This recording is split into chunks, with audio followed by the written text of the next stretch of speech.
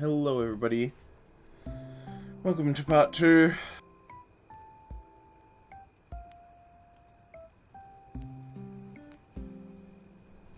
So, yeah. Welcome to part 2 of the tier list. So I checked before the stream started. I counted how many, entries I had already done. And I was amazed to find out that the answer is exactly 86. So that means there's exactly 200 left, which is kind of cool because it's like I can then say like, all right, starting with this stream, 200 left, guys, kind of thing. But it's also terrifying because that means it took me 7 hours to do 86, which doesn't bode well for how long this is gonna take. I don't know how it's taking this much longer this time than last year. I thought last year was bad with how much I explained my opinions. Maybe there was just an abnormally high amount of new stuff in this early batch, or maybe there was just an abnormal, maybe both, a big amount of new stuff and a big amount of stuff that I have a lot to say about, because we have the clan ad debacle, we have the Grave of the Fireflies debacle, the hot takes, the Chobits rant, stuff happens. And there was quite a bit of new stuff actually in this batch. Plus Demon Slayer was new and took a while, because Ray thought I was trolling for some fucking reason. I don't know why I'd troll. Either he genuinely thinks I was trolling, or he doesn't understand that, people have different opinions and nothing is objectively good or bad. I don't know. I don't know which one it is, but it's one of those. But hopefully he understands now. We can hope. We can pray and hope. So we'll be starting at H today. Starting the... yeah. So the background music, just for note, it's Animal Crossing stuff, and I'm just letting you know that. Hang on. I'm just letting you know that so that you it's Animal Crossing music, but it's plus night ambience sounds. So if you hear, there's some like rustling and stuff that does. And when I was listening to that before I turned on my mic, I'm like, that sounds like someone fiddling with their mic. And I'm like, do they think... I hope the viewers don't think I've turned on my mic. So if you hear that, I probably haven't bumped my mic or done anything to it, but this sounds kind of like that, so... yeah, I don't know, it'll be quiet, so you'll probably be able to discern it as a separate thing from my mic. Yeah, also I want to say, last stream, we didn't drop a single frame, so I hope that continues today. It should. It's because my brother, actually, one of my brothers, left yesterday. He's gone.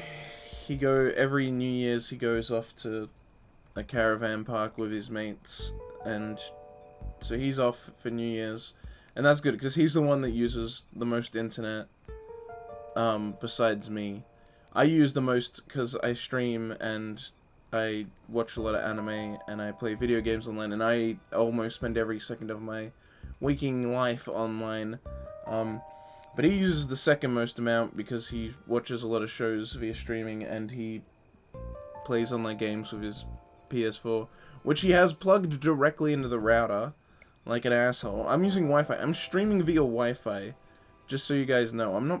I'm not plugged directly in, which honestly should actually be kind of impressive that my Wi-Fi is this good, but he plugs his PlayStation 5 directly into the fucking thing. So if he's playing that, it's taken all the good shit.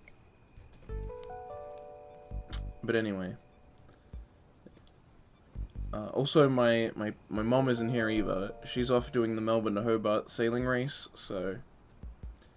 yeah, a lot of, and my other brother also might be here. I don't know. If he is here, he's in his room. If he's not, he's not. But he barely uses... he doesn't use the internet that intensively. Also, he's hooked up to the extender anyway, so the internet has to go to the extender and then to him. So he's getting a bad connection anyway and not taking that much bandwidth because the extender kind of limits how much he can even get, because it doesn't take that much bandwidth on its own. Anyway, enough rants about why I have good internet. Let's get into this tier list. I should be spending every second on this. Haikyuu, first off, some new stuff happened with Haikyuu this year, which was To the Top, but I think just To the Top Part 2.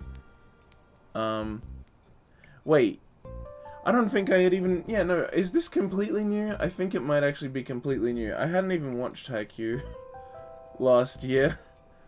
I think I want to chuck it in B for now. I know that's kind of a hot take. Obviously Haikyuu has a lot of big fans that would put it in S. And I'm sure someone like Ray or most people would maybe chuck it in A. But I'll chuck it in B. As a fan of sports anime, it's pretty fine. It's very lackluster. It's repetitive. It's derivative in a lot of ways. You know, it's pretty much like every other sports anime. It's so funny. There are people who say they don't like sports anime, but they're like, oh, but I like Haikyuu, because Haikyuu's different. And then I watch Haikyuu and I'm like, what's different? This follows the sports anime formula to a T. If you like Haikyuu, I'm pretty sure you'll like most sports anime. There's nothing that crazy or different here. But it's definitely good. One thing it has is really good animation. Pretty consistently. It doesn't really have any moments where it gets wonky, you know? Like when people are standing around and talking and stuff, there's not any weird wonkiness that comes up. And then the animation during the games is always pretty great. Haikyuu's good. I just wish it was better at building hype for itself. That's probably the biggest problem I have with Haikyuu. It doesn't build hype for itself very well, because it kind of just spends so much... No, sorry, it doesn't spend like any time like building up future rivalries. It has a few that it sets up, but the majority of matches will just kind of... It'll just be like, oh, those guys that we're about to fight right now are our enemies. And then they start playing them, and then before you know it, the match has been going on for 7 episodes. And you're like, oh, this is a big match that's like half the season. Or more, even. Maybe the entire fucking season. Or half the season's like 12 episodes. So it's like, yeah, maybe it's like 10 episodes. And it's like, you had no idea it was about to be a big deal match. Like, you could probably guess, because all matches are big deal matches at a certain point. Like, at this point in the show, yeah, because they're at Nationals, they're gonna extend every match into basically an entire arc on itself. But it's like, goddamn, they do not build up the hype at all. It's like, we don't even know any of these people. And then it's like, during the match, they'll have, you know, flashback episodes and other episodes that build up and show how these are big deal guys and enemies and they're tough. And it's like, man, I wish you had done that just before the match. Like, a lot of sports anime is really good at building up rival groups. And so Haikyuu does have a bunch of rival groups, but they're more like groups that are friends from the get-go. You know, sports anime has a bit of, like, you have a few groups that are, like, friendly from the start, and then you have a few that are, like, enemies, but after you beat them, they become friends. And Haikyuu has a lot more ones that are friendly from the start than most, but, like, none of them have been fought yet, and we're at Season 5.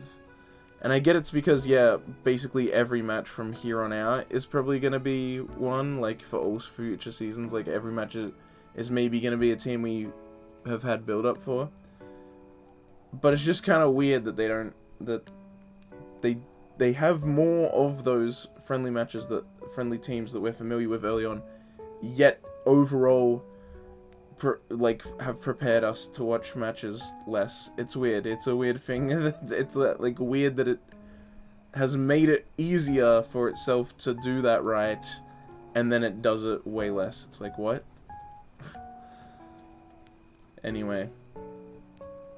But that's the main problem with Haikyuu. It does dampen the experience. It makes it less enjoyable, because there's just not hype until you go like, oh shit, okay, this is an important, I guess I'll start being hyped and more invested than normal now, but it's like, you didn't really give me a chance to be prepared for that. There was one other thing I was going to bring up.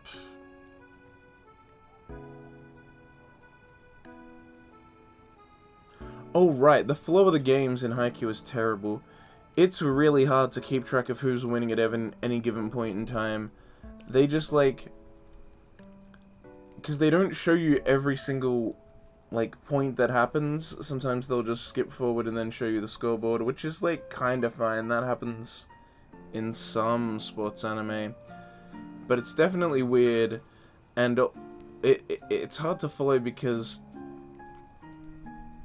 it kind of does it in a way where it's like, present problem, slowly have them solve problem. So it's like, oh, the enemy's doing this tactic and it works, and then they show it working a few times, and, you know, the team, our team that we're following, slowly, like, getting used to it, trying to adapt to it, and then eventually they beat it. And it's like, what's the score? I don't know, they fell behind by like 6 points or something. Like, that's how many we saw fail. And then it would just be like, alright, they solved that problem, skip forward, it's all tied up. It's like, what?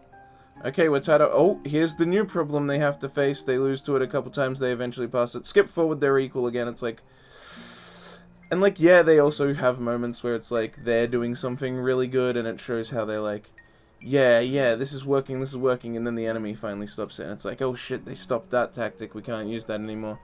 But it's like, because it does that, like, structure of just, like, one side doing something that's working really well until eventually the other team stops it, and then it's like, okay, that person got ahead, but then they just kind of skip forward to when it's, like, back to normal, or back to, like, just a few point difference. It's like, there's no flow to the game, it's just present problem within match, solve problem, move on to next problem. You know, it's like they don't know how to make the moment-to-moment gameplay interesting. Where other sports anime, it's like, you see majority or all of the game. Like, it rarely skips ahead much at all. Unless it's like, it's a tied game, they skip forward, it's still a tied game. Like, they'll only skip forward if it doesn't really change who's in the lead, or like, what the situation is much. Like, if you watch, like, Prince of Tennis, it's tennis. So they just show the entire match. Mostly. They'll skip, like, bits, but they'll never skip, like, a score being made. They'll at least, like, have dialogue mention, like, you know, 15 love, 30 love, and they'll, like, they might montage it, but they won't outright skip stuff like that. And Kuroko no's Basket, again, as I said, only skips forward if it's, like, the situation doesn't really change with the skip. Yeah. So, if Haikyuu could just, I don't know, have better game flow and stop just not having hype for itself, I probably would be with everyone else and putting it in A. I find it hard to believe it would break into S for me, because we're 5 seasons in and it hasn't done it yet, but you know, maybe. I do enjoy it. I don't want anyone to get the idea that I hate it just because I said more negative things than positive things. I still put it above C. I do enjoy it very much. Haruhi, heck yeah, this is an S tier. Haruhi's great. Both seasons and the movie are fucking fantastic. The movie in particular is fucking phenomenal.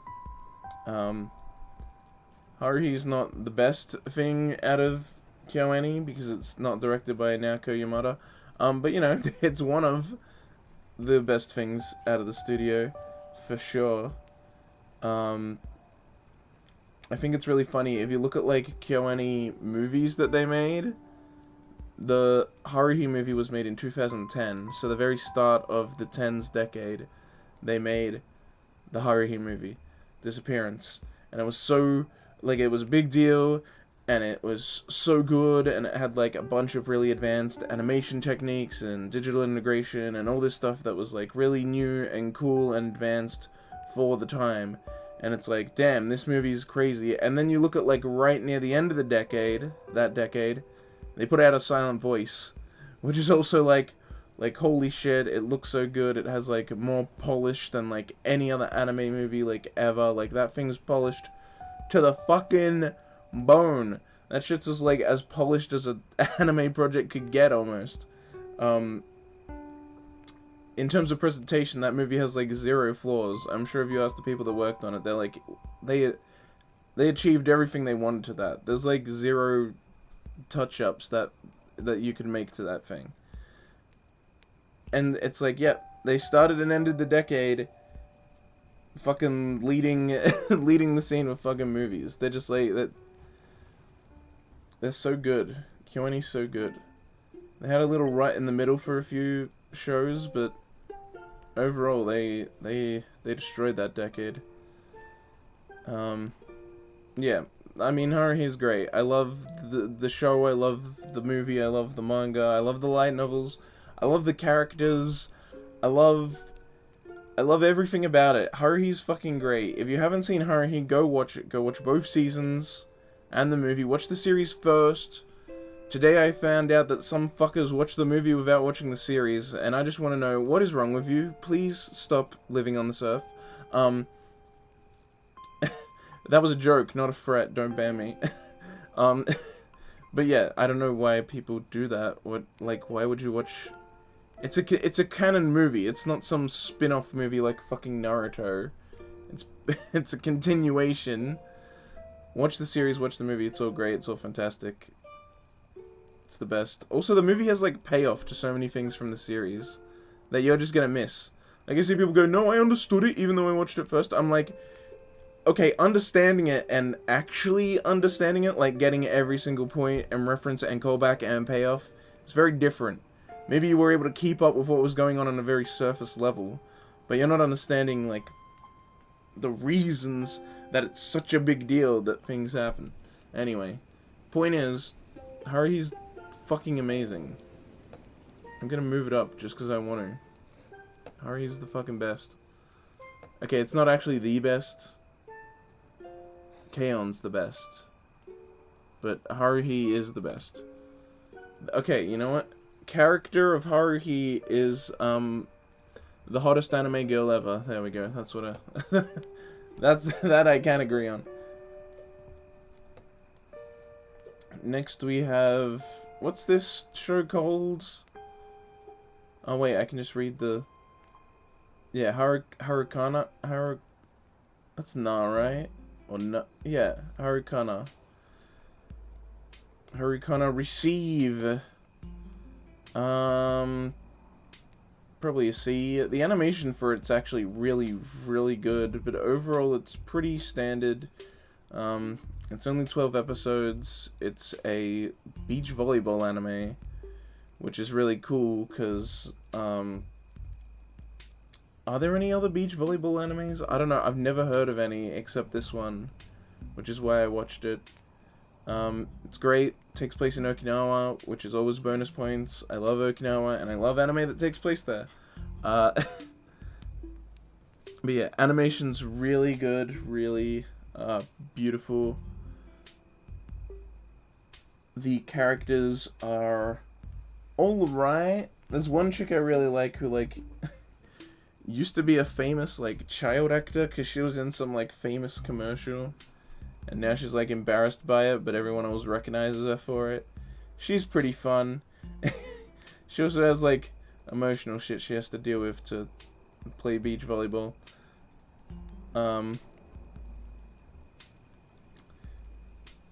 Yeah, it's just kind of flat, is the thing. It doesn't have much hype driving it. It's not super memorable. Really cool trademark. It's, yeah, it's not super memorable. The characters are a little flat. Flat. Yeah. Why are you saying flat? And if we're talking about breast size, one of the main characters is flat. But then there's 2 of them with huge titties, so, you know, this main girl here actually doesn't have huge, she has pretty average tits, but she's tall, which is, like, her thing. being told is very good. Very round. Two volleyballs placed close to each other. That's the situation. Well-rounded trademark characters. Yes, well, I mean, one of them is. The blonde chick, especially, is well-rounded. She's also a foreigner, because, you know, blonde equals foreign, and foreign equals fat titties in anime.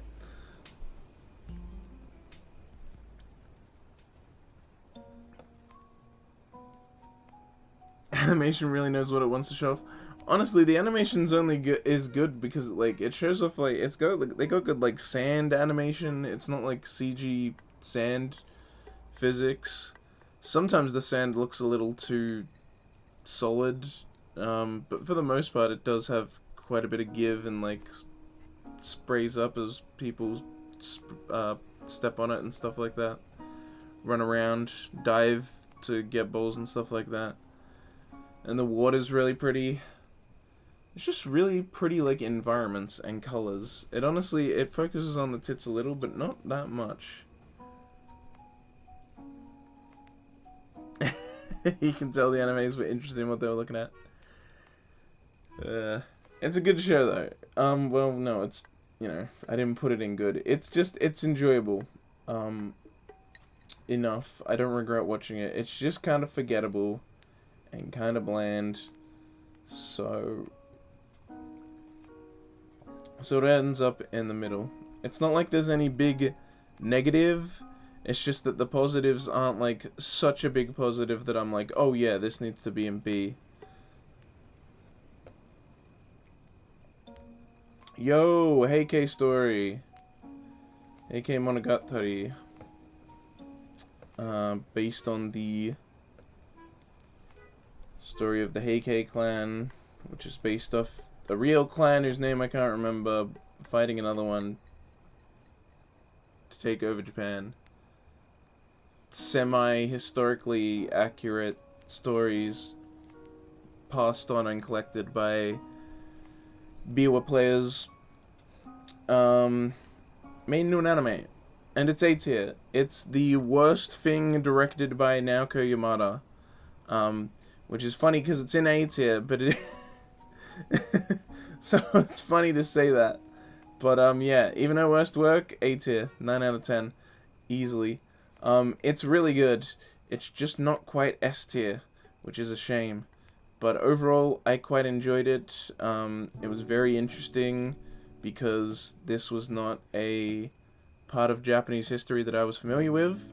But watching this made me interested, and so then I looked it up and learned more about it. And I learned, you know, about the Free Sacred Treasures and their historical importance. And also all the stuff about whether they still exist or not, and where they might be, and if the one that they say, you know, if what they say they are is really where they are, and yada yada yada. There's a bunch of interesting stuff. It's a bunch of interesting, important, Japanese history. Especially, like, for Shintoism stuff. But it's really cool. It's very interesting.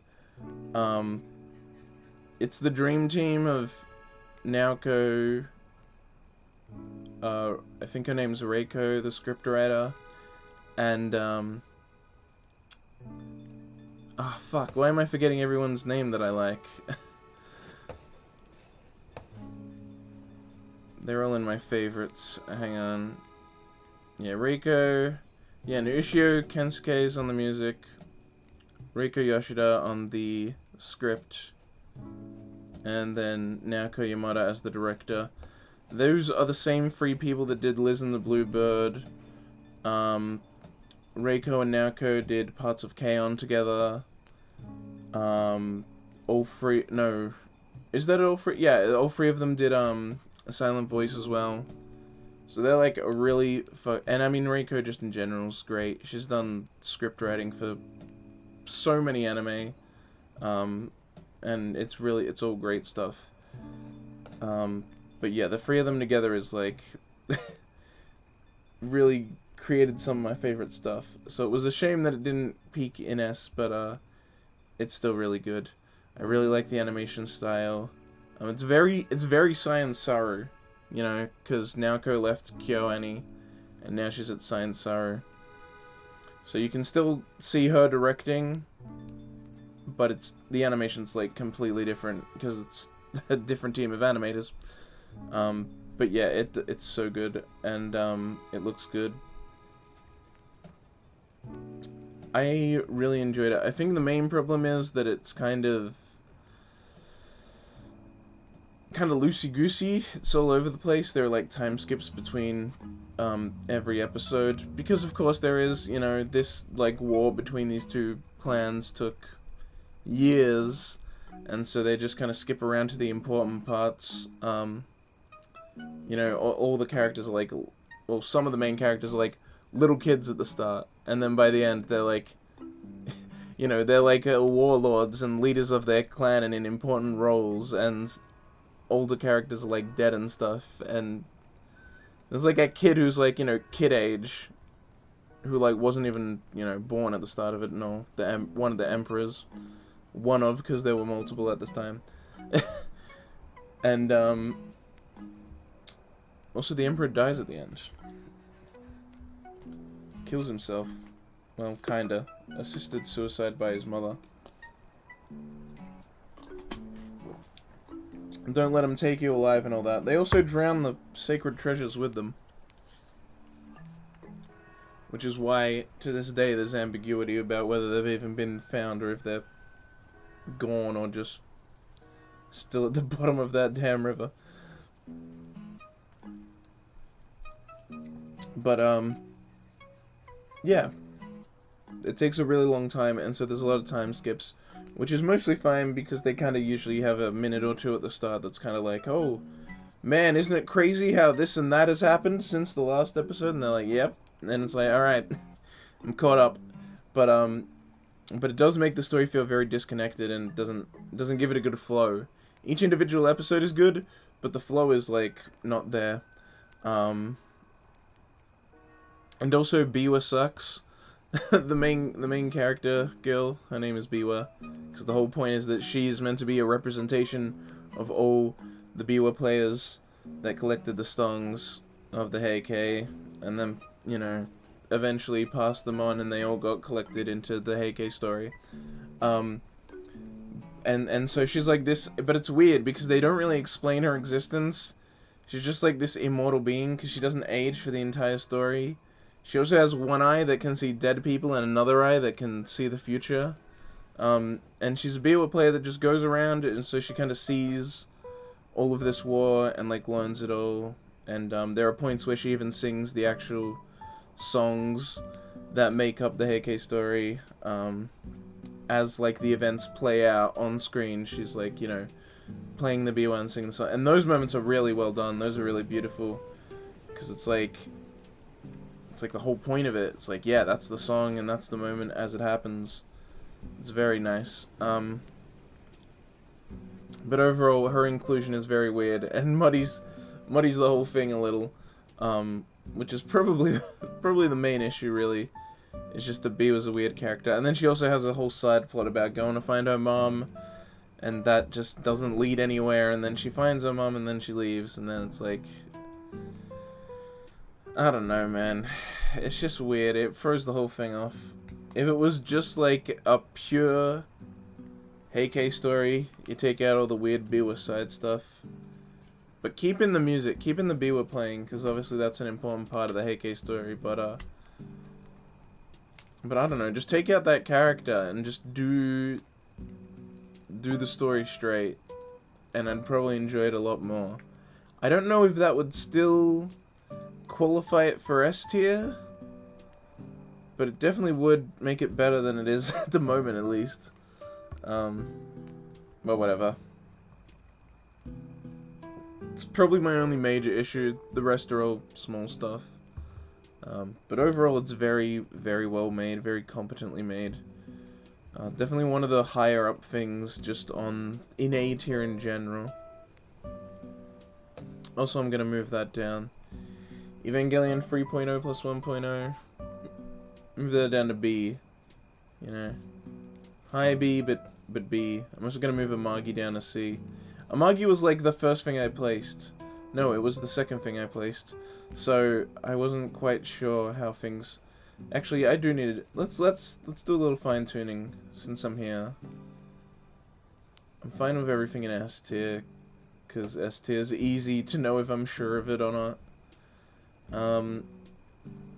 Yo, who made this tier list, guys? A tier is a banger. Whoever made this tier list, tell him A tier is a banger. Get it? Because I made it, so of course A tier is a banger. Do I want to keep Golden Time in A tier? That's a bit much, isn't it? It can stay there for now. B is pretty B. Very B. Very B. Yeah, I think I can live with that. C. I can live with that. D. I can live with that. E. Alright, yeah, I'm happy with this. Turns out I didn't have anything else I want to fine-tuned. I did them all. But yeah, that joke that I just did was like a month ago or something. Because I was thinking like, oh, the end of the year's coming up. I'm gonna redo the tier list as I do every year. And I was looking at the one from last year, just kind of looking through it, seeing like, oh yeah, where did I put stuff? And I was looking at a few things, and I was like, huh, that's interesting. I know I'll definitely be changing that this time. But I was just looking through it, and I was looking through A tier, and I was like, and I thought in my head, man, A tier stacked. This is a really good. Oh my god, look at all these bangers. And then I stopped, and I'm like, wait, it's my own fucking tier list. Of course, A tier's full of bangers. I fucking made it. Of course, I think all the shit in A is A. It's mine. And it was so weird. I, like, legitimately had that moment where I was like, man, this is... Wow, look at all these bangers in A. Holy shit, this is good. Like, I actually had that moment, and I'm like, wait. Of course I think that. I fucking put them there. So dumb. Anyway, monkey brain moment. Yeah, kinda. Kinomoza, I want to chuck it in A for now. Kinomoza's great, guys. It's a wonderful show. It's very cute. All the girls are very cute.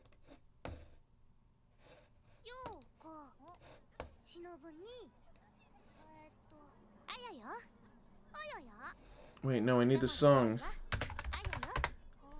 Ayaya, ayaya, ayaya, ayaya. There we go.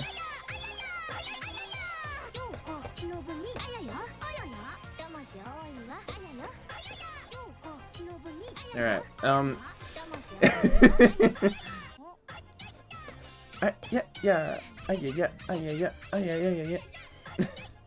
It's great. Kinner Mistakes.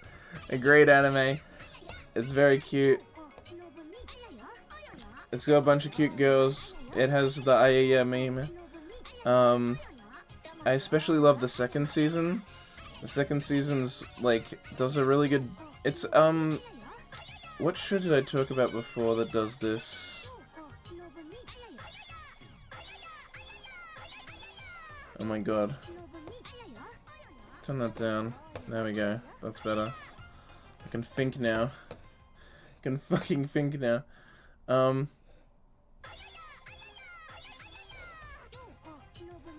So there was some other show I talked about this with. I can't remember what it is because I can't see it. But oh right, I talked about it with Gochusa. It expands quite a lot. I talked about like these cute girl shows expanding the cast or the world, and Kinmo's second season does that really well. It introduces, because Karen gets moved into a different class, and so there's, I think her name's like Nanako. There's another girl that gets introduced to the cast because she's Karen's friend from Karen's class, as well as Karen's new teacher, And Karen and that teacher have a really cute relationship, as well as the two teachers from both of the main girls' classes. They have a really cute friendship. Yeah, I don't know. I mean, I don't know what to tell you about Kinnero Mosaic. It's not that deep. It's just a really cute, good show that makes me happy, so it goes in A. It's like Kinmoza, you know? It's just really competently made, good, cute girl stuff that makes me happy. Alright. Look at him go.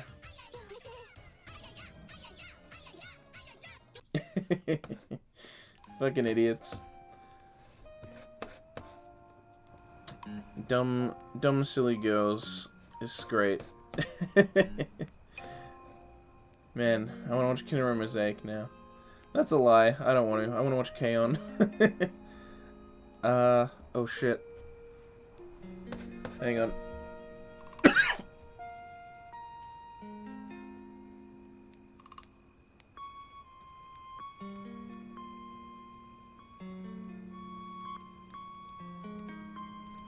Holy shit, that coughing made my head hurt.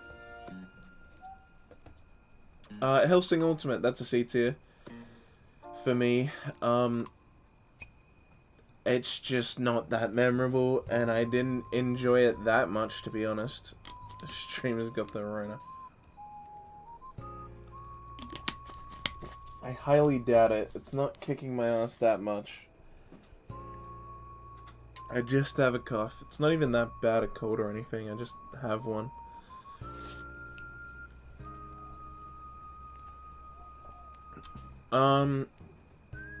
But yeah, Hellsing Ultimate, not that memorable. Like, I honestly literally don't remember that much from it. I watched it all in one night, and then I was like, yep, that's a thing. And I only even watched it because the OP was really damn good. That's about that. Yep, I really don't have much to say about Hellsing Ultimate. Like I said, pretty forgettable for me. I know some people that really love it and probably would get mad at me if they saw that I put it in C, but just does not do it for me. Now we have Hentai Prince and the Stony Cat. This is one of the earliest anime I watched. Like goddamn, I watched this really early on. Probably just to see. It has some good moments. It has some cute characters. I in particular like this chick, the main girl's older sister. She's great. Yeah, I don't know. This show's pretty weird in some points. I don't like the main girl at all. Fuck the main girl. I didn't like her when I watched it, and I just found her kind of boring, and then as time went on, I found out that that type of character and that archetype is a archetype that everyone loves, and those girls often get called best girl, and it made me very angry and upset and jaded, and so retroactively, I just hate her even more, because I fucking hate how much those characters get made just because people really like them, even though they're never interesting. They're never good, but people like them for really dumb fucking reasons. I'm with my homeboy, Hideaki Anno on this one. If you think Ray's best girl, he hates your guts because you just like her because she's a subservient non-character that'll do whatever you ask her to. And you're not meant to like that about her.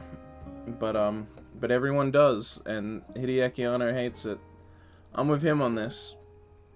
Screw those deadpan characters that are like shy and weird and just kind of submissive. Anyway, but everyone fucking loves him. Yeah, again, this is another one there's not much to say. I enjoyed it when I watched it, but I watched it a long time ago, and it's pretty not great compared to everything else I've seen since then. Pretty mediocre. Give it in at least a C. It's better than anything in D, that's for sure. Oh, well, you know, overall better than things. It's not better than, like, Clanad Season 1 or the good parts of 86 or the movie of Demon Slayer, but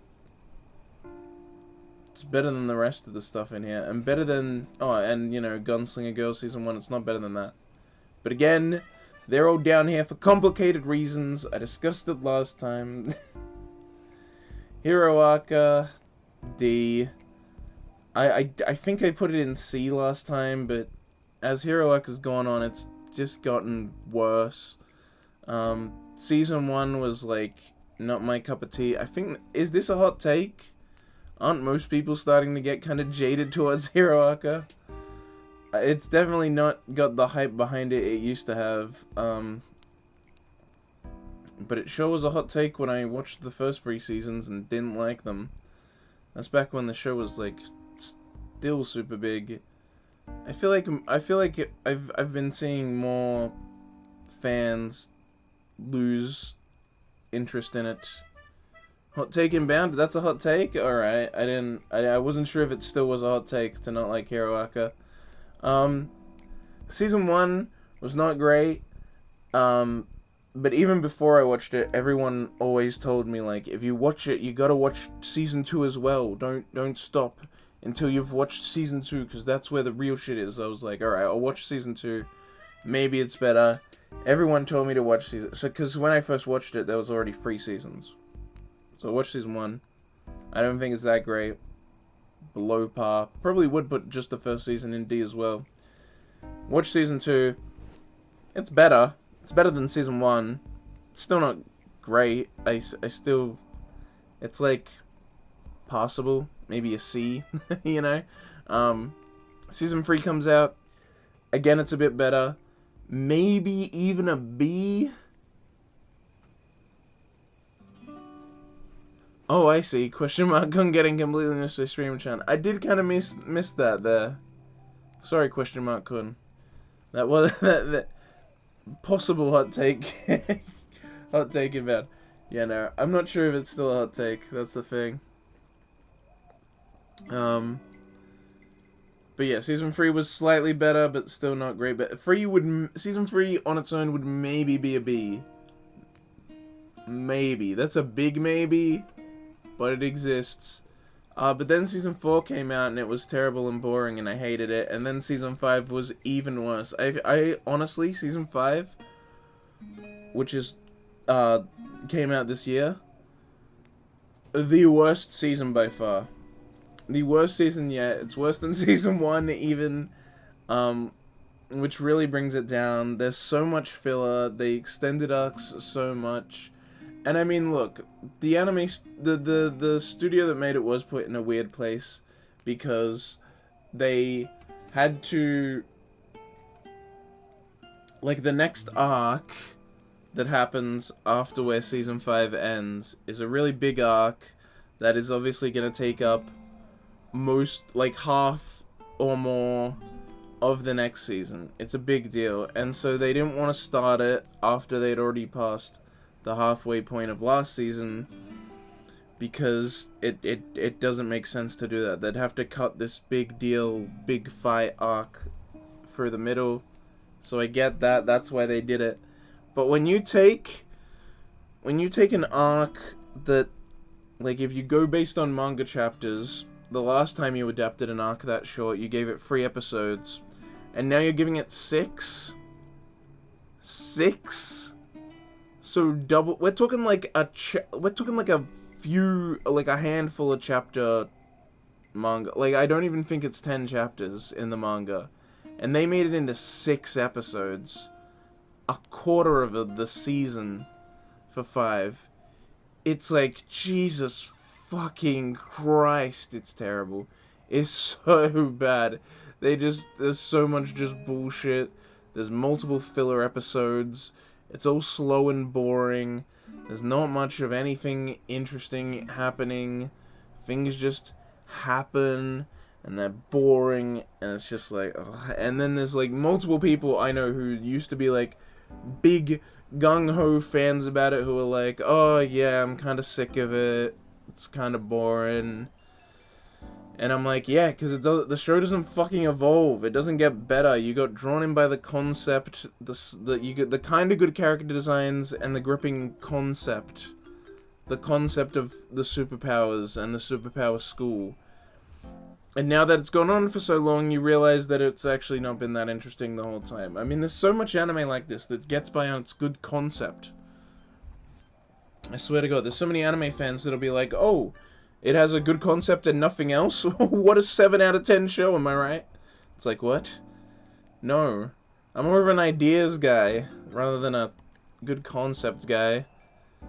Have good characters. Have good anything. Actually make a good show. Don't just have a concept that makes people watch it and then they finish it because, I don't know, they like the concept. And then everyone's mad at the end because the ending's shit. And it's like, yeah, because you watched it for a concept, not for a good show.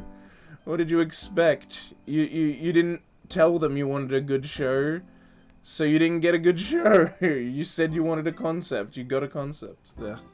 Whatever. That's a big problem I have. Fucking so many anime fans, but beside the point.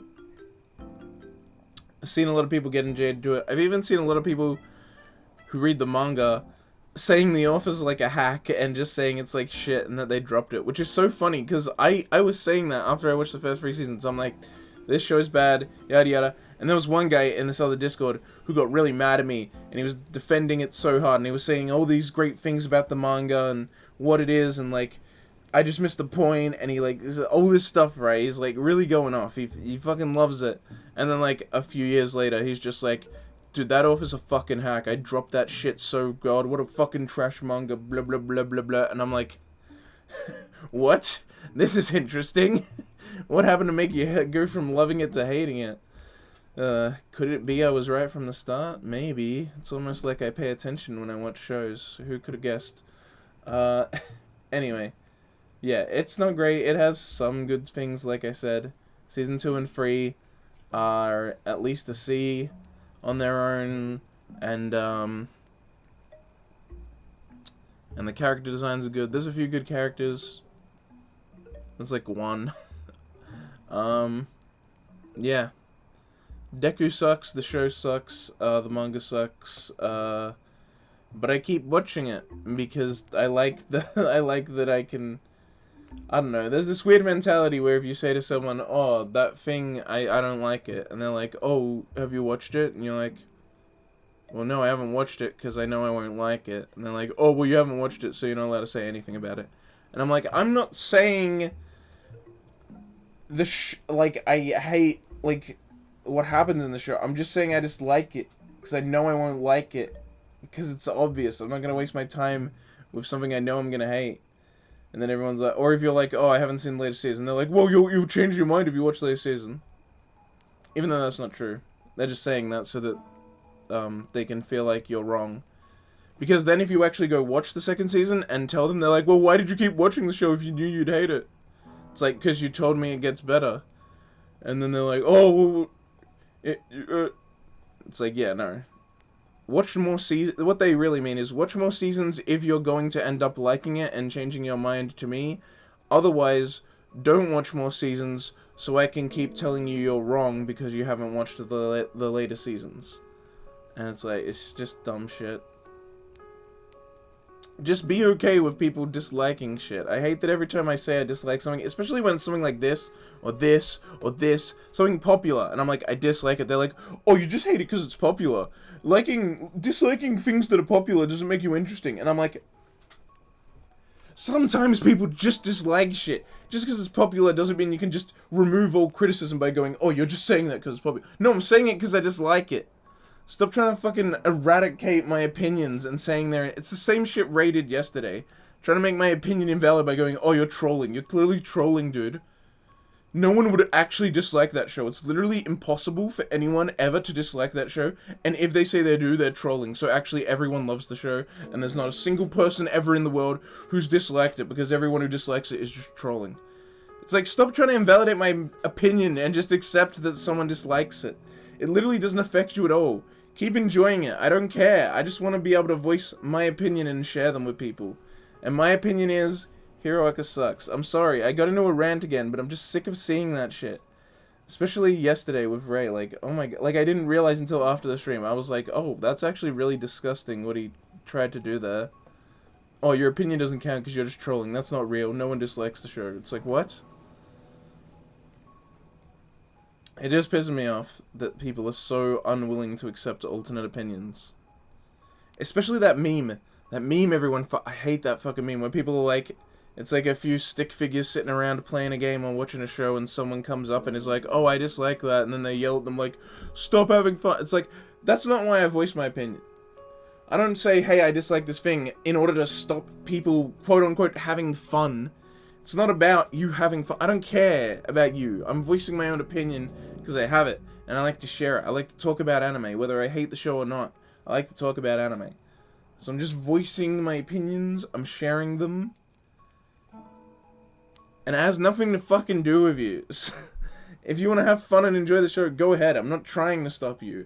I'm just trying to fucking say what I think. You saying that I'm stopping you from having fun and is like you're doing the shit you're saying I shouldn't be doing. You're like, oh, you can't voice your opinion because that stops me from having fun. And it's like, okay, so you're saying because you're having fun, I'm not allowed to voice my opinion. It's like, what? You're saying I'm trying to invalidate your opinion, and that's not okay.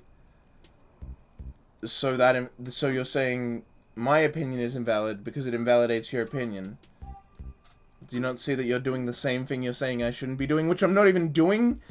Ugh, whatever. If you like something that I dislike, that's fine. Go ahead, like it. I don't care. It's subjective. My God. Fucking pisses me off so much. Hey, High Score Girl. Here we go. S tier. Fucking great show. High Score Girl is really fucking good.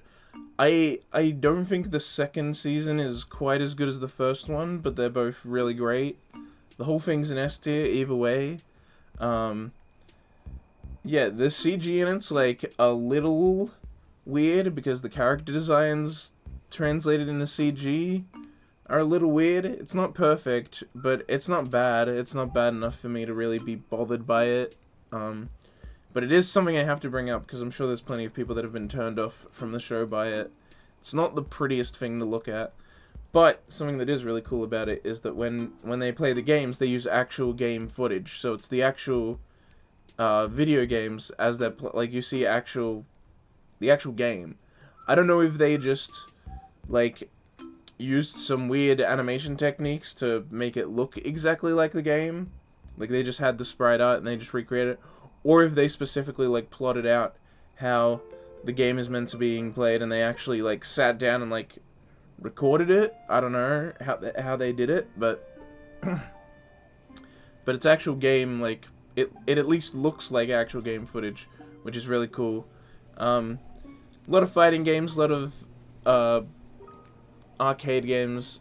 It's definitely a love letter to arcades and fighting games in particular. Covers quite a long span of time. So you see a lot of games, like you start to see when like Virtua Fighter and Tekken start coming out and start being like 3D fighters, but then there's also still all the popular 2D fighters. You see all the different iterations of Street Fighter 2 come out. You see Street Fighter 3 come out. You see Alpha 2 and Alpha 3 come out, which is really cool, like, to have that timeline and that, like, anchor, that, like, reference point of where we are in time with these real games coming out. And, yeah, it's just fucking great. It's got great characters, great, I think it does a really good job of showing how, something that a lot of people misunderstand in the way that, like, gaming does actually have things in it that can improve you and make you grow as a person, especially the blonde chick whose name I can't remember. She's the best girl, by the way. Because, like, a lot of people, they find out about, like, you know, people who do video games as a pro or speedrun, and they're like, oh, you just devote your life to silly game. Haha, silly game, that's all you do, so you must be a fat loser. And it's like, no. You know, it takes, like, work, dedication. There are a lot of valuable skills you can get out of this. Being a pro player gives you, you know, drive, work ethic, even leadership skills, teamworking skills, if it's a team game. And there's other stuff, and I think the blonde chick, at least in this show, really represents that, because she shows a really good, like, drive to get better and to improve herself. it is in the aspect of getting better at video games, but it shows a good work ethic, and it shows all the ways that it can be a positive thing to be in the video games, and you can get good things out of it, just like you can with any other hobby. Which again shows like the creator really did love arcades and video games and stuff, and does a really good job of showing why people are into things like fighting games. It's also just funny the way that like every problem in the show is solved by fighting games. It's like, oh, I wanna ask out the guy you like, so we gotta have a fighting game match, and if I win, I'm gonna ask him out. It's like weird shit like that. It's like everything in the world just decided by fucking people playing fighting games. But yeah, it's great. It's a great love story, great characters, great. Just yeah, great love letter to video games. I wish they'd make more, but I think they adapted it all of the manga. I'm pretty sure they did. The end of season 2, I remember it feeling conclusive. Am I wrong? Maybe, I don't know. If there is more of it someday, that'll make me happy, but it's S tier anyway, so regardless. Oh boy. Here we fucking go. This is a new thing from this year. Hige Hero. I think I'm gonna put it in E. It's pretty bad. It's a guy. He gets rejected by the girl he likes, who we later find out she actually does like him, but she rejected him for some fucking weird reason I can't remember. There's another chick at the work that likes him. Every chick likes him.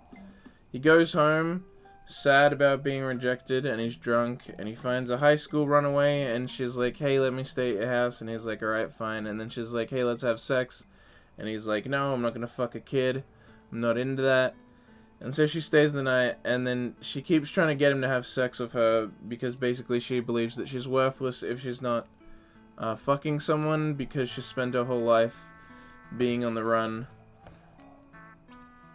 from, like being on the run from her parents and stuff, and so she believes that the only value she holds is having sex with someone, because that's what she's done to stay at many people's houses. And basically the show tries to present this as like, he's a good guy because he doesn't want to do that to her, which, I mean, yeah, sure.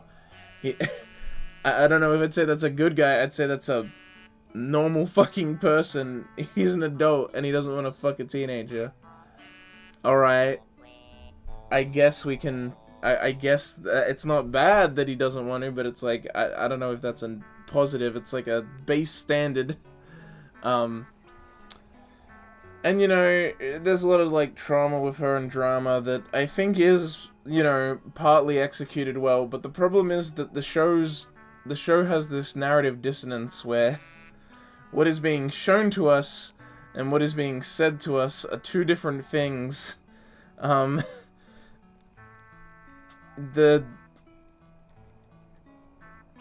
there's the scene where Dude Bro gets home, he comes home, and she, like, strips in front of him, and she's in this, like, lacy black lingerie, and she's, like, trying to get him to fuck her. And he's like, I already explained all this to you, I'm not gonna fuck you. And then she gets upset, and she's like, aren't I attractive to you? And then he's like, of course you're fucking attractive, but you're a teenager, I'm not gonna fuck you. And then it becomes this big, like, emotional speech where she, like, talks about how she feels useless, and he talks about how she doesn't need to do that, and she can be a normal person, and it's meant to be this big emotional moment, this big breakthrough, and I'm sure that's great in the original light novel because there's no visuals, but, unless the original's a manga, I can't remember, but for some reason I remember it being a light novel. Point is, it doesn't work because the whole time she's dressed in this lingerie, which is fine on its own. That's just what she's dressed in, whatever. But the camera keeps leering on her. You know, we get like close-ups of her titties, her cleavage in the lingerie. There's a close-up panning shot of her ass, which takes up, like, the entire screen. There's another shot where, like, her ass is half the screen, and it's, like, angled from below. So you can see the other guy, you can see the guy who's making his big speech on half the screen, but the other half is just her ass. And then there's, like, so many shots like this, and panning shots of her body and her midriff, and it's meant to be all attractive. There's, like, I don't think there's a single time where they just show her face. They, like, show her face from, like, a higher angle, so that you can also see her tits. And the whole thing is just like, okay, so the text is saying, yeah, wanting to fuck this high school girl is wrong, and he's a great guy because he doesn't want to do that. But then the camera's like, but you, viewer, you want to fuck her, don't you? And it's fine because she's not real. This is an anime, so you want to fuck. Look at this. Look at her body. Look at all these shots. Look at him. It's like the whole time the camera's just focused on her and her fucking body and all these close-up shots. Like if it's a wide shot with her entire body on screen, it's like, okay, whatever. You can kind of make an excuse for that. But when it's close-ups like this, there is no ambiguity to it. The camera's it's fan service. It's fan service during this big emotional moment about how don't be attracted to her, don't want to fuck her. She needs to get past this and isn't an object of sex and desire. But in reality, she is an object for sex and desire. For you, the viewer, are you enjoying it? No, I feel fucking weird because the narrative dissonance is wrong. I'm not against fan service. Don't get me wrong. I'm all for fan service. I'm not being sex negative here. Fan service shows exist, and I've watched them, and they're good ones. But what the fuck is this? This is just bullshit where everything is, like, doesn't cohere well. You know, it's not the problem that there's fan service, it's that the fan service makes no sense, and is terrible, and is bullshit, and it makes me hate the show. That didn't make me drop it on its own, though. It got me pretty fucking close. I dropped this show, by the way. But I ended up dropping the show a few episodes after that, because it was just boring, mainly. It was just really boring. Like, that was a tipping point of a sorts where I was like, Jesus fuck. And that's, like, the main kind of negative that I have for the show. But yeah, every episode being boring and just kind of ticked away the last little bits of my patience I had for the show, and I stopped watching it. Because it's bad. The full title's a long light novel bullshit title, but it has the short Higehiro. I think that's Higehiro. There's another show that aired that same season that's similar and also has a long title that is then shortened into a 2 words mushed together thing. That one, oh no, yeah, it is. That's Higehiro, because that one's like Koimichi, I think, is what it's called. Okay, we're good. Yeah, that one's also not good. But we'll fucking get to it. We'll get to it when we get to K. This show fucking sucks though. Yeah. High School Fleet. High School Fleet. B. I'll give High School Fleet a B. High School Fleet's pretty average. If you're not into cute girl stuff, High School Fleet won't do it for you, but it has a pretty good director. It has very cute girls, but my god, are there a lot of characters in this fucking show. There's a bit too many characters, which does cause some problems, because it means they have to focus on all these different girls, so that if you're the viewer, you can pick your best waifu, you know, but, by the way, best waifu is that girl there. She drives the ship. She turns the wheel of the ship. And she's voiced by Yurika Kubo, and she's adorable. I love her. Anyway, yeah, High School Fleet's a bunch of girls that are operating a destroyer? Is it a destroyer? Or is it it's something else? I think no, it's not a carrier. I don't think it's a carrier. Is it a submarine? No, it's not I can't remember what that fucking ship is, but the point is that they have a ship. There's multiple of these ships. Obviously, it's called High School Fleet. They're all run by high school girls for some reason. Um, Actually, there is one character who's an adult, but she's really tiny, so she's the same size as everyone else and a high schooler, and looks like a high schooler. She just is an adult, though.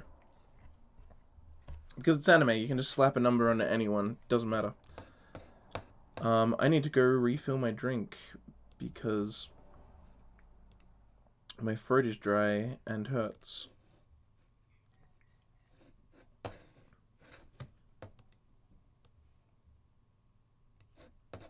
Also, the music stopped, so do that again, and we'll do that. There we go. I'll be back.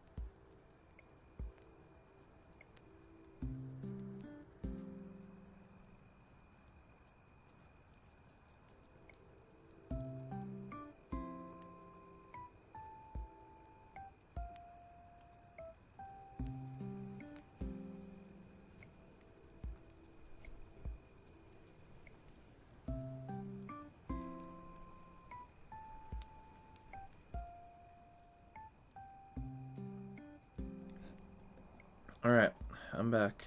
Boop. Let us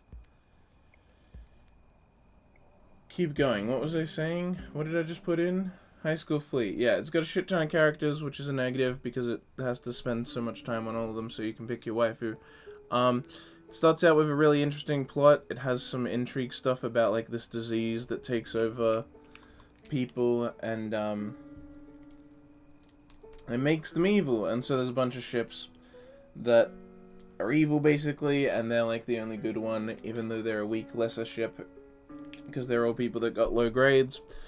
And so they have to band together and fight against the tougher ships, the bigger, better ships, and save them from themselves and the weird disease they've gotten that's carried by rats. But they have a scientist on their ship who's, like, realized that's what's going on, and so she's been making sure that there's no rats on their boat. And that's why they're fine. But then also, it's a moe show, so high school shenanigans also happen. Like, there's one episode where they just are parked near an island, anchored near an island, and they just do a beach episode, you know? They get in bikinis and go in the water and splash around and sunbathe and have a good time. And that's that's an entire episode.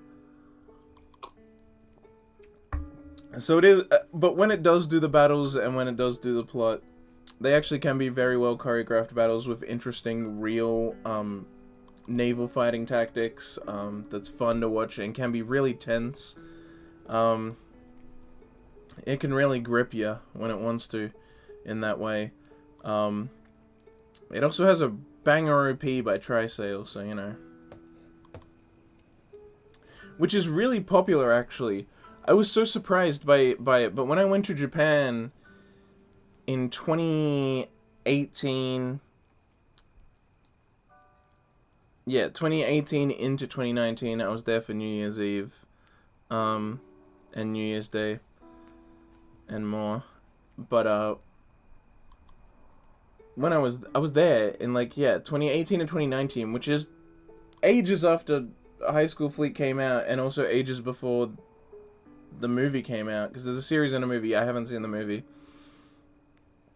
But the song was everywhere.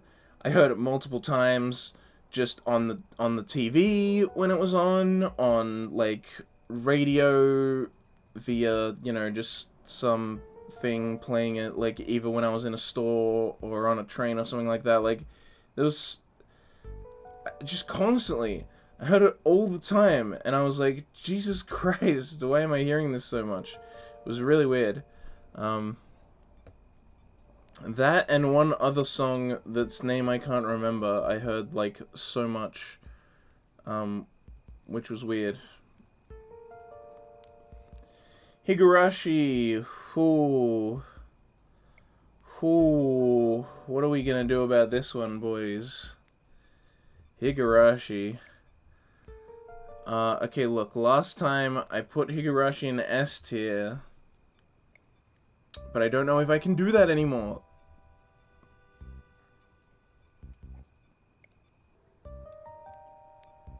I'm gonna drop it in A and start talking about it. I may move it to S even as we talk about it. I'm still mulling it over, but I should start explaining so we're not just waiting for me to pick a spot forever. Higurashi Season 1 is great, it's S tier.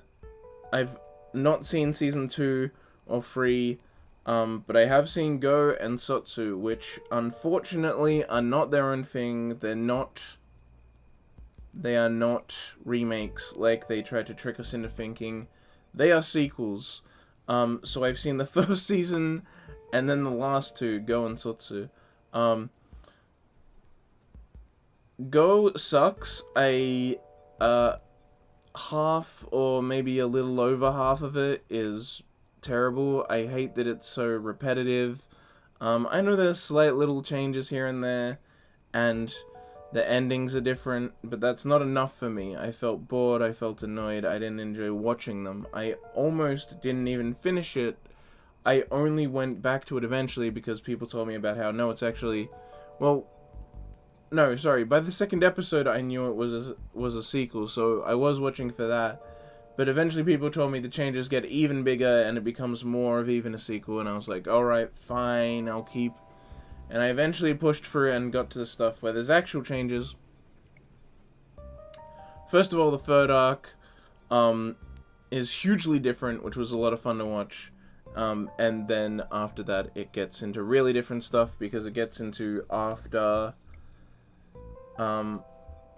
the seasons before, where they like broke out a time loop, but before the stuff we see at the start of Go. They get into that, they get into how it happened. We find out about Satoko. Spoilers, if you don't know, Satoko becomes like Rina. She lives in loops, so if she dies, it just goes back. But if Satoko dies before Rina, she will get reset in a world that doesn't have Rina. So she has to like kill Rina first, or confirm that she's dead, and then kill herself if she wants to reset the timeline. Which she does. She wants to mind break Rina into staying with her forever, because Rina wants to go off to a fancy school and meet fancy people, and Sadako wants them to stay together forever. Hashtag simple things. When you socially manipulate, when you psychologically break and manipulate your girlfriend via multiple time loops of watching her friends and herself be killed brutally multiple times, so she stays with you forever. Hashtag mood, hashtag relatable. It's a choice. Sotsu is great though. Sotsu is, we get to rewatch those scenes again, and we see why they're different because of the things that Satoko did to intervene and to cause them to happen. So we basically, and those are really interesting. That's like actually having enough differences for me to be engaged. And then we get the stuff at the end, and Satsuko and Reina go full... Rina, sorry, go full... Is it Reina or Rina? Rena's the other girl. Rena's main girl. And Rena's the Furaday, right? Am I crazy?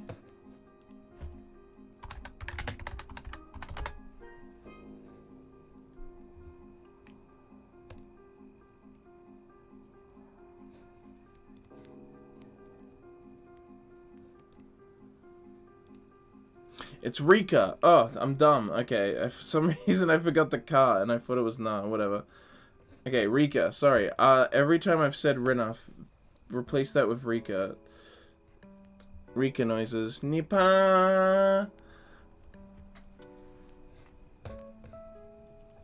How much Katie? No. Nipa. But yeah. And so, I like Satsu because we see the arcs from Satsuko's perspective. And then also we get the stuff at the end where they have their big fights and they become gods. And they try to kill each other with a sword that can actually kill people who live in loops. Eventually it falls into a river, and I don't know, there's like some insinuation that it will be found again. I don't know, it seems like they're trying to connect it to the later When They Cry stuff. The other one, what's the other one? Something Neko or whatever. The other When They Cry. Umineko, that's it. It seems like they're trying to connect it to Umineko because also there's a character from Umineko, yeah, there you go, that shows up in Sotsu and Go. And so it seems like they're partly trying to lead into that, and then maybe we'll get an Umineko anime. That'll be cool. But yeah, it's just weird. I don't have a problem with Sotsu. I like Sotsu. Sotsu and the first season alone could probably keep it in S, but I don't like Go. Go has so much boring stuff, so much repetitive stuff. Having to sit through that just so that they could, I don't know, like pull the rug from under us and be like, ha, you thought it was remake, but it's not. And then it's like, are you trying to get new fans into it? So you're re-explaining the basics so they know it, or are you trying to... Or was it all just to trick us? I mean, I don't know why we couldn't have just started with seeing Satsuko and Rika in the future, and then, you know, Satsuko getting pissed about it, Satsuko getting the power of looping, and then doing everything they do after that, and then showing us those early ones again, always from Satsuko's perspective. I don't know why we needed to first see them from a normal perspective, thinking they're like the original, but just with some slight changes, and that's it. It's like, it's so annoying. It's so pointless and useless. Only the third one is kind of nice to see from both perspectives, because it's so different anyway. But, man, is it not worth it to sit for a go. I'm gonna be honest. It's worth it to get to Satsu, actually. But, like, on its own, it's just so bad and it's so boring. And so it pulls Higurashi down. I think I'm going to put Higurashi in A, which is a shame. Because at least Season 1, I really love Season 1. Season 1's an S. Satsu isn't bad enough to take the whole thing out of S, but Go is. It has to go down to A for me, sadly. I love Higurashi Season 1. You know, there we go. I've said that. It is known that I love the first season, and that alone would be an S, alright? So you know that. I don't like that I have to put it in A, but it's let me down a little with Go. Satsu was nice though.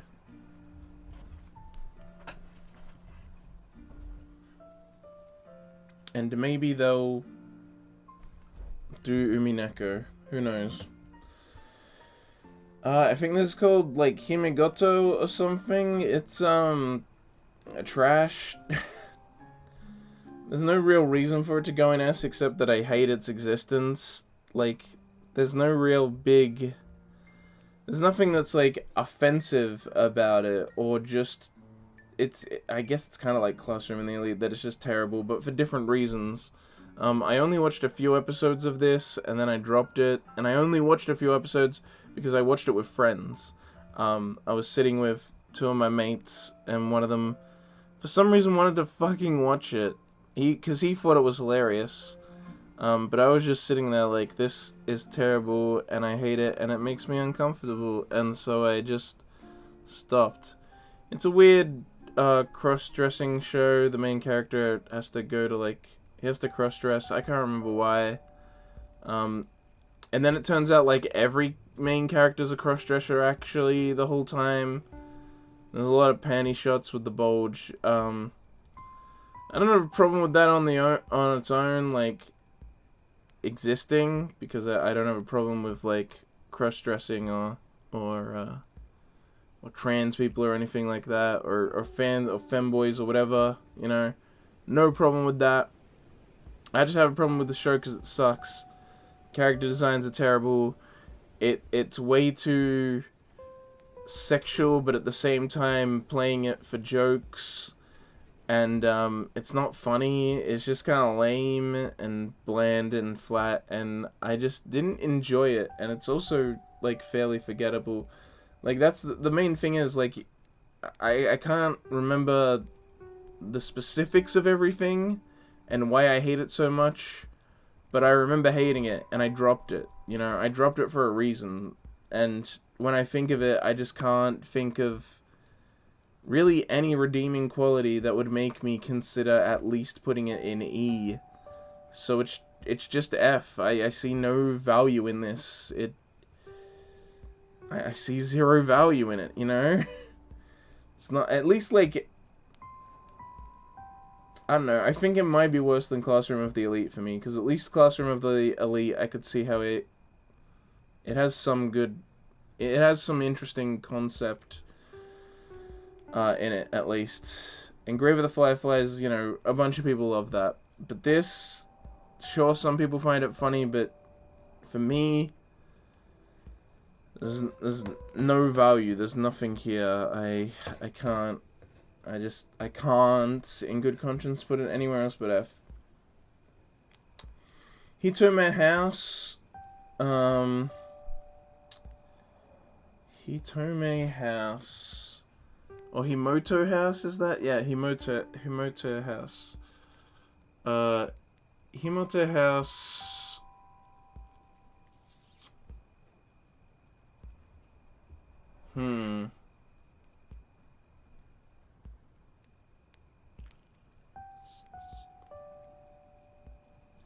Yeah, probably B. I'll put it in B. I almost put it in A. Himoto House is not good. Do not go watch it. You will probably dislike it. I like it for very weird reasons, which is that, so this show is a CGI show. I think it's mocap, but don't quote me on that, because I'm not sure if it is mocap, but it wouldn't surprise me if it was. CG environments, CG backgrounds.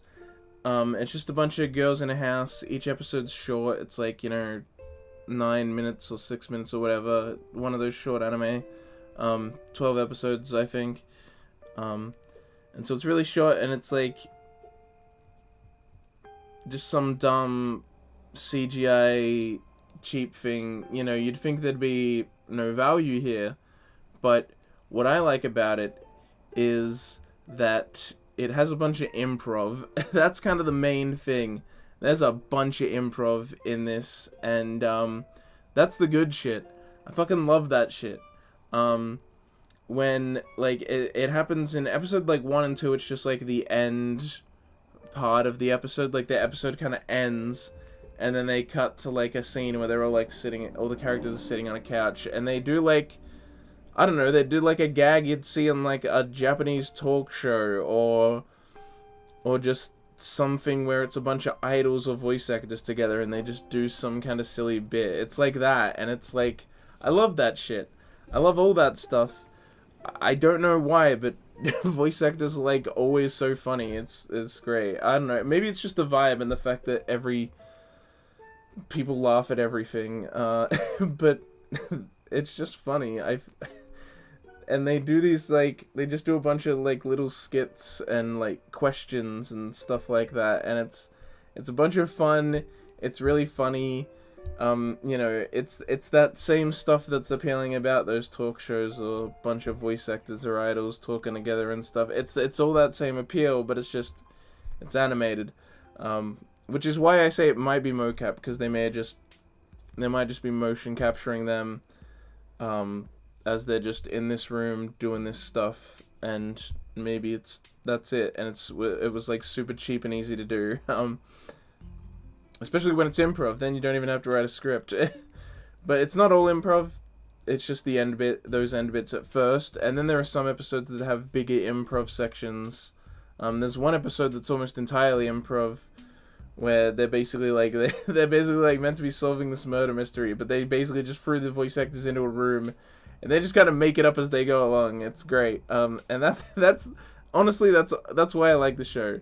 It's just because there's all this improv stuff that's actually funny, actually good, and I wish there were more shows like this. But as far as I can tell, this is the only one I know of that it has a lot of improv like this. But it's great stuff. It's great stuff. There's also hints towards the end that there may be something darker going on, because all the characters are meant to have superpowers, and it's never really explained. But at the end, they cut to this temple, and one of the characters is there, and these guys come up, and they're I don't know, I can't remember what they say, but it's meant to be dark and mysterious, ooh, what's going on with her? Ooh, which I guess is a nice touch, but it has no payoff, and I doubt this show's gonna get a second season, so it doesn't mean anything, really. I just like the improv.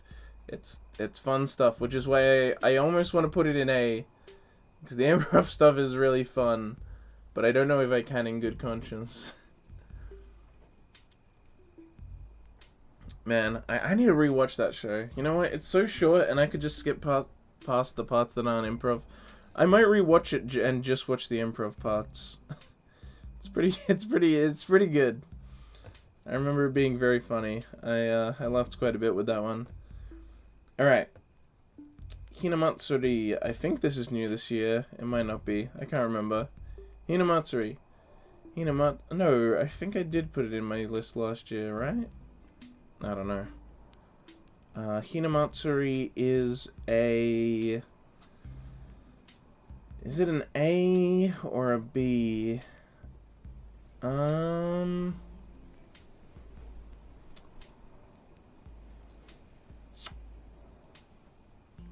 It's a B. I'm sorry. I'm sorry. B. It's B. Let me reevaluate these A's. Are they all A's?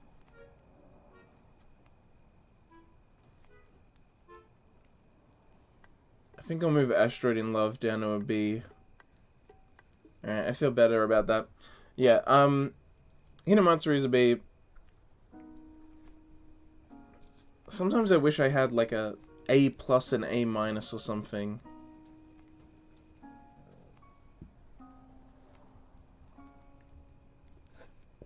Whatever. But yeah, I won't add any more tiers though. I'm happy with these for now, even though they all end up just being absurdly big, except for like D, E, and F, because obviously if I don't think a show will be good, I don't watch it. If they're down here, it was mistakes for me to start watching them. Or something went wrong and they turned out bad, or I don't know, or it's this weird shit where it's fucking mixed bag of quality. I'll put this like here because it's like kinda, maybe not, whatever.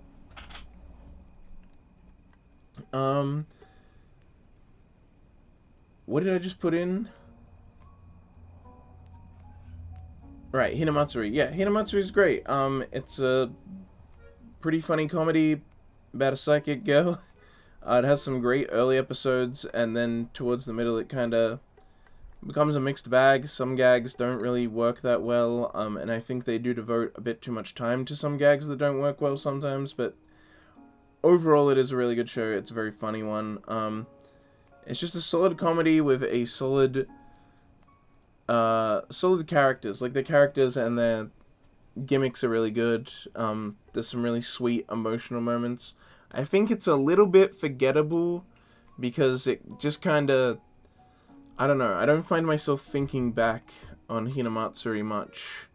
When I see it, I'm like, oh yeah, that was good, and it's a funny comedy, but I don't think it has much memorability for me.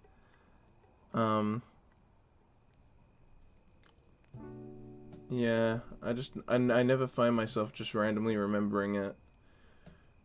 Which maybe for most people that's weird to bring that up as a negative, but most of these shows I do just sometimes randomly remember them because, like, yeah, I've watched so many, but sometimes they just randomly pop into my head and I'm like, oh yeah.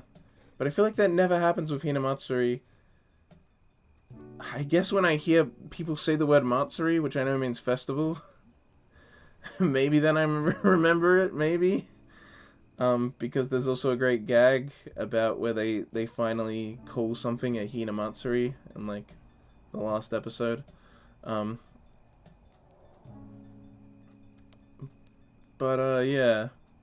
I don't know. It's a solid comedy, but it's not a A-level comedy. It's not as good as, like, Azumanga Daioh. But yeah, the characters are great and sweet. I just think it's not quite as, like... It's not as funny as anything else. There's no huge negative on the comedy. It's just not as funny as it would need to be put in A.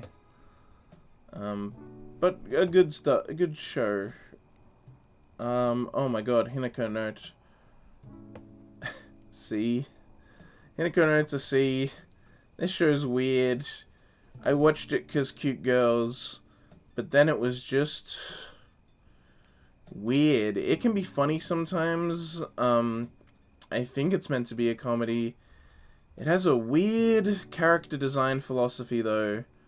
The main chick and this little chick here have huge fucking tits. And you can't really tell that the main girl has huge tits, except when they want to do fan service. Because she just looks like a normal girl most of the time. Like, normal proportion high school girl. But then if she's, like, in the bath, or she's wearing loose clothing while, like, working out or doing dancing or something, or just some other moment where they have, like, a close-up panning cheesecake shot of her, during those moments, they suddenly draw her with huge tits, and it's weird. And then there's this little girl who's actually like an adult, but she's really tiny, and they just give her huge fucking tits.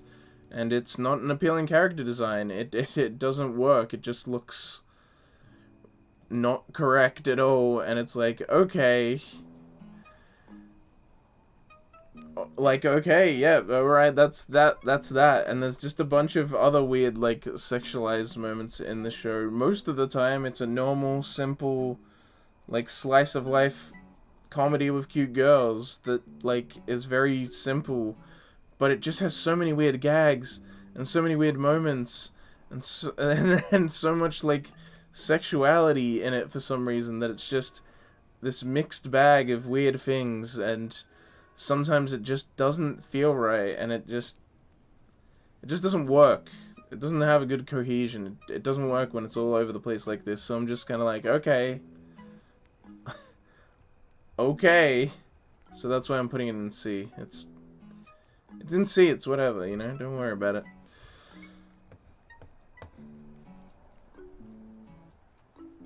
Oh, Horimiya. Horimiya. B. I want to put it in... I once upon a time would have put it in A. Maybe even S. This show started off so good. Horimiya was this year. It started off so good. It had really good production values, really good animation. It looked really nice. It had good voice acting, and it had a really good pace to it. The pacing was, like, so good. The characters were great, wonderful. It was quite a huge cast, but it was so good. It grew so naturally at a nice pace. The pacing of all the relationships with the main character are just phenomenal and amazing, and I loved it. And it struck a chord with me. I was feeling it, you know. I had this emotional connection with it. A lot of stuff really spoke to me. I was really feeling for the main character, and I was really happy to see him succeed, because he doesn't completely remind me of me, but he has, like, elements of him that remind me of me, that I was just like, oh, yes. And so, like,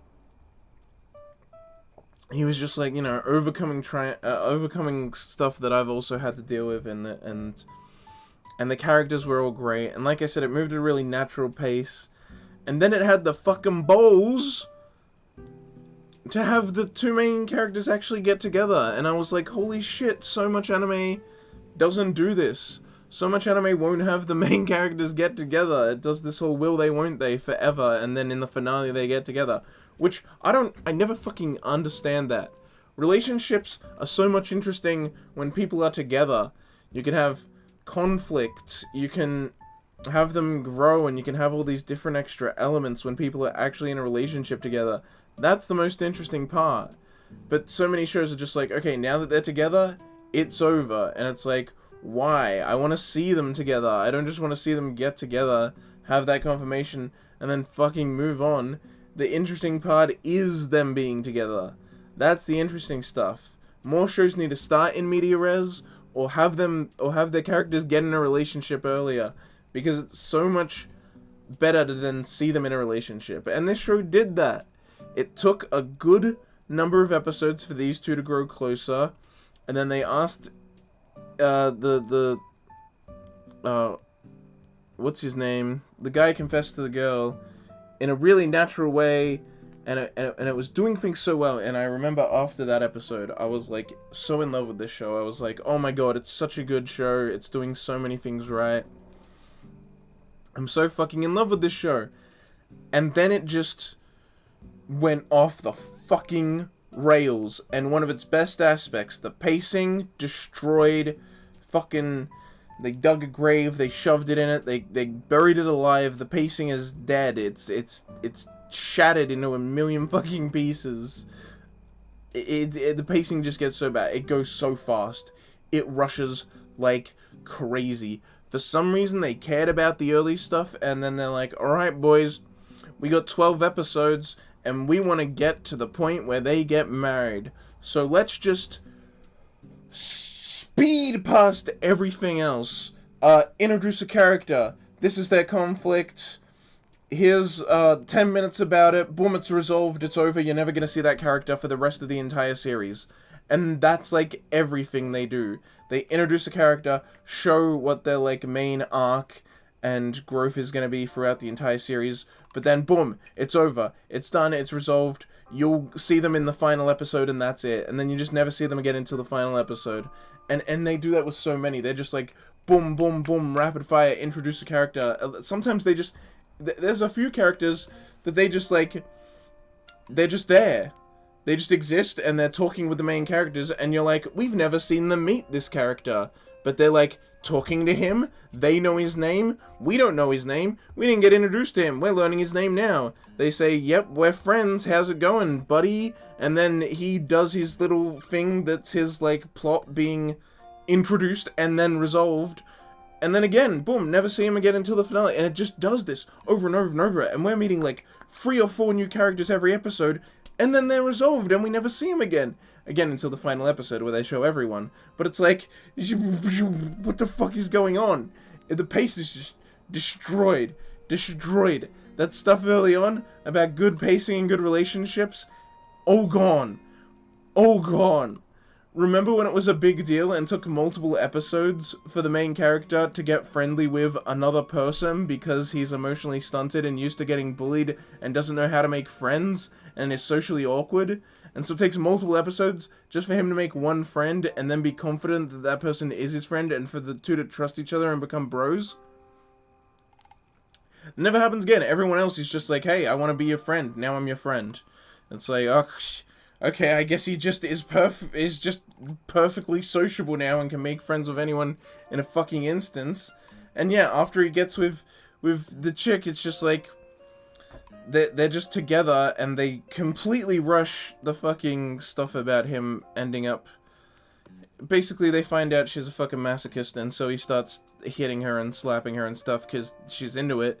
Even though it makes him somewhat uncomfortable, but and then, like, all the other characters have weird reactions to it, which is funny, but it's like, it just happens, and then it's just like, he, like, devolves and becomes more used to hitting her, and more used to treating her poorly, for her pleasure, like, really quickly, and it feels way too unnatural, because, yes, it happened at a slower pace in the manga.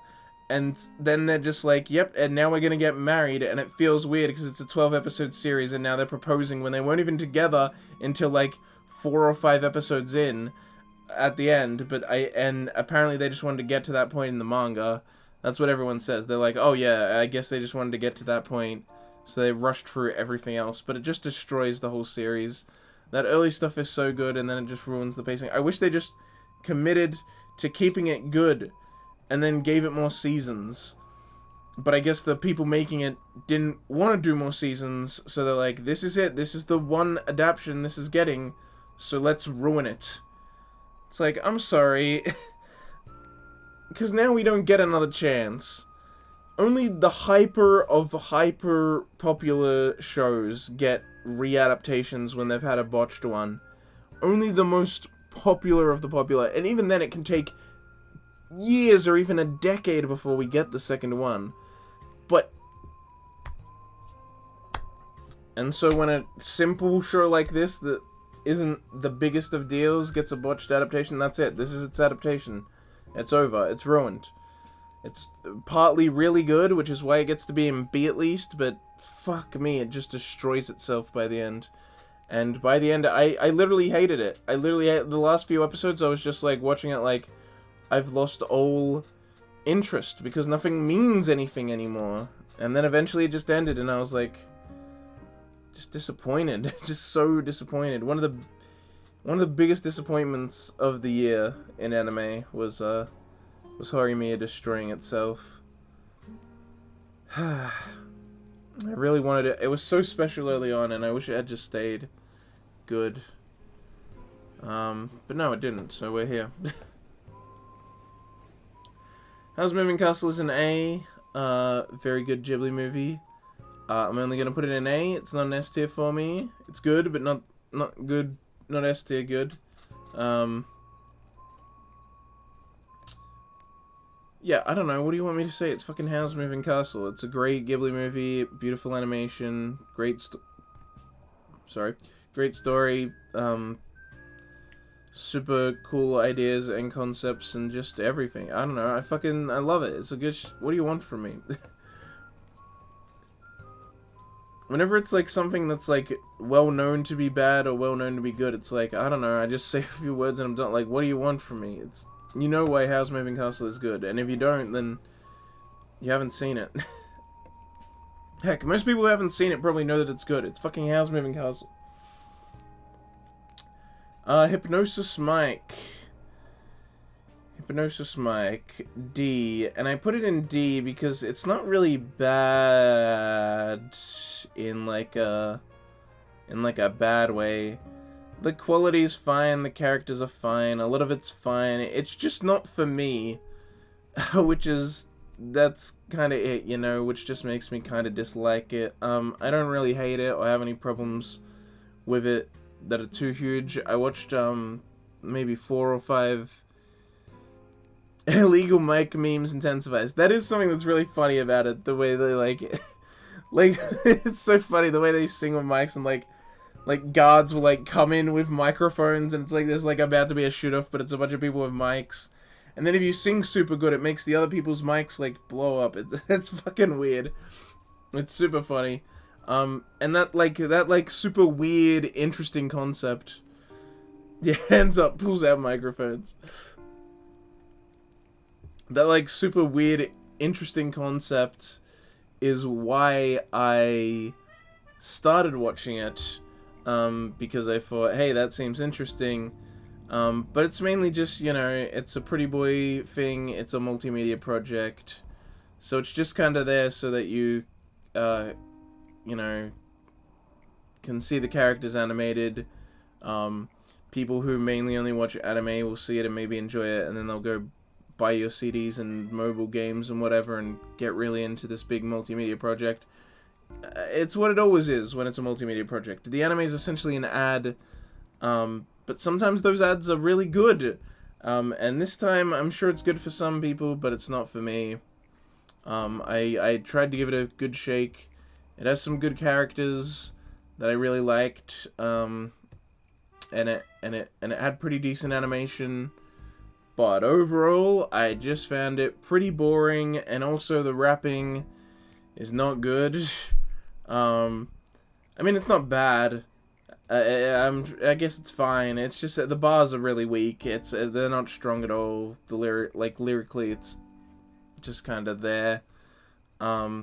Instrumental can be alright sometimes. It's a mixed bag, at least for what they show in the show. I haven't heard anything outside of what they show in the show. But you'd think they'd be putting their best material in the show, so doesn't bode well for me liking their music, really. So yeah, just not a fan of their music. Some of the characters are annoying. The show can be pretty boring a lot of the time. So yeah, you know, I don't have a burning hatred or passion for it, so I can't put it lower. I just put it in D. Like, again, as we've said, with these other things, it's just no strong feeling one way or the other. It's just not my kind of thing. But, yeah, the concept was interesting, which is why I watched it in the first place. But unlike other people, just because the concept's good doesn't mean I'm gonna like it or even bother to watch all of it. I dropped it after, I think, 4 or 5 episodes. Next is Ichigo... No. Is it? Ichigo... Ichigo Marshmallow or something? I think that's what it's called. Ichigo Mashiron or whatever.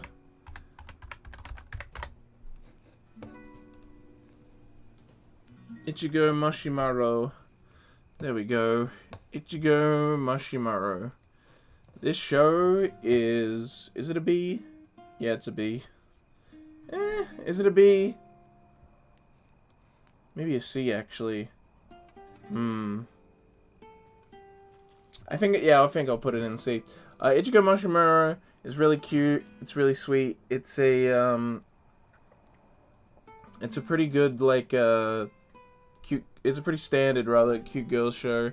When I first watched it, I really enjoyed it, but that was when I hadn't watched many of these kind of shows.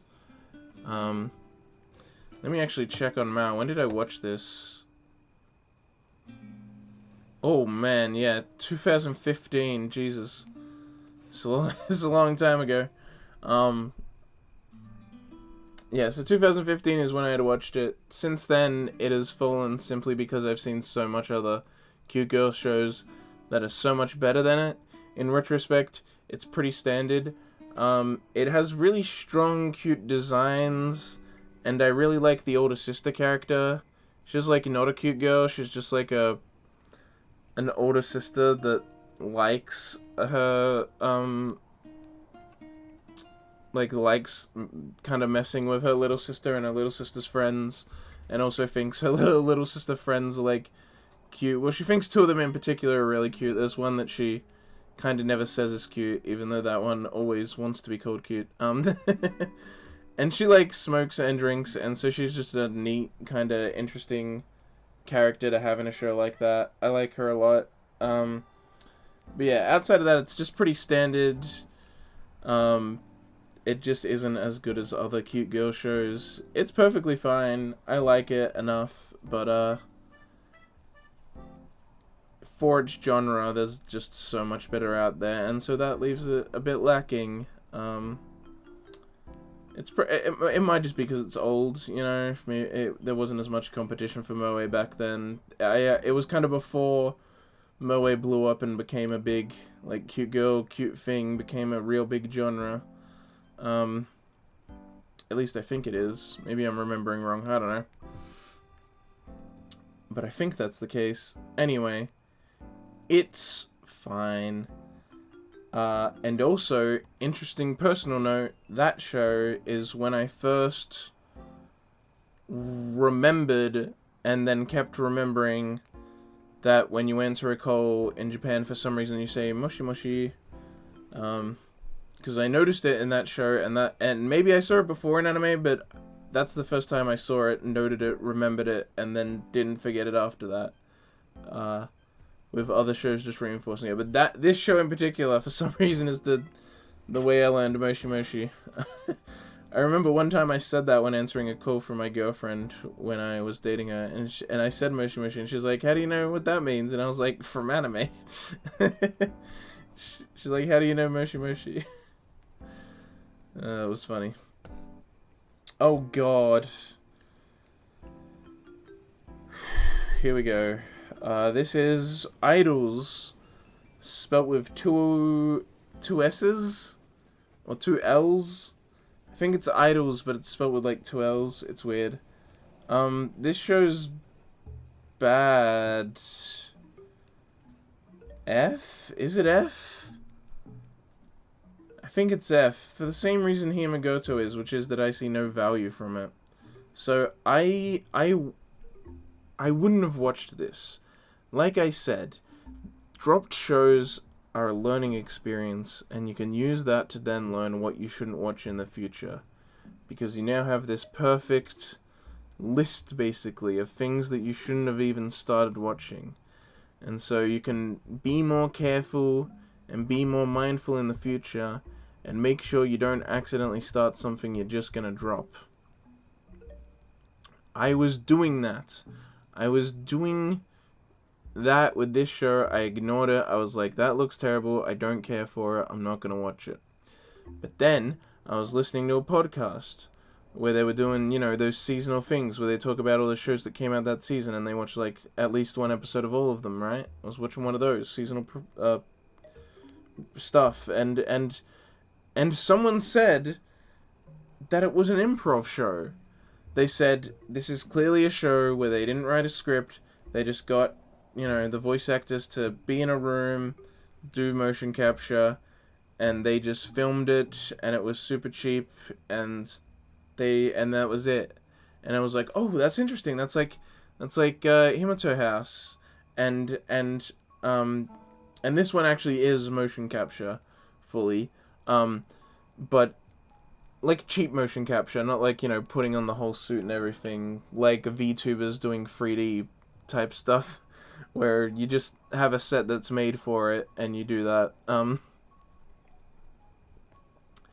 And so I thought that's great. I love the improv stuff. That'll be super interesting. It's not improv. I don't know why they thought it was, but it's not. There very clearly is a script. It's a very weak script.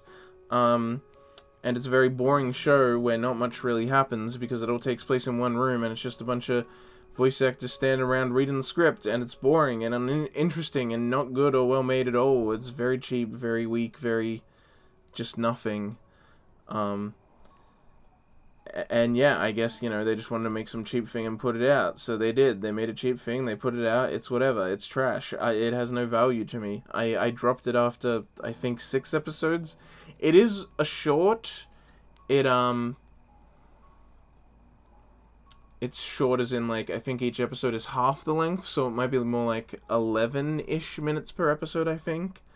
Maybe it's even shorter, I can't remember, but I watched, I believe, half of it, and then, like, all kind of in one sitting, because it was so short, and then I dropped it, because I'm like, yeah, there's nothing good here, and also, it's not fucking improv. There's not even a little bit of improv, or an improv gag, like with Hitoma House. It's very clearly scripted. They're not talking like people talk, you know? There's not like that slight... It's very obvious, basically. If you watch a lot of, like... If you watch Hitomo House, you can tell when it's improv. If you watch a bunch of those Japanese talk shows and idols and seiyus doing that live stuff, and, like, they don't talk like anime characters. There's more... I don't know how to describe it. It's not like a stuttering, but like not as clear. I don't know. It's hard to explain, but you know what? It's the same thing where, like, when you see people acting on TV and you see real life people, there's a fucking difference. There's an obvious difference, and so you can tell that in this. No, they're just reading the script. They're just doing that. They're voice acting and they're talking like anime characters, and they're not just doing improv and doing whatever. It's very clearly just them reading a script. And so I don't know why that person thought it was improv, but they made me fucking watch this show, and now I'm cursed by it, and every year I'm gonna have to bring this up and say that that's why I watched it, but it's not true, and that it's an F tier. For the rest of my life, I have to do this every year. Anyway, moving on. Ikamasume! Squid Girl! A tier. I don't know if I put it in A tier last time, but I rewatched it this year. All of it. The first one, first season, second season, and the OVA. I rewatched it all this year. Pretty recently. I think it was like maybe during like July and August, September maybe. I can't remember when exactly, but like in the later half of this year. So really recently, I rewatched all of it, and god damn, I forgot how good it was. I remembered it as a good comedy, and I remembered that I really liked it, but I thought I really liked it for personal reasons. I thought, like, you know, this is one of the shows I watched really early on. It was funny, and I liked, and, you know, I hadn't seen much anime, and so this was one of those early formative comedy animes for me that really helped shape what kind of anime I liked. And I knew that, like, after that, because I watched that, I ended up watching, like, Yuri Yuri, and a few other, like, comedy anime that are kind of similar, like, all in one go. But rewatching it, I was like, holy shit, no, this is good. Even the first season, after all this time, still has what I would consider really good animation. It holds up incredibly well. It has some serious good Sakuga moments. It looks wonderful. It doesn't look like it's from its time at all. Like, there's, like, no, like, graininess or any. It's like very clear, very nice, very polished. The characters are great, the gags are funny. There are plenty of gags that had me cracking up laughing. Like, I remember the gags because, like, you know, it would start and I'd be like, oh yeah, it's this one, but then still, like, you know, when it actually plays out, it's funny, and I still laughed. There were some moments I had to, like, pause. I had to stop because I was laughing so much. Sometimes I was laughing with, like, tears in my eyes. The show is so fucking funny. And yeah, it just has great moments. Both season 1 and 2, great characters. There's some really solid character designs in here. I guess all the characters actually have really good designs. It's pretty much all of them.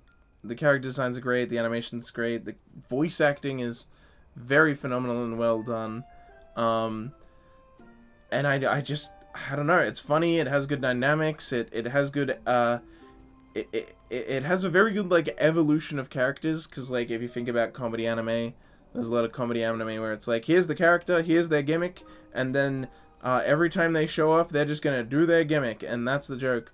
And Squid Girl kind of starts out like that, but then it ends up giving the characters more dynamics with other characters, or it gives them more gimmicks over time, or their gimmick changes, or, you know, one thing stops being their gimmick, but now this new other thing is their gimmick. And so it's constantly evolving and constantly finding new ways to do new and interesting thing with its characters, and have good jokes. Like, it's mainly the dynamics, like having, like, this character and this other character who have never interacted interact and birth new comedy from it. It's like, that's a new type of joke when these two characters in specific are interacting, and there's a lot of characters, so there's a lot of different ways they can do that, and it's really good comedy that just is constantly evolving, so it never gets stale. It's seriously funny. There are some insanely good jokes in this show. Squid Girl's great. Give us a season 3, you motherfuckers. There's, like, enough content. I think I did the calculations. There's, like, enough content for, like, 5 seasons or something, but there's only been 2. Give us more Squid Girl. Squid Girl's great. I would be seriously happy. I think it's because there's a lot of modern anime fans that don't really care about Squid Girl, which is funny, because, like, a friend of mine was talking about it. He's like, it's clear that a lot of people know about Squid Girl, but a lot of people who came to anime after Squid Girl was done haven't gone back to watch it, because it's not really, like, seen as a classic or anything like that. And I was like, I kind of get that vibe, but it's so good. I actually got into anime after it was done, but it was pretty shortly after it was done, so it was still recent and being talked about. But yeah, not enough people. It's seriously underrated. Like, it's talked about so little that I literally thought I only liked it because of personal nostalgic reasons, and not because it's a really good comedy that still holds up to this day. Animation's still good. Comedy's still good. If it came out now, it'd be good and it would be loved just as it was when it first came out. So far, it has proven to be timeless. I don't know if it'll be timeless forever, but so far, it hasn't aged a day. It's so fucking good. It's so funny. It all works. I love it. Also, the way I watched anime has changed compared to then and now, where in the past, if there was something, like, Japanese culture related that happened, I'd just be like, yep, that happened, or I'd just think, huh, that's a weird thing that I don't understand, but it's probably nothing, just the show being weird. Now I look that stuff up, and so I found out about the rarity of the 20,000, the 2,000 yen bill. I think that's it. Found out about that being, like, a rare, weird bill in Japan, because there's a gag in that show about it. And I'm like, why are they acting weird about a 2,000 yen bill? And then I looked it up and I was like, huh, that's interesting. Which is another thing I love about anime. Just learning about Japanese culture and history and stuff just through it. Every now and again something happens, makes me look it up, and then I learn a whole bunch about it. Which I have to state clear that getting those weeb credentials, yeah. There's some people that just, like, say, like, oh, I understand Japanese culture because I watch anime. It's like, not if that's all you do. Yeah, I only learn stuff via anime because it does something light, and I take that and then actually look it up. Like with Heike Story as well. I looked it up, found out about the real story, and then, like, did research about that, and I'm like, huh, that's interesting and cool. And more people should do that, because there's so much interesting stuff in Japanese culture and history. If there's a little thing you see in an anime, look it up. Actually find out what it's about. Don't just make assumptions. I see people make wrong assumptions all the time. They're like, oh, it's this way because of this. And it's like, a single Google search would say you're wrong. You can just look it up if you actually want to know. Don't just guess. But that's just a problem in general. People are just like that about everything. They just make assumptions and they don't look anything up or check. They don't fact check themselves.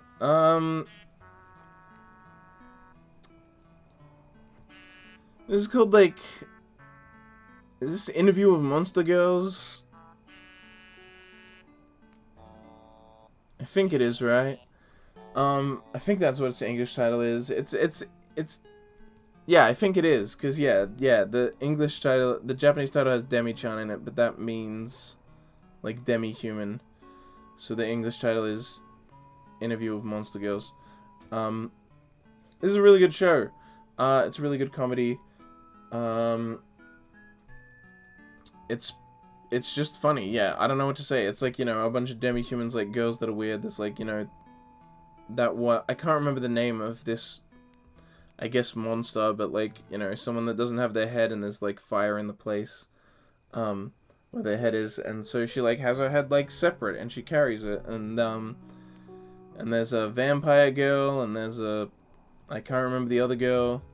At the end, they use a cliffhanger to tease an invisible girl being added, but I think that's manga bait and not season 2 setup. I think they're just like, hey, this is gonna happen. Go buy the manga now, which is sad. It's sad that it's manga bait because it means it'll never get finished, at least in anime form. The teacher is the best one though. The teacher girl, she's a succubus, so she always is dressed in like a trench coat and stuff to try and hide her sex appeal. And she also has to live in a house that's like way out in a rural area away from everyone, because if she falls asleep, people around her will have, people like nearby her while she's asleep will have sexy dreams. And she also has to be careful not to touch anyone, because if she touches anyone, they'll instantly realize how sexy she is via her succubus powers. It's fucking hilarious. There are so many good jokes with her, like, trying to not inconvenience anyone by them realizing how hot she is. And the main guy, like, obviously he's trying to play it cool. He's just trying to be nice and normal with her. And also he wants to study her and how, like, succubus stuff works. And so he says to her, like, oh, maybe it doesn't work on me. But really, this man just has fucking steel man of... oh no, he's hot Squidward vibes, basically. But the main character, this man's got, like... He's got nerves of steel in the way that he doesn't break. There's a moment where he basically does convince her that her powers don't work on him, so that he can get closer to her, and learn more about her and like her powers and all that. But he also like does end up forming a proper friendship with her. It's not like a weird he's taking advantage of her or anything. He is being really nice with her, and it does make her feel better to think that there's someone that doesn't just instantly find her sexy because of her powers. Even though he does actually, it does make her feel better.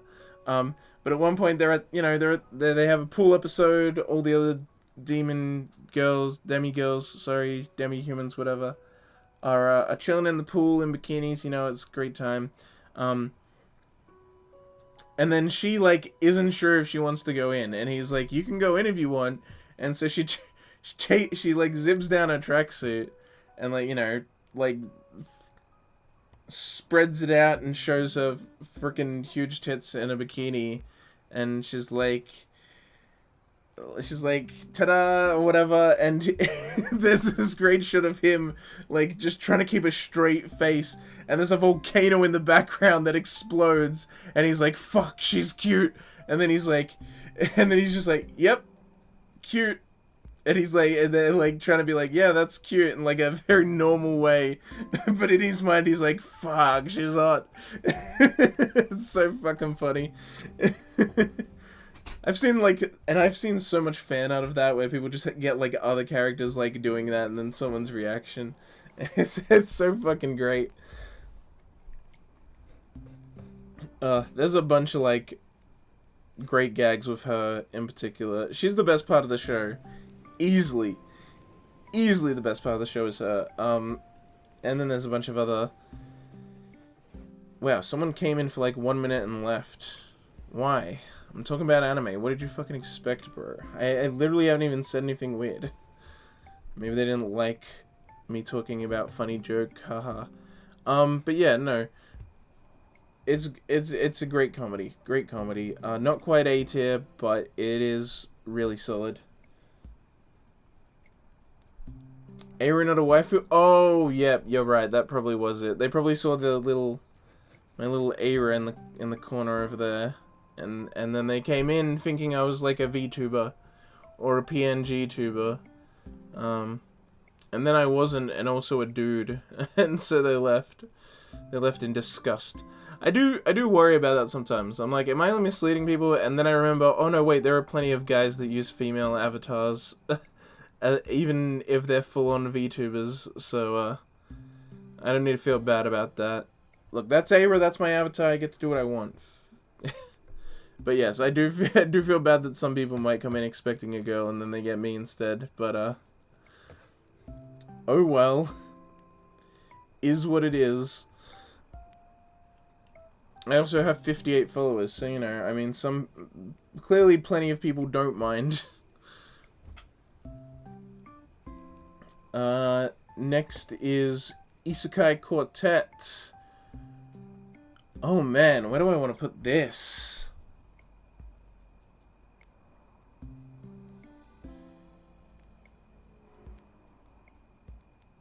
I think this can also go in B. Isekai Quartet is really funny sometimes. Funny enough to be an A at points, but it's not always like that, and it's hard though, because I don't know if it ever gets so bad that it would be in C. So is it more often A funny, or is it more often B funny? I think B funny, because I remember the second season not being as funny as the first. I've seen both seasons. What's really weird is that there's a movie announced, as well as a third season. The first season announcement isn't surprising. I just don't know how they're going to make a movie out of Isekai Quartet. Isekai Quartet is really funny when it wants to be, because obviously all the stuff with the Konosuba gang is hilarious. Because Konosuba's already a comedy, so when you take the Konosuba gang and put them in a comedy, they just be themselves, and it's still so goddamn hilarious, as the Konosuba gang always is. I love Konosuba in this. I love them. They're all great, as always, obviously. I like that the ReZero characters are given a bit more levity. I like them way more in Isekai Quartet than I do in the actual ReZero show. Because again, it's a comedy, it's lighter, it's sillier. It's not as way too overly dramatic. It's mostly just the characters being funny and making jokes, which works so much better.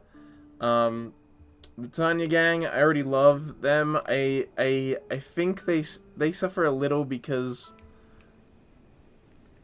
like, they bring all the ones that matter. Like, there's Tanya, there's Victoria, there's Weiss, there's Grants, and there's two others whose names I can't remember. But they're all like, yeah, they're the important characters. But I just don't think they're like interesting in that they're the small bit part of a bigger group and in the show, in actual Tanya. And so seeing them like having less characters from Tanya in the show means that they don't really shine as much, and they're not as good on their own. They can't really carry a joke on their own, especially. In the show, they can carry, like, an action moment on their own, or they can do something cool, and it's like, yeah, nice. But in a comedy, they can't carry the scenes as well. Tanya can, Victoria can, Grants can, mainly because they do great jokes with Grants. And for some reason, they do really good stuff with Grants. Even though I feel like in the actual show, Weiss is more important. But and then all the Overlord stuff is bad. I mean, Overlord as a show is fairly lifeless and uninteresting to me. I watched only the first season, and I watched it specifically so that I could watch Isekai Quartet. I know you don't need it, I just watched it so that there would be, you know, I would get it and have some context for who the characters are. But they're rarely ever funny. They do some jokes, but it's like, I never really laugh at the Overlord stuff. And anytime the main Overlord guy is like interacting with the other main characters, it's not, it just doesn't work as well. But the other three, Subaru,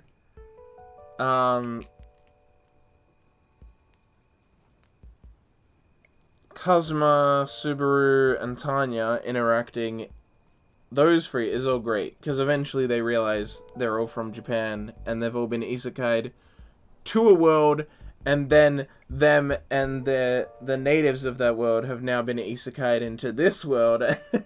And there's some great interactions as well. Like, Kazuma and Subaru have an interaction where, like, they're talking about how hard their life has been since they've been isekai'd, and Subaru starts going off about it, like, oh, it's so hard. I live in a big mansion with a bunch of beautiful girls, and they all like me, and oh, it's so tough. And Kazuma's like, what the heck? I don't get any of that shit, bro. What do you mean you're not like me? And then he's like, I thought you were like me, but you're not. I have a shitty life, and you seem to have a great life. It's fucking great. Kazuma's great. There's a great moment where,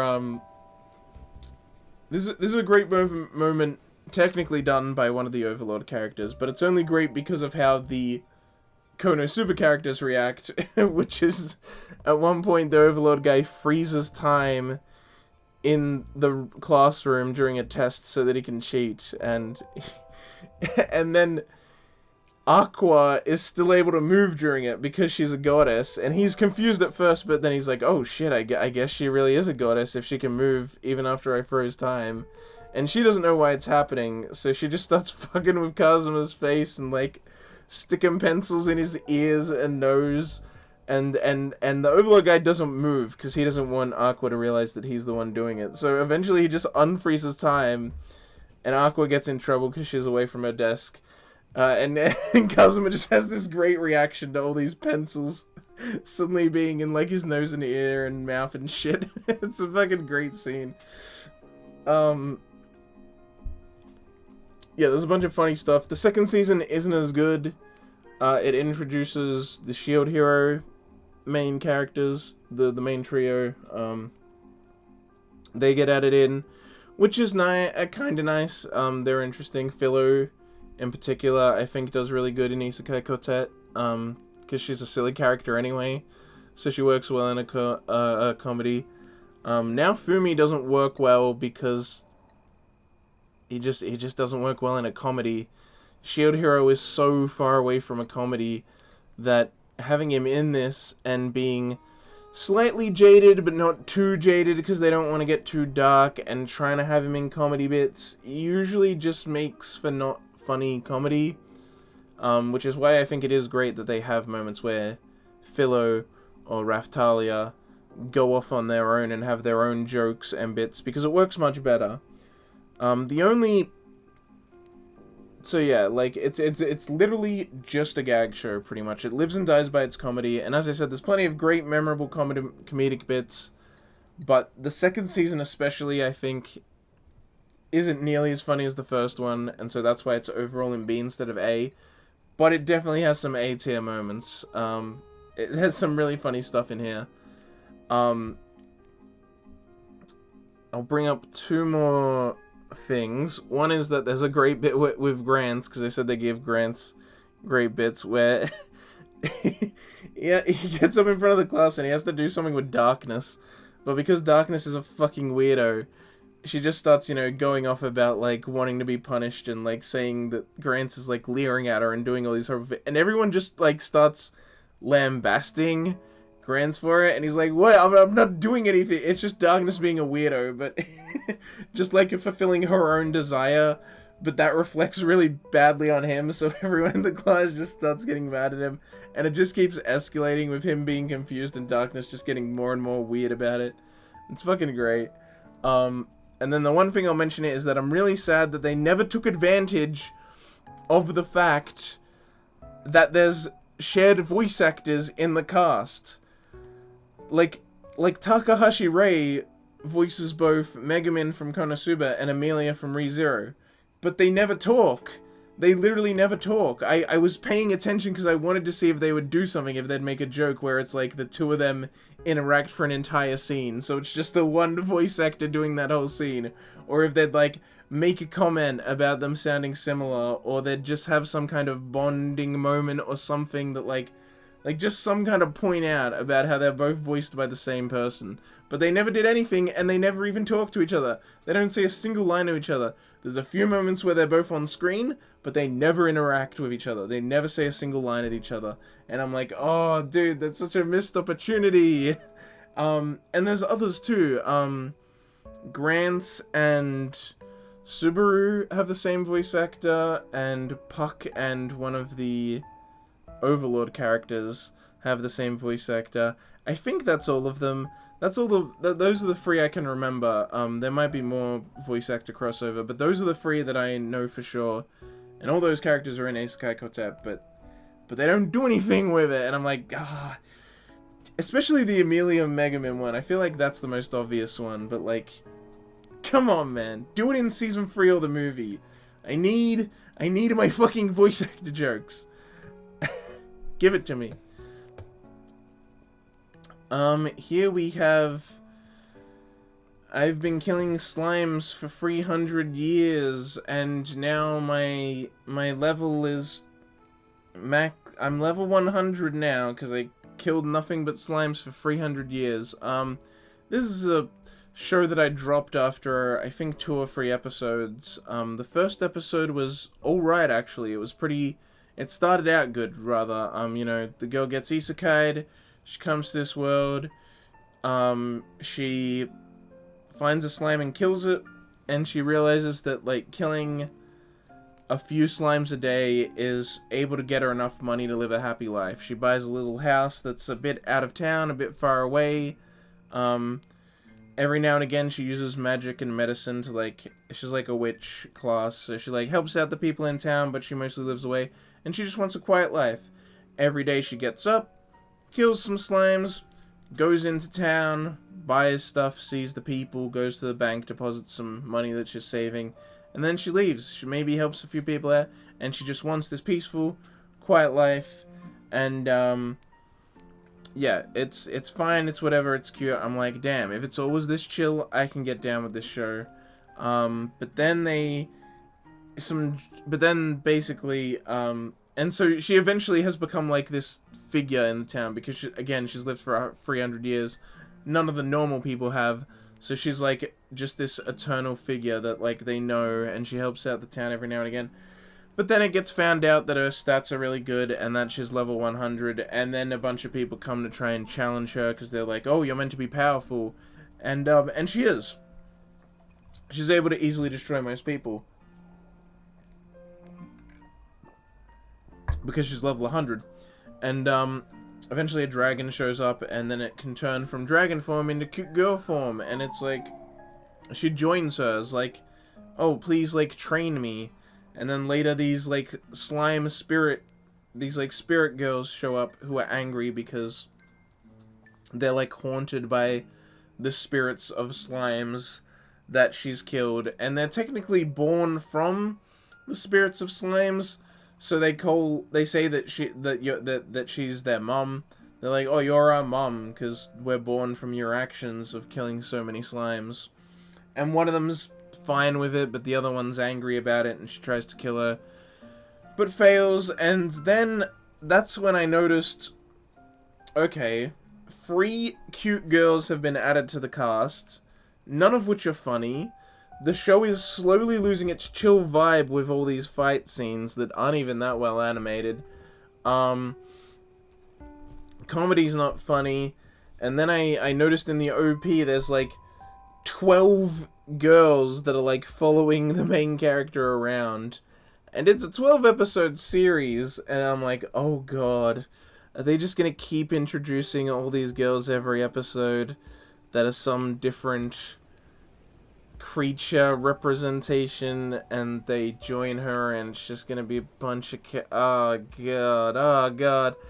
Like, you can do that for the first few episodes, but it looked like they were just gonna do that for the entire show. And I'm like, this cast is never gonna be done. They're just trying way too hard to have a bunch of cute girls, so one of them is your favorite, and you'll buy a fucking figure of them or something. And I'm just like, oh god. And, because again, with everything else, it being a vibe I don't really like. There's a bunch of fight scenes, but they're not animated well. It's losing its chill vibe. No one's really that funny. The main character's not even that funny. She's just kind of cute. And it's just like, oh god, I am quickly losing interest in this show. And they're gonna just keep introducing characters that aren't funny. And so I just dropped it. I was like, I don't want to be here. First like half of episode 1 was like great. I wish it had just kept that chill vibe. If it had just been her being a chill witch who kills slimes and just like is being chill the whole time, and it was like an Ayashi K kind of thing, I'd be so fucking into it. But no, it was very much not what I was expecting at all. So I dropped it, and so it goes in D because I don't actually care that strongly about it. It's just mostly a missed opportunity. So it can just kind of sit in D. Maybe if I had watched more of it, it would go lower. But I watched so little of it that I don't hate it enough. But maybe if I watched all those characters get introduced and be annoying, I'd put it in E or something. Jahi-sama! The great Jahi-sama will not be defeated. That is true, she won't. This is an A-tier show. A great comedy. It's kind of like... It's a lot like Squid Girl, actually, and the fact that it's, you know, about this little girl who's actually a somewhat creature from a somewhat different world. In Squid Girl, she's from Earth. She's just a squid from the sea, but in this case, she's a demon lord. She's a demon girl from the demon realm. Oh, sorry, the dark realm, I believe it's called. And yeah, and it's a great it does a lot of that same thing I was talking about with Squid Girl, where it constantly evolves the characters' gimmicks, and constantly gives them new gimmicks, and constantly changes their situation, so no one's, like, bit ever gets old, because it eventually changes, and now they have a new bit, and so then they can start running with that bit, or seeing how, now that that's their gimmick, how do they interact with this character now? You know, you've seen the joke of them interacting with that character before, but it's different now because one of them has a different gimmick, and that completely changes the context of the interaction and makes for a new joke that's also funny. And yeah, Jahi-sama's great. It was super funny. I'm so glad we got like a 2-core show like this, like a cute girl silly comedy like this is almost never a 2-core. Making a show like that a 2-core, like, never happens. But we got it with this. It's not 24 episodes, it's just 20, or 21 or something. But that's still a really good step. It's still really good. It's just nice and long. I enjoyed watching it, because, you know, I spent like half the year watching it, basically. It was really good, really funny, really fun. Character designs are great. The characters are great. I love a bunch of them so much. Big, expensive cast that's really fun to watch. Yeah, I don't know what to say, man. A lot of what I said for Squid Girl is just a good, well-made, well-animated comedy that's super fucking funny. And I can't... Apparently, it's, like, really close to the manga now. Apparently, that 2-core almost basically caught it up to the manga, so it'll probably be another like 3 years or something before we get another season, but I hope we do get another season if we do get one, because it's really good. I really enjoyed it. It's so funny and good, and yeah, I don't know, it's just a great comedy. Oh boy, Japan sinks 2020.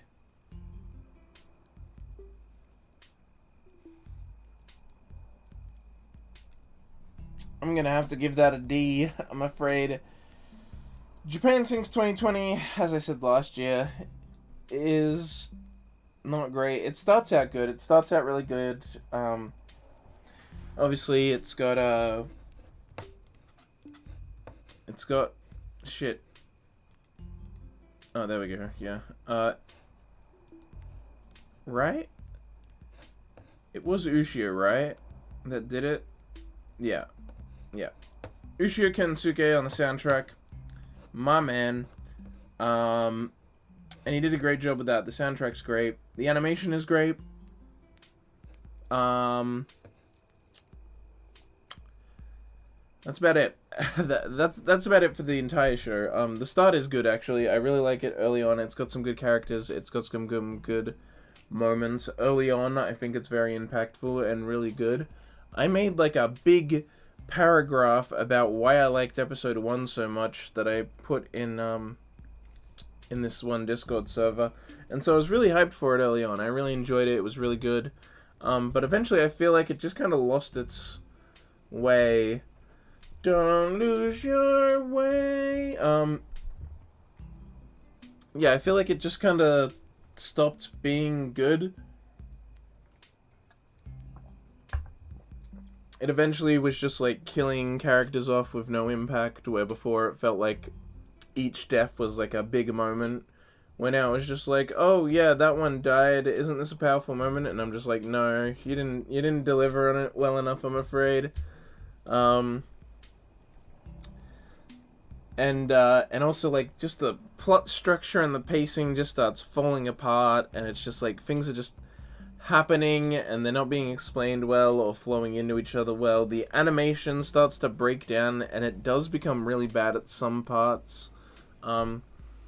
It's mostly fine, but yeah, there are a lot of lame, uninteresting parts. It's just there's a whole bunch happening that just isn't working. And so as the show go on and got into its later halves and eventually ended, I just wasn't there, man. I was just like, yeah, this lost me. It started out strong, good, enjoyable. I liked it, but yeah, the more it went on, the more it just didn't work for me. If it had a better consistent production values, if it actually kept giving the appropriate weight to character deaths, if it kept, I don't know, just kept a good pace, kept a good plot, kept a good, like, that's the thing, that I guess it's hard to say if it just stayed good, because it really is that, like, everything fell apart, except for, like, the soundtrack. It just,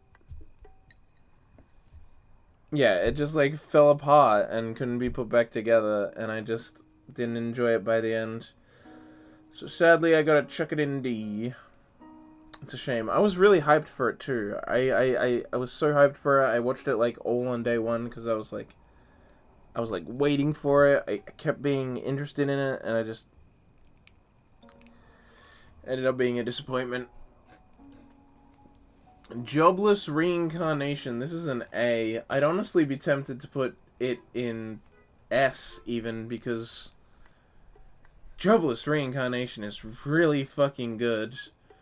It has some ecchi elements, it has some rude elements, it has some debauchery which bothers some people, but overall, it's so good.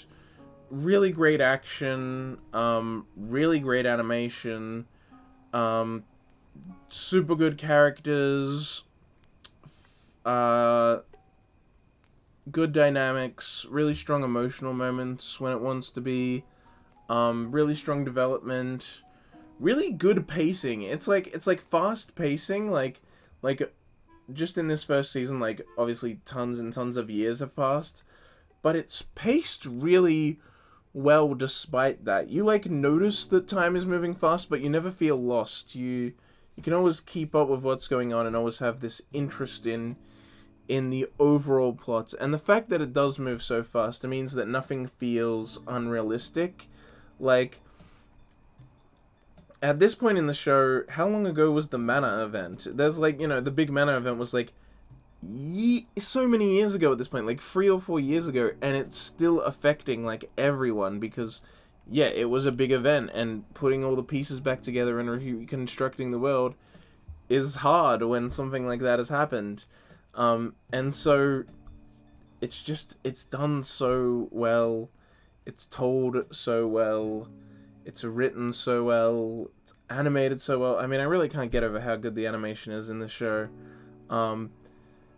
It's so good and well done. The world building is nice. The world feels really fleshed out and lived in and real, and there's just so many characters and locations and stuff to keep track of, but you're able to keep track of it because it's done so well and realistically that it's not a strain to keep track of everything and what's going on. It's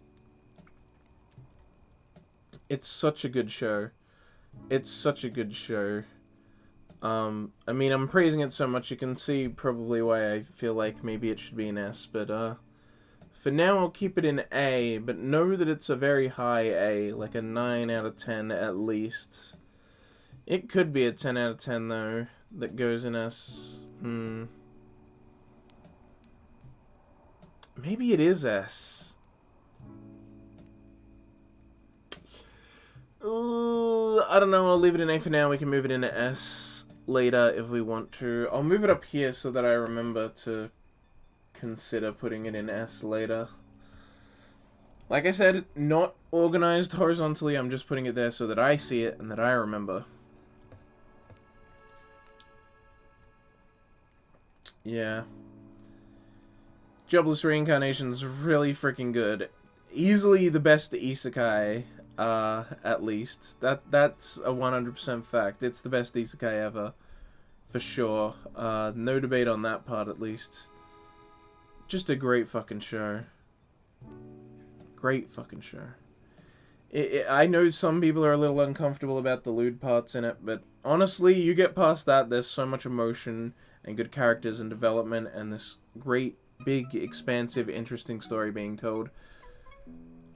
It's an epic. It's basically setting up to become a huge epic, and I love it.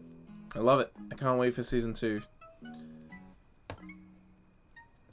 Technically season 3, but it was a part 1, part 2 thing, alright? It's just one season, but part 1, part 2 that was split.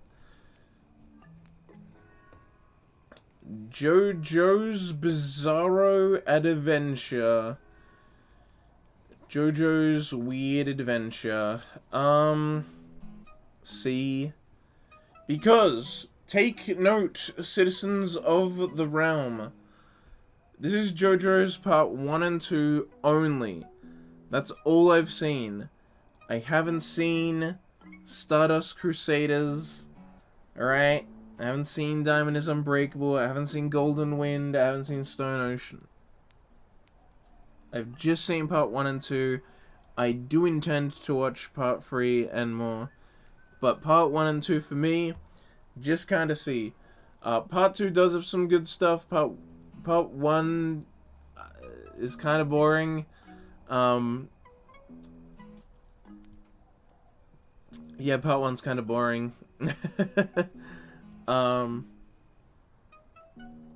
Yeah, part 1 and 2 are kind of apparently. Oh, have you not seen any of JoJo, Ray? You put apparently, so I thought you had seen some of it. I thought you had seen like part 4 and stuff. Maybe I'm just remembering wrong. But yeah, part 1 and 2 are kind of Part 1 is fairly flat. I mean, I still agree with all the people that say I just started. Oh, you started with Stardust? Wow, bro. We got a part skipper here. I agree with all the people that say you shouldn't skip parts. But, and so, yeah, 1 I think is good to watch for info. Same with 2. And 2 was alright. Part 2 does have some good parts in it.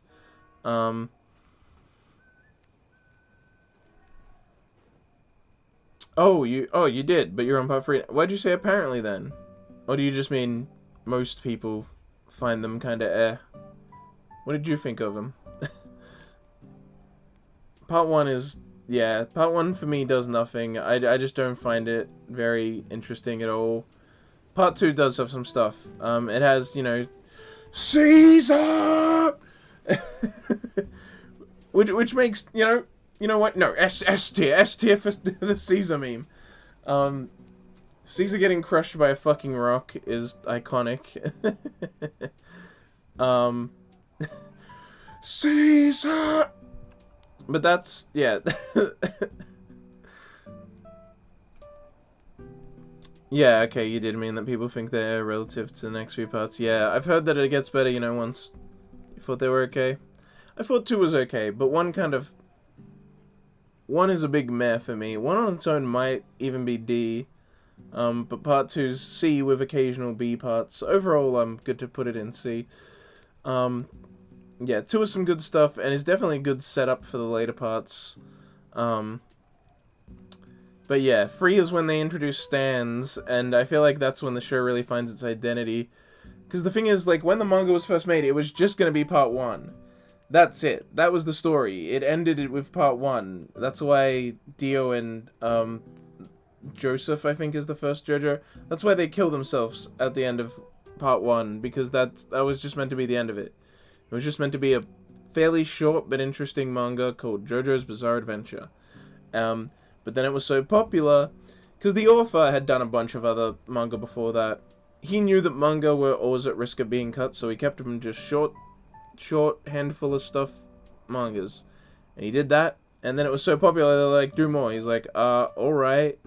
And that's why it's like a weird thing with Part 2, where it's like, oh, he's an adoptive son of him.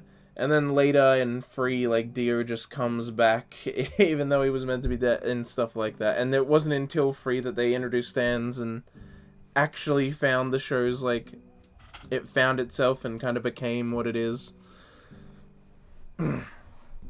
But yeah, so 2's kind of weird and kind of meh, but I plan to watch 3 someday, and then if I enjoy it, I'll watch the others. But, I haven't seen 3 yet. I've just seen 1 and 2, so it's in C because of that. Oh, hey, here we go. K-On! Top of S. They're not organized. To be clear, read the thing. They're not organized horizontally. But just this one part is, because K-On! Is my favorite anime of all time. It's so good. Characters are so good. They're acted out like so good and perfectly. Their development is so good. The comedy is almost always funny. Background music is phenomenal. The music they sing is phenomenal. I love all the characters. I love that they took the time to actually make every single character in the main girls' classroom a character. Some of them are most of them are background characters. Most of them, you don't even find out their name in the show. But they all have names, they all have personalities, they all have clubs they belong to, and they all have voice actors for when they're in, like, crowd shots where everyone's cheering and stuff. They really went all fucking out. Just, like, it's KyoAni doing its typical thing where it adapts a work and it elevates it way past the original. The K-On! Manga's great, but the anime is so much better.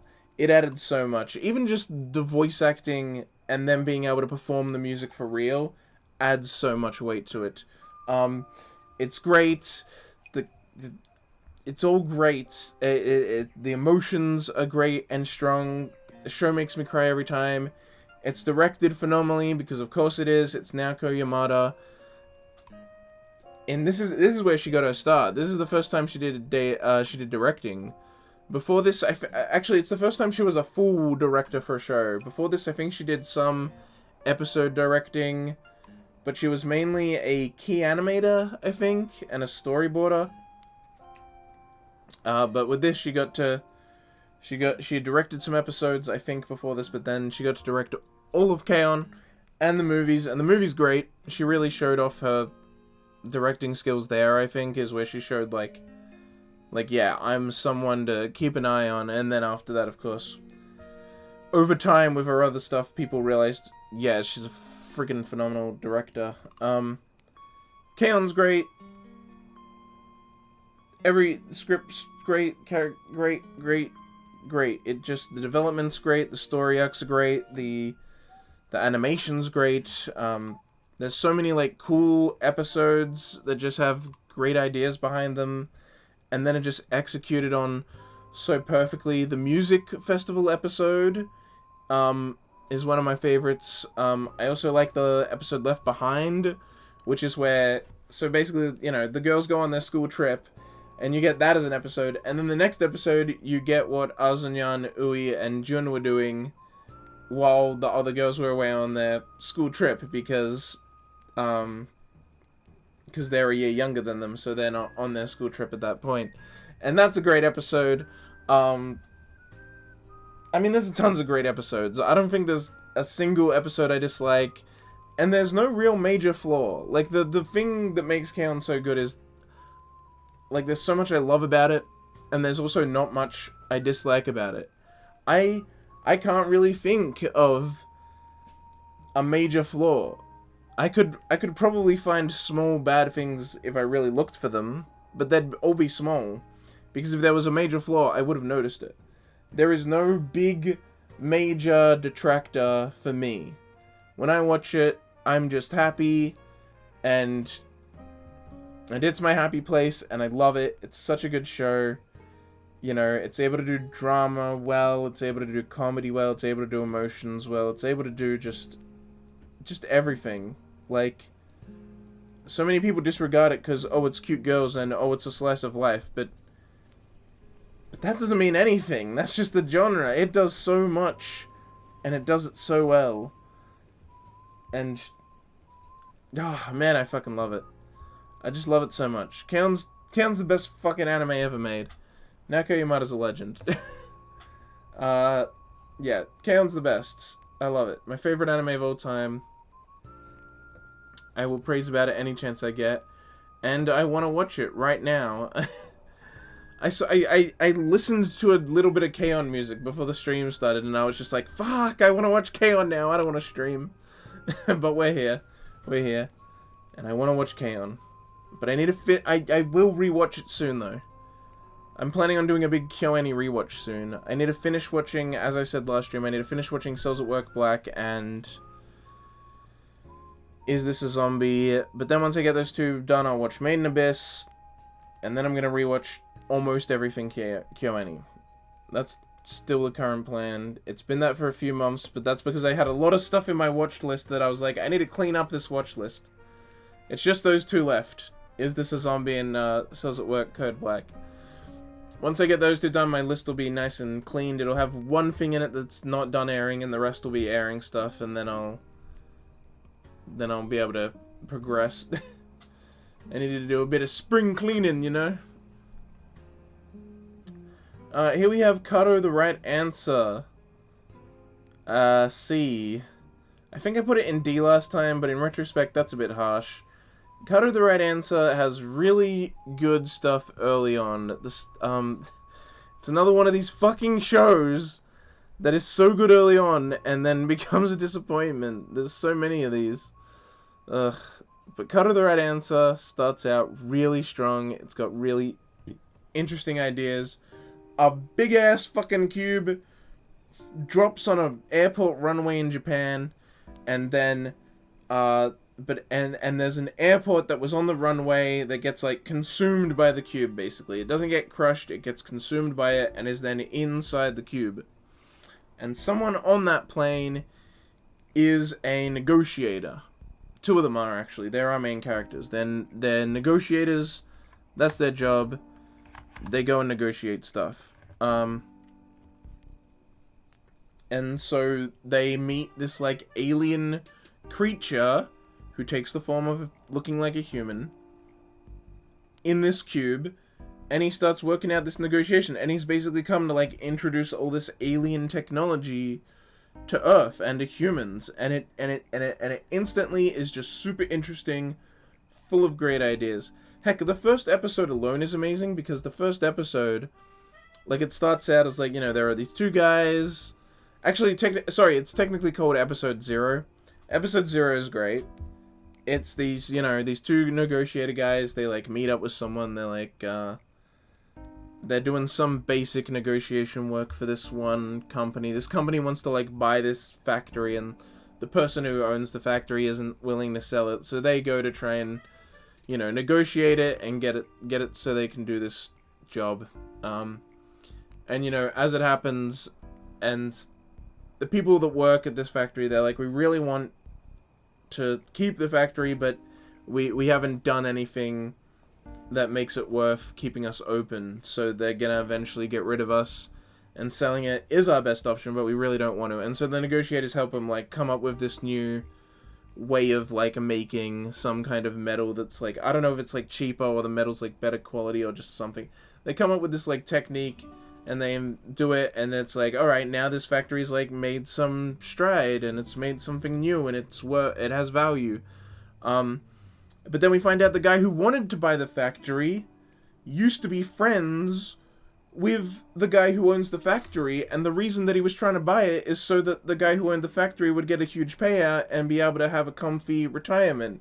And it's like, oh, that's sweet. He was trying to do something nice. He wasn't trying to, like, put him out of a job. He was trying to make sure he just had a nice retirement.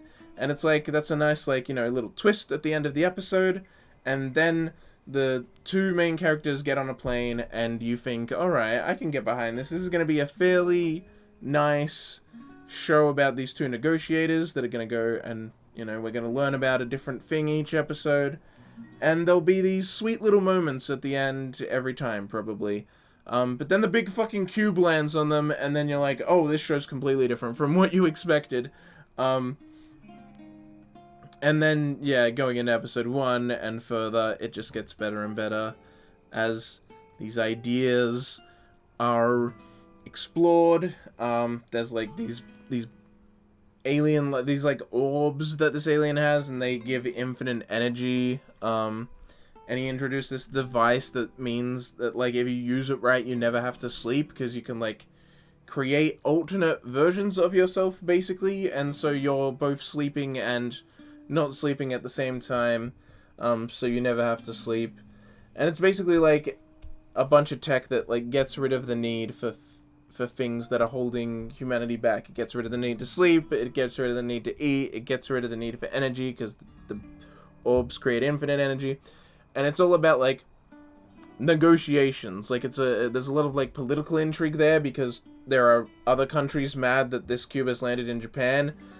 Japan gets, you know, a shit ton of these orbs that create infinite energy, and it's like, well, shit, why does Japan get exclusive access to those? And so the UN tries to, like, you know, make rules about, like, how many need to be handed out to what countries, and you watch that and all that happening, as well as the negotiations between the people of Japan and this alien with this cube, and, like, trying to work all these different things out. It's super fucking interesting. Eventually it goes to shit, though. It gets really weird and wacky, and eventually ends with this, like, the biggest arsepool of arsepools in fucking existence. The show just flies off the rails. Everything it does just stops having impact. It becomes unmemorable. It just becomes a mess. I remember all the great iconic ideas from early on, and I'm like, yeah, when the show was so good. And then it just fell apart. Once again, another show that was so good at the start and fell apart. What's really disappointing about this is this was like S, though. Like others, I was like, oh, if this had stayed good, it'd be an A, or maybe in a... No, Kato was definitely an S. Hard S. It was so good. So good. And it just fell apart, and it ended with, like, a weird ass pull and time bullshit, and yeah. Yeah. It's terrible. I hate it. Oh, someone just left. They didn't like me yelling about Kato being bad, I guess. Yeah, so that's a C. Dropped in a C. Obviously, you know, the stuff post when it was good is worse than C, but it has all the good stuff, so it gets to sit in C.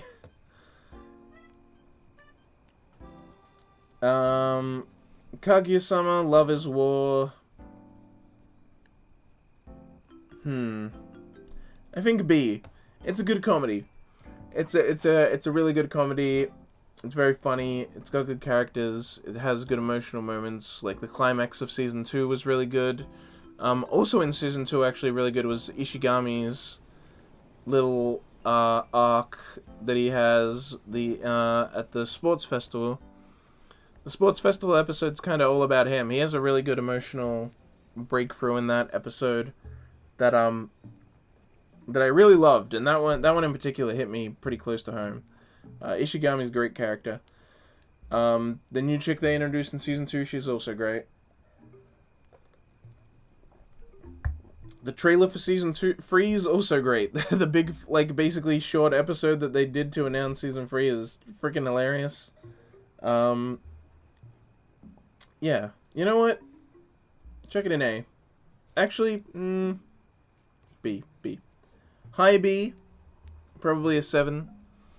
It is a really good, great, funny comedy. It's just, when I look at, like, what's in here and the other comedies in here, yeah, no, it's not A. It's not A. It's good, it's not that good. But yeah, nice, solid comedy with really good characters. Honestly, the characters are the best part of it, and I think that's shown as the characters have gained a lot of traction online. The character designs are good. I really like the female outfits, the like school outfits for the girls in this show. They're like they're really unique and nice. They're simple, but like very effective. I enjoy them a lot. Simple but effective. And yeah, you know, Chica Dance, bunch of other shit that's iconic from it. It's a good show. Really good show. I'm hyped for season 3.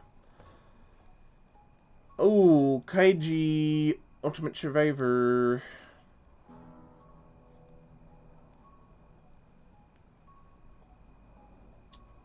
Yeah, probably B. Season 1's on its own would definitely be A, but this is both seasons. So yeah. Season 2 isn't nearly as good as Season 1. Season 1 of Kaiji is really, really good. I rewatched just the first season, like, last year or something, because I think I just felt like watching it, so I did. I rewatched the first season, but I didn't rewatch, the second season. But Kaiji is great. The first season's really good, and really great, and really strong. It's Squid Game, but better. Eat shit. And, like, yeah, like, the intrigue, the plot, the way he solves, problems in it is great. It's just a really fun, fascinating show to watch, you know. There's a lot of problem solving, a lot of amazing moments of intrigue and skill and intelligence used to win. Usually out of desperation. Like, the characters aren't as smart as, like, you know, Light or L from Death Note, but they're still put in a situation where they have to be tricky, and and it kind of has a similar vibe of, like, you know, the mind games and people trying to get one up on each other, and it's all about, like, the tactics and subverting the other person and all that. It's really good. It does it really well.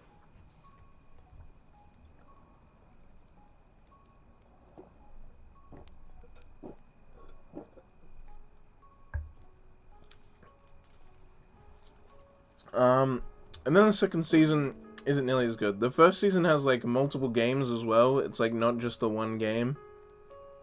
It has multiple games, multiple events, covers quite a bit of time. The second one is just pachinko. It's just trying to set up the way that they cheat this pachinko machine. There's, like, this huge pachinko machine that's obviously rigged.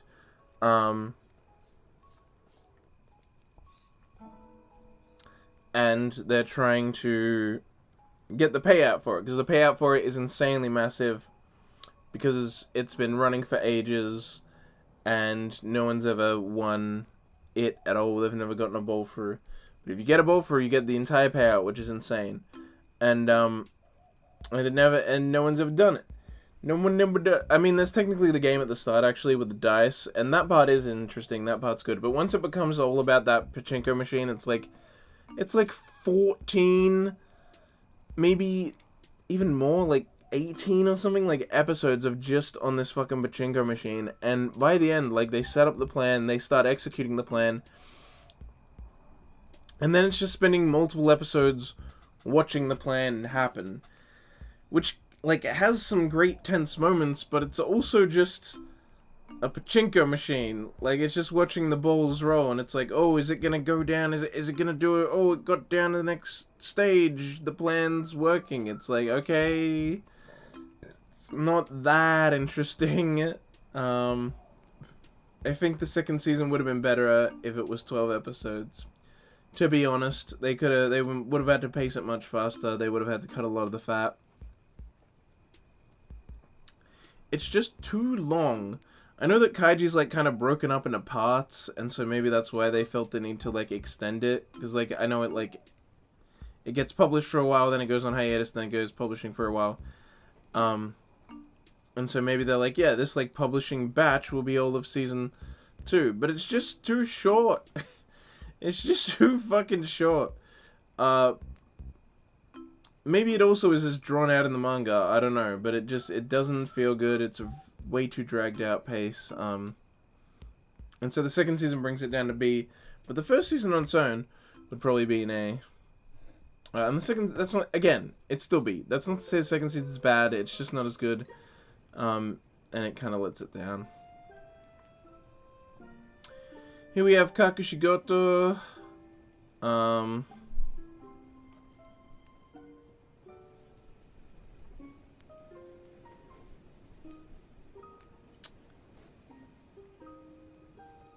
Probably a B.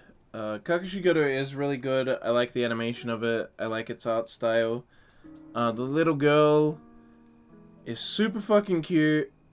Her name's like, it's like Kakushi, isn't it? Isn't that like a part of the pun? I know the dad's name is Goto, but I also know that Kakushigoto is like, you know, it's about the secret.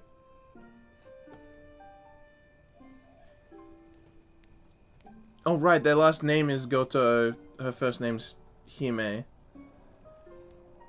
Right. His full name is Kakushi, and then Goto is his last name. But of course, it also means about the secret. Okay. Yeah, no, Kakushigoto is great. Hime is freaking adorable and super silly. She's like a weird, silly child that, like, has kind of abnormal reactions to things. But she's funny. She's really funny. I love her.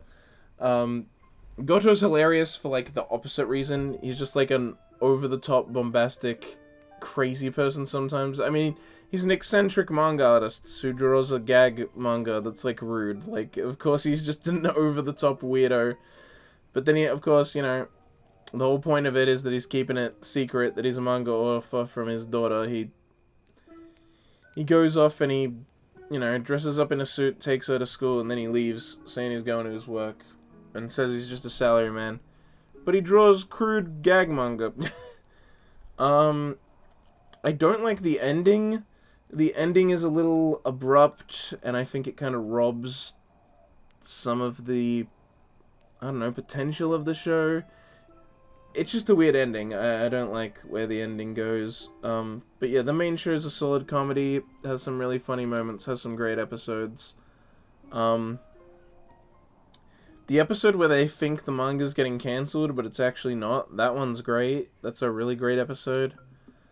They think it's gonna be cancelled, so he goes like, he's like, oh, I don't give a shit anymore. I'm just gonna write whatever, and he just goes crazy. And the show, and it's like suddenly really good, and so the guy's like, holy shit, he's getting really good. I guess because, like, what's really happening is that he's getting some color pages. It's not that he's getting cancelled, he's getting color pages. It's a whole comedy of errors for why he thinks getting color pages is him getting cancelled. But then, so the publisher thinks, like, oh, getting those colors pages, like, made him really happy, and he's inspired, and he's doing better, and he starts, like, going up in the ratings and stuff. But then he finds out they're not cancelled, and he's like, oh, we're not cancelled. and then it drops back down to being a somewhat average Gagamonga again. And that's a great episode.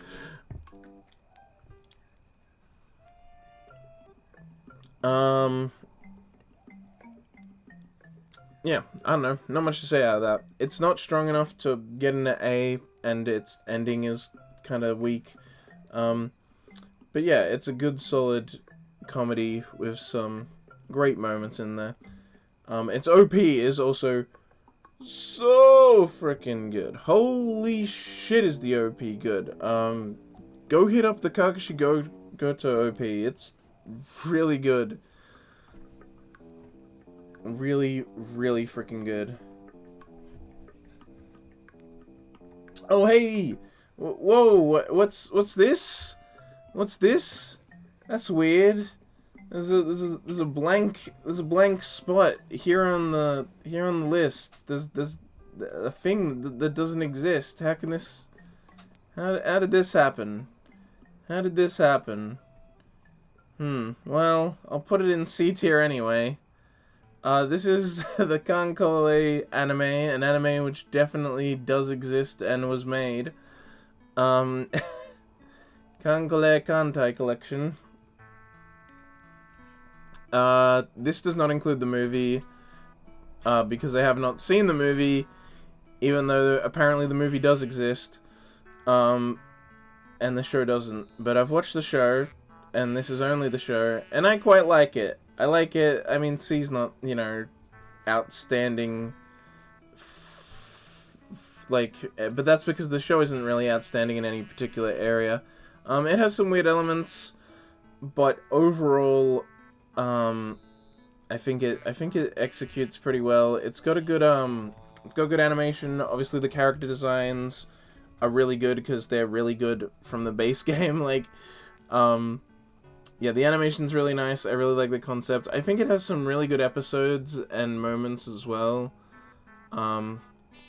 Like in particular when they go to, I can't remember what island. They go to an island, and there's like some boat there that's like huge that like has never actually been used, and they let it have an opportunity to actually go out on the water and you know, be used, and she's happy for that. The characters are just, I don't know, man, they're super cute. The show isn't that bad. It's the thing is that the plot is basic, and that's it. Like, that's why it's in C. It's a very average, basic plot that isn't special in any way. But there are super good character designs from the game that are these super cute girls that are also boats that are great, and also the fact that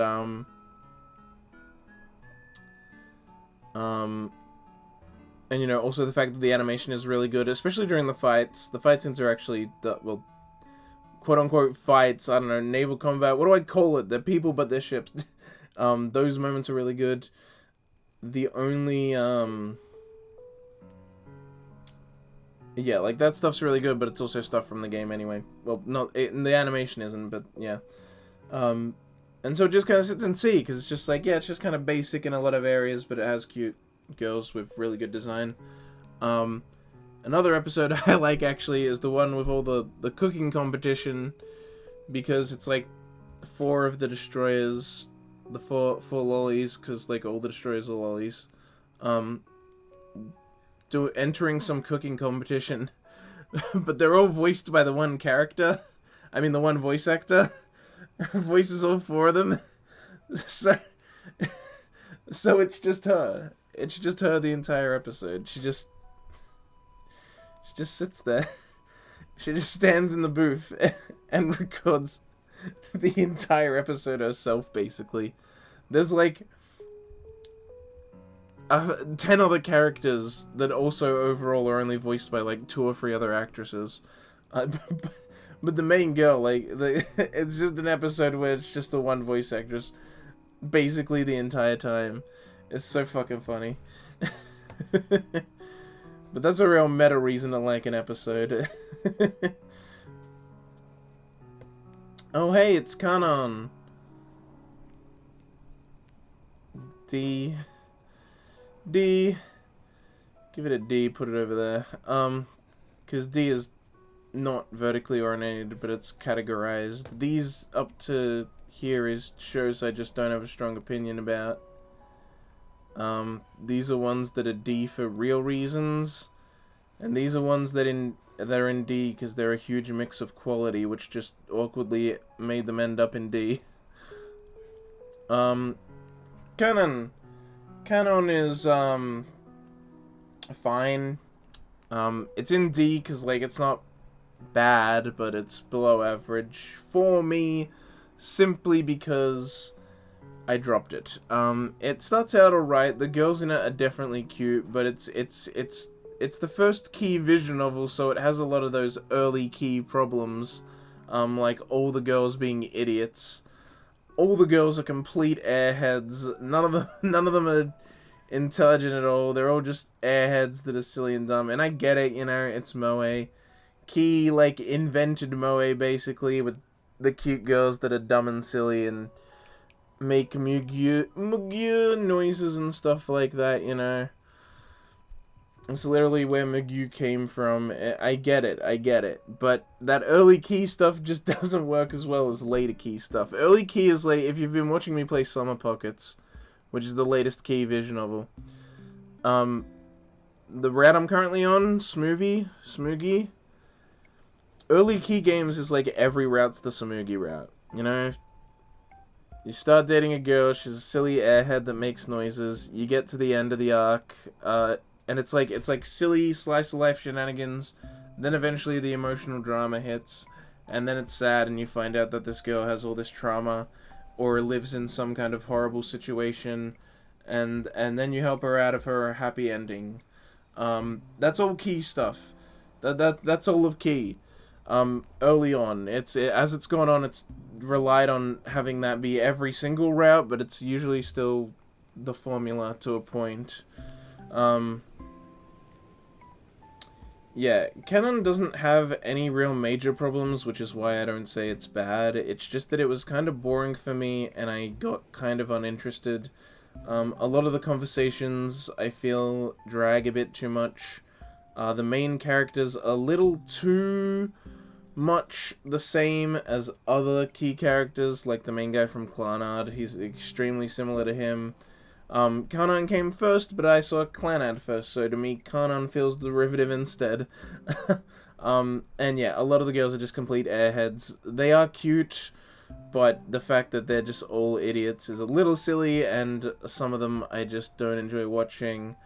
I like the aesthetic, you know, I like the winter theming that's running throughout it. It's just a little too being light, fluffy, early stuff for me to have bothered, so I did end up dropping it. This is probably the main thing on my dropped list, though, that I could see not being there forever. You know, dropping a show isn't permanent. If one day I decide to watch it from the start to the end, or pick it back up from where I dropped it, I'm allowed to do that, you know? It's my fucking anime. I can do whatever I want. Dropping doesn't mean it has to be permanently dropped. And out of everything that I do have dropped, I think Kanan is the thing I am most likely to possibly pick back up one day and actually finish. But at the moment, I have not done that because it's just a little too boring for me to care. But it's not, yeah, it's not bad. Keijo.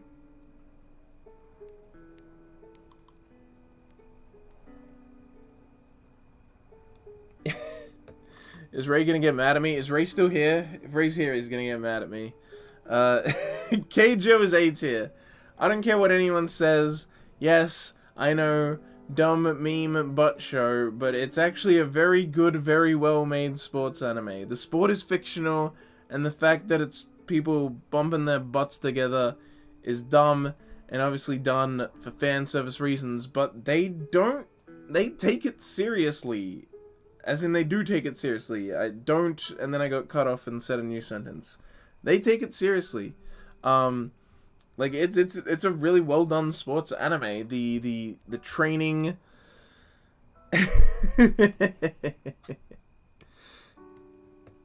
Kaori confused. A tier. Shaking my head. Look, it's good. They actually take it seriously. It's got really good animation. There's proper, like, the training arc stuff like any other sports anime, and there's the actual matches have so much hype behind them. They really do, like, hype the hell out of these matches, and then they just execute on it with great animation in a great match between these characters. It's like any other sports anime where there's a problem that is presented for why the enemy is better, and they have to overcome it and eventually beat him, and they fucking do. And it's done so well, especially the final match. The final match is, like, huge and, like, takes multiple episodes, and it's just so good. It's so good. It's just a really good sports anime, and I feel like the fact that, yes, it is a bit silly, it's a bit fan servicey, it's a made up sport that's made up technically to be fan servicey, makes a lot of people discredit it, but it's actually a really good, really solid sports anime, that I think is fucking great. And I've heard the manga, like, is even better, and keeps getting better as it progresses. So, I mean, hopefully a season 2 one day, because I highly doubt I'd bother reading the manga for it, but if they put out a season 2, I'd watch it for sure. Yeah, I was really surprised by how much I enjoyed it. I watched it I came for the silly, stayed for the super good sports anime. It's actually really good. Right into A tier. Higher than Haikyuu. How does that make you feel? How does it make you feel, Ray? I put Haikyuu in B. Haikyuu's good. It just sucks at building hype for itself. Kimono Friends. Kimono Friends is S. Keep in mind, this is just season 1. I have not seen...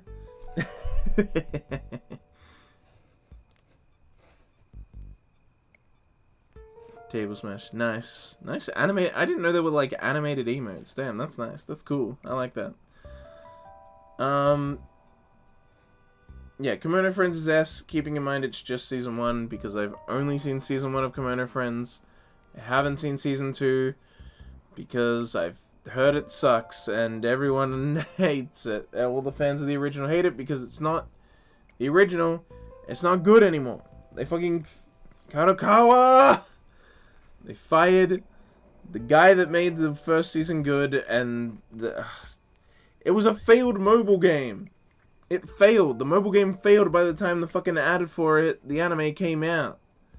But then the director made it good. He's like, what if we make an actual good show? And then Kadokawa was like, hey, thanks for making an actual good show that's super popular. We're gonna fire you now and hire a cheaper director to continue the show now that it's popular. And it's fucking worked. There's mobile games and video games and more anime seasons, and it's a big franchise now that exists simply because that first season was actually made good. But the person who made it, they just fucking fired him and got rid of him. They got rid of the reason it was good, and they fucking got away with murder, basically. The bastards.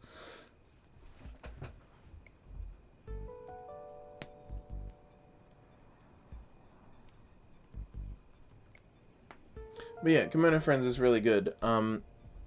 It's I feel like I don't need to address that. I feel like everyone's kind of gotten past the point of saying it's bad or a meme show. Like, it's actually just genuinely good.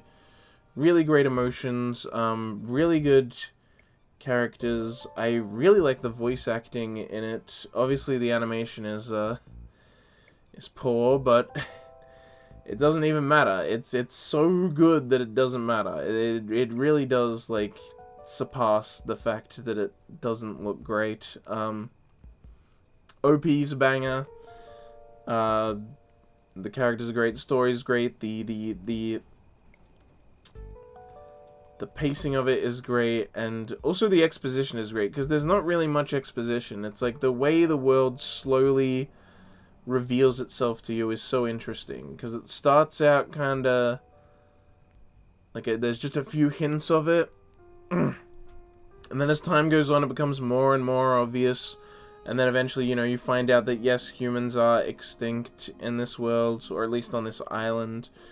And it just slowly changes, and there's just this underlying mystery that is slowly being uncovered and evolving as silly shenanigans happen with side characters.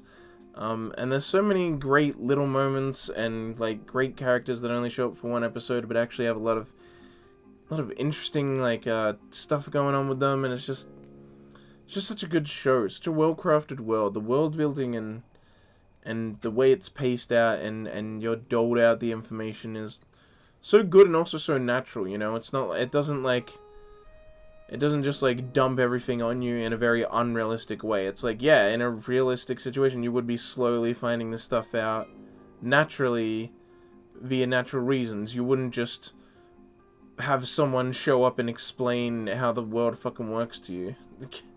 Because to them, it's just, you know, it's just a bunch of normal stuff. They don't, like, do people just come up to you in real life and explain to you how a fucking combustion engine works? No.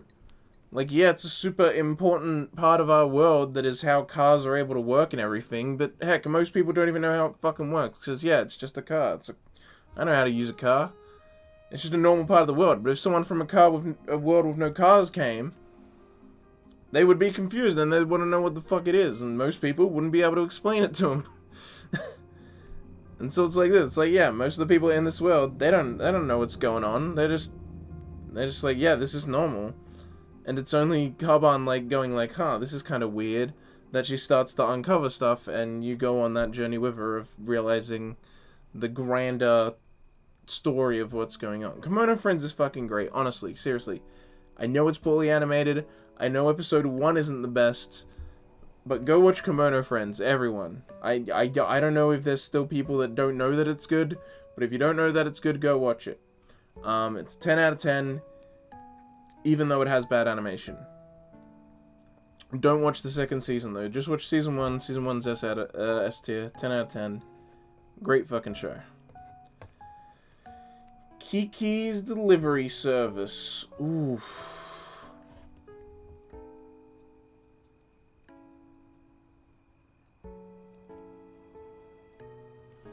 I think A.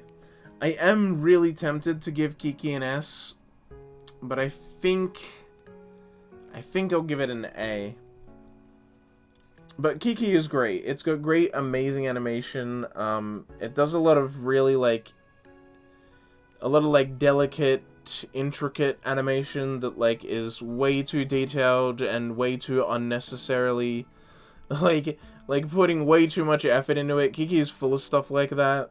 I know a lot of Ghibli stuff is, but Kiki in specific encapsulates that for me. And I think it's because there's a lot of it that's very simple stuff that isn't hard to animate. So when it can go all out, it can and does, and it's wonderful. Kiki is just a great movie. It's just chill vibes the whole time. It does have its emotional moments, but mostly it's really nice, chill, relaxing, great movie to watch. I own a physical copy. I just chuck it on every now and again because it's just a nice nice movie to chuck on and chill to. It gives me chill vibes. I simply don't think it... Should it be S? I don't know. Kiki and Jobless, I will put up the top here so that I remember to consider putting them in S later. They're very close to S. They're very close. But they're just quite not there, I think. Kiki's great, though. Great movie. I mean, do I need to tell you that? It's a fucking Miyazaki movie. Everyone knows it's great. Kiki's great. If you haven't seen it, go see it. Oh, shit. Kill a kill. Don't lose your way. A tier. Kill a Kill's great. It's fucking fantastic. Trigger, you know... Trigger likes to put out bangers, usually. There's a few not great Trigger things, but a lot of Trigger's bangers. And, yeah, Kill la Kill's a big one. Kill la Kill is fucking so good. The animation is just awesome. The fucking character designs are so sick. The story is great. The the directing, in particular, is so... Like, the directing paired with the animation is so good. If you haven't, go and watch Yig Studios' video, Explosive Payoffs in Kill la Kill... Explosive Animation Payoffs in Kill la Kill, or something like that. I can't remember the exact title, but that video is fucking great, and it explains how, just, like, the early part... Like, it shows you how much, like, thought and good directing is crammed into this fucking show, along with the great animation.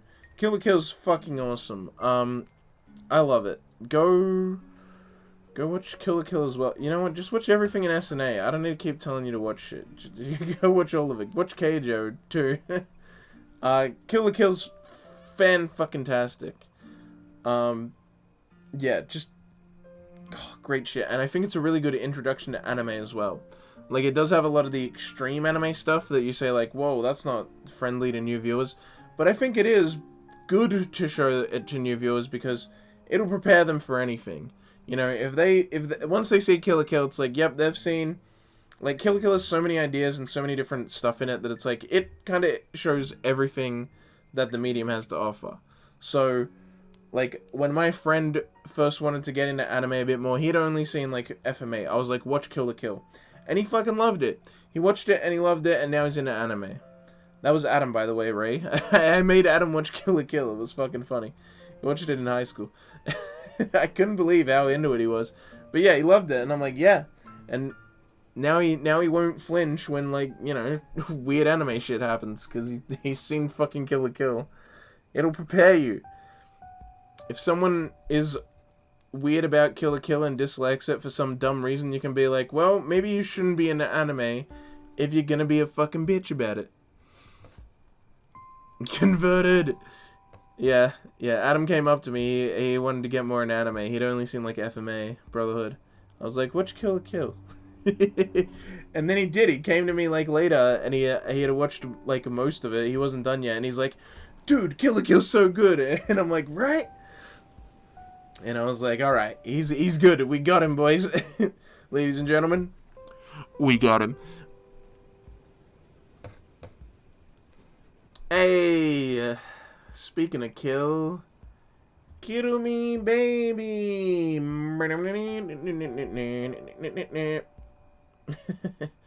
I mean, see, probably, honestly, I love Kill la Kill. I mean, Kill Me Baby. I love Kill Me Baby, but I love it for very... I don't love the show in terms of watching it. I love what Kill Me Baby represents for me, which is that it's the first anime I watched, kind of.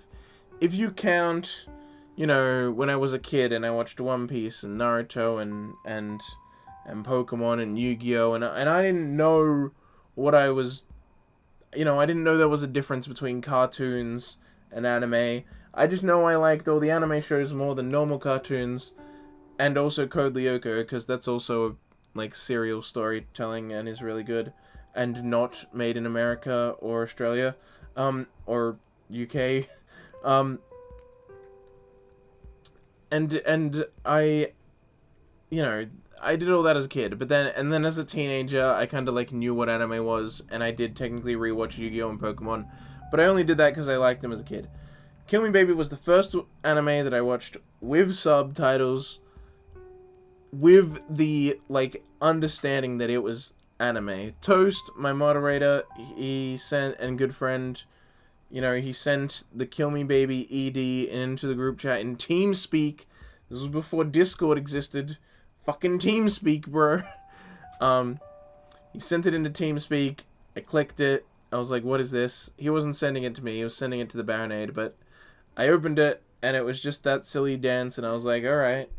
But then I saw on the sidebar, episode 1 was uploaded onto YouTube, and it was like, episode 1, English subtitle, and I was like, oh yeah, anime exists, those Japanese cartoons, and a lot of people watch them with subtitles instead of, like, the dubbed translated, because obviously I watched the dub of Pokemon and Yu-Gi-Oh! And stuff like that, and I was like, yeah, subtitle versions exist, and I was like, why the heck not? out of curiosity, I clicked it, I watched the first episode, and then I just kind of kept watching it. And it took days, it took ages, because I wasn't used to watching media in general, and I also wasn't used to reading subtitles. But I eventually got through it after a few weeks, maybe a month or so. And yeah. And then I made my Mal account, my MyAnimeList account, before I even finished Kill Me Baby. That's how early I've had my Mal account, which is why I like my Mal account so much. It's basically existed for as long as I've been into anime. Because I had it right from the get-go, so I haven't missed anything. You know, there are people that are like, oh, there's a few things missing on my... No. My Mal is... Mine's impeccable. I update it, like, almost every day if I watch anime that day. It's fucking updated. I love my Mal. I take great care of it. Anyway. Kill Me Baby. It's a C. It's a fairly average comedy. Sometimes the jokes don't land. Sometimes an episode can be boring. There's also some funny stuff in there. I think the characters are honestly the best part. Yeah.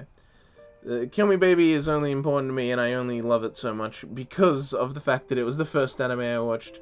And it's the reason I then proceeded to watch all this, and it completely changed my life, and anime became my main obsession, and something I just hyperfixate on.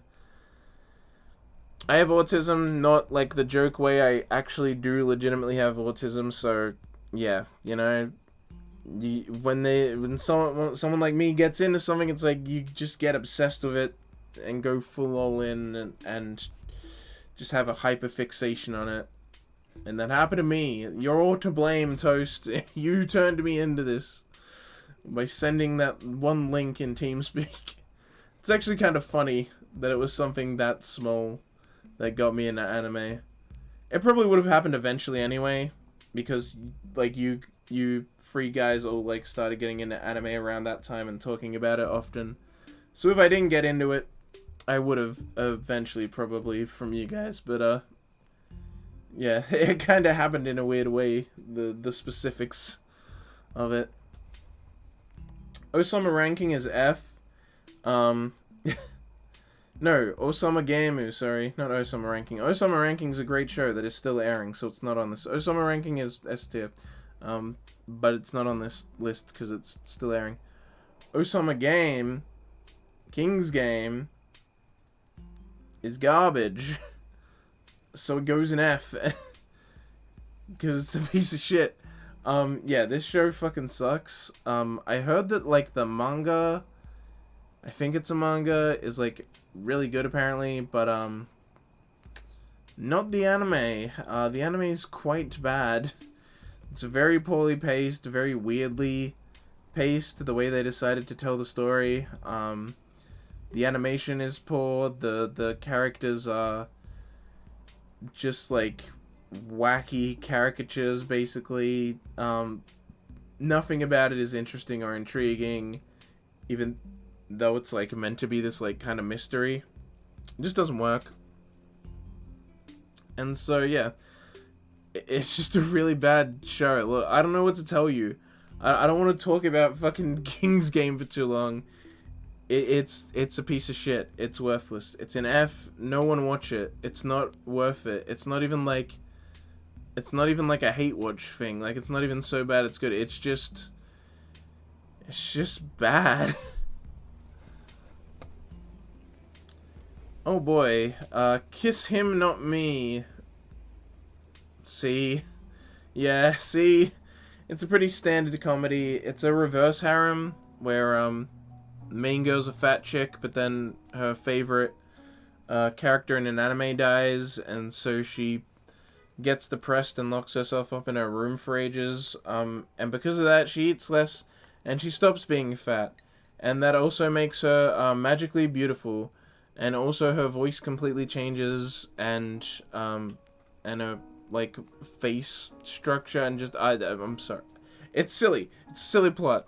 Point is, she's now beautiful, so a bunch of boys want to bang her, but she doesn't want to bang him because she wants them to bang each other. That's why it's called Kiss Him Not Me. She's a fujoshi. She's in a boy love So she just wants the boys to be with each other.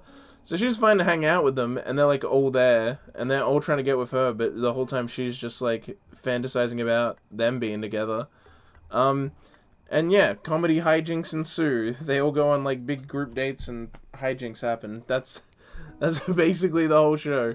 Um, it's fairly funny sometimes. Most of the time it's a little boring though, and it has really weird audio mixing. I don't know who the like audio editor was, or if someone was specifically just in charge of audio mixing. Um, but there's something wrong. There's something deeply wrong with the audio. It doesn't persist throughout the whole show, but I think it was like episode 2 and 3, or maybe it was just one of those, has like really bad audio mixing where the background music is way higher than any of the voices, and it's not even that loud. Like the background music, it's a little loud, but it's not like if the voices were normal volume as well, you wouldn't notice that the background volume's like, you know, there like too loud. It's like a little bit loud, but also all the voices are super quiet. It's not like the characters are speaking quietly or anything like that. It's the mixing is super low. You can like tell that like they're talking like normal volume as they should be, but it's like just been turned down on a fucking slider. I don't know what went wrong or what caused that, but it's pretty fucking bad production values, which yeah, the fact that was allowed to happen at all is kind of a red flag. The rest of the show ended up being fine. It's a C, as I said, mainly because it's just a sometimes funny, mostly boring comedy with a funny concept. The concept's the funniest thing. That's the problem. Is the concept makes me laugh a bit more than any of the jokes in the show did. It's alright. Yeah. Kiss X Sis F. I know some people like love this show, but Kiss X Sis fucking sucks. I dropped it, and that's because I actually did watch all of King's Game. By the way, that I didn't drop that show. I watched all of it. Everything else in F I dropped except for Grave of Fireflies because it's a movie. So I sat through all of it. And I also sat through all the King's Game for some reason. I watched it all in like one night, so whatever. Kiss X Sis, yeah, Kiss X Sis is bad. I don't like it. It's a fetish show. I know people like to pretend it's good because haha, funny fetish show. But no, I don't like it because it's just a fetish of the week show. Each week they just show off a new fetish, while there are incest overtones throughout the whole thing. When it got to like episode 3 or 4, and the guy gets, the girl pisses on the back of his head, and then when he's cleaning up the piss, he like smells his hand. I was done. That's when I'm like, alright, fucking abort mission. I'm not watching this fucking show anymore. I don't care that it's a big meme and a big part of anime fucking code. I'm out. I'm done. And that's when I left and I dropped the show, and I've never gone back. No, thank you. I kind of just there and then realized what it was about, and I'm like, I don't want another fetish like that to come up. Like one where not only do I not like it, but it like actively disgusts me. No, thank you. Don't want to risk it. I'm done. Goodbye. So yeah, Kiss X Sis, sucks. But if you're into P, go check it out, I guess. Here we have Kisniver. There's gonna be another C because it's very flat and plain and kind of boring. It's good to see that C is getting filled out. I was worried the fact that A and B were both higher than it. That shouldn't be the case. This should follow a bell curve, and it kind of will, except D, E, and F will all be way less fill than B, A, and S, because, again, I don't watch a show if I think it would be bad, so the bad is less filled out than the good. Anyway, yeah, Kisniver's got a really good OP, obviously, you know, that OP's iconic. lay your hands on me while I'm bleeding dry. You know how it goes. No, I'm not. The characters are alright. Some of them are a bit flat. The character designs are really nice. I really like the animation. I think the concept is interesting, and it explores pretty good ideas with that. You know, the fact is they all share pain, but then it's like, but how do they deal with, like, emotional pain and people being sad or upset about things? And it's like the way that that's, like, shared between them, and it all becomes a big messy love hexagon as well. It's all very interesting. I really like it, that stuff about it. But overall, it's just kind of falls flat. It's pretty bland. The first handful of episodes are kind of interesting, but then again, towards the end, it just falls flat. It's very unmemorable. I don't remember much of it.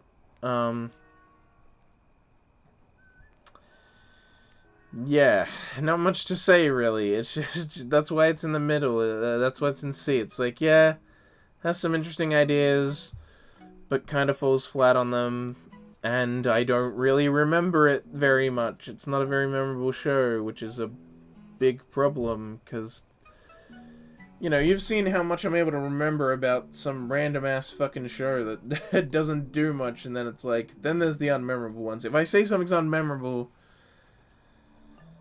that's never a positive.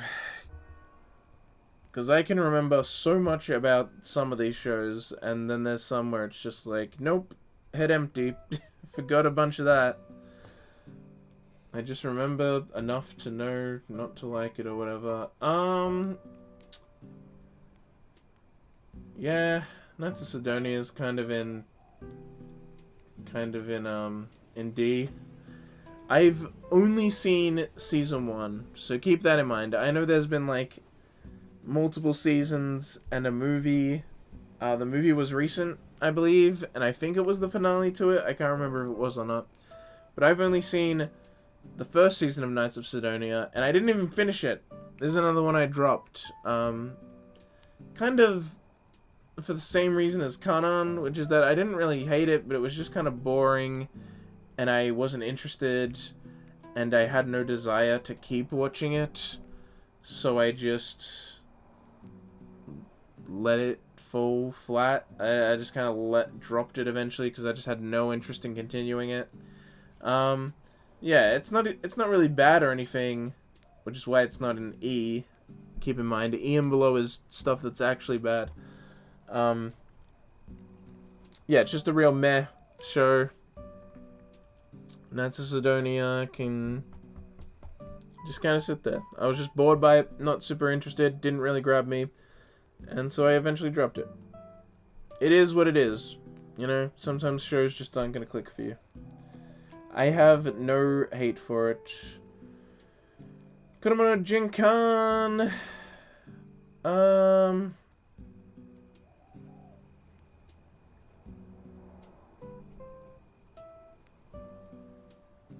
Maybe C?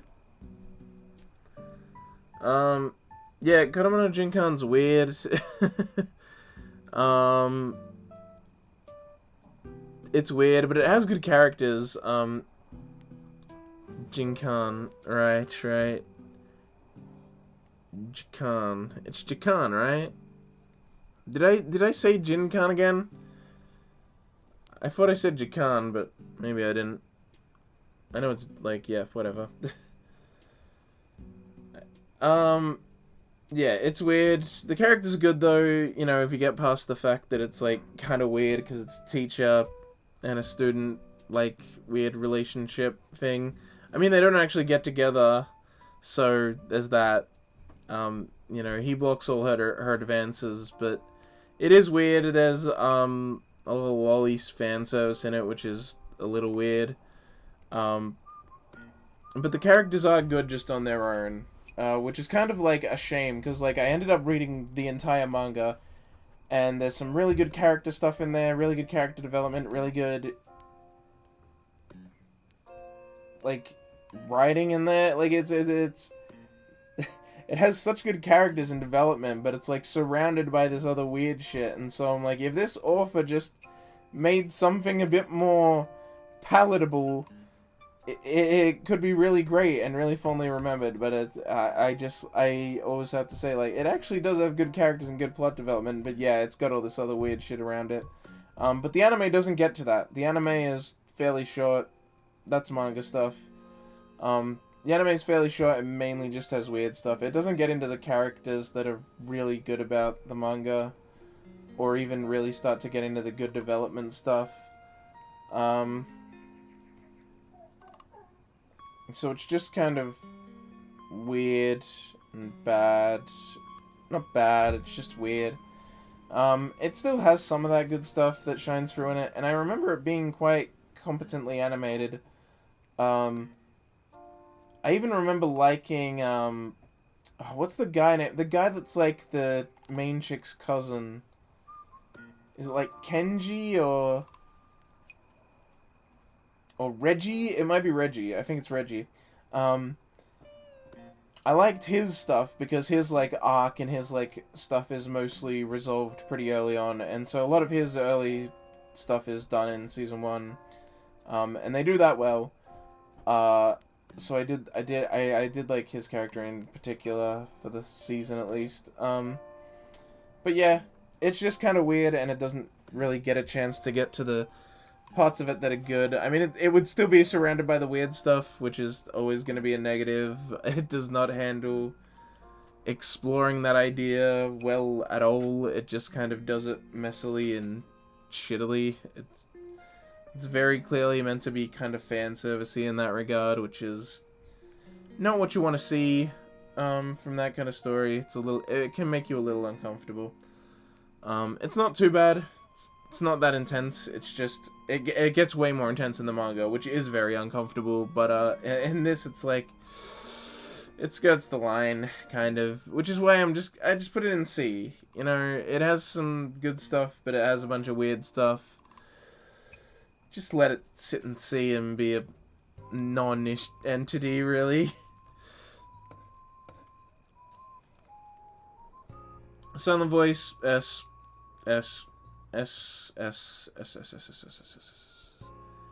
Silent voice is an S tier.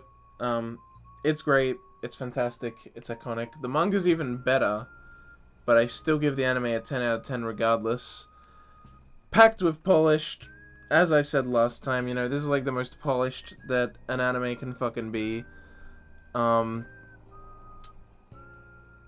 love the story. I really like a lot of the characters, even though I hate some of them. I like the fact that they're there and what they represent. Especially for like fleshing out this like group of people. It's really good to like have it be quite dynamic in the personalities that are in there. I don't know, man. This story just hits super close to home for me. It hits me pretty hard. A lot of what the main character goes through.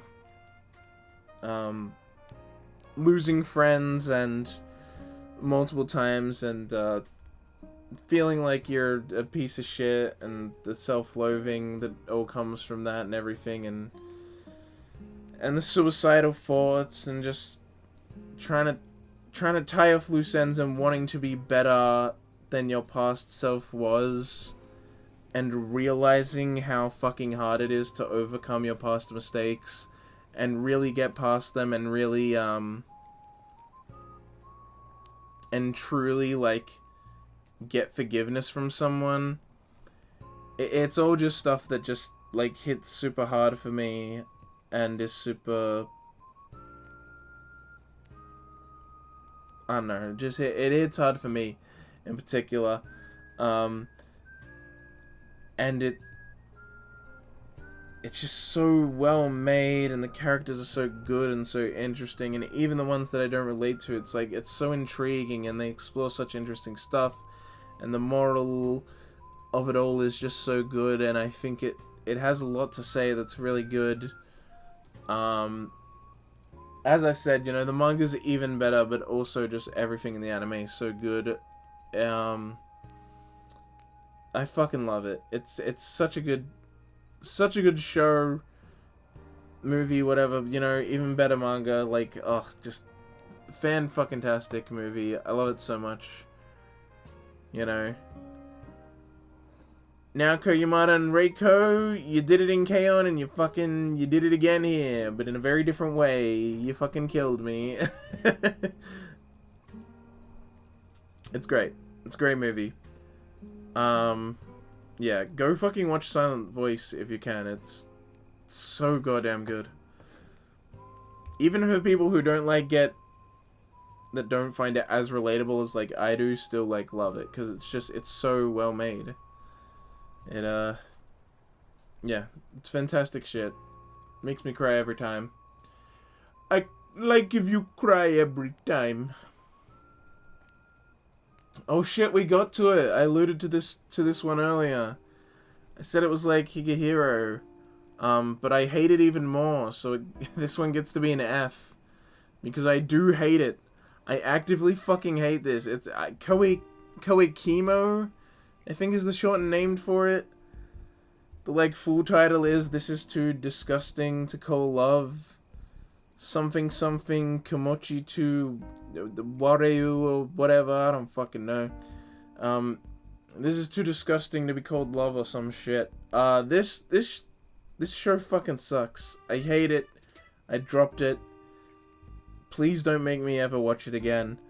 It's it's so bad. The animation in is subpar to begin with. But for the first thing I noticed when I watched it is the really weird voice acting. Not the performances themselves, but the recording. What were they recording this on? I want to know the equipment. What studio were they at? What fucking mics were they using? Because it's all very obviously a poor quality mic, which is kind of or at least a poor audio situation. Is someone knocking on my door, or am I hearing hang on, I think there might be someone at the front door.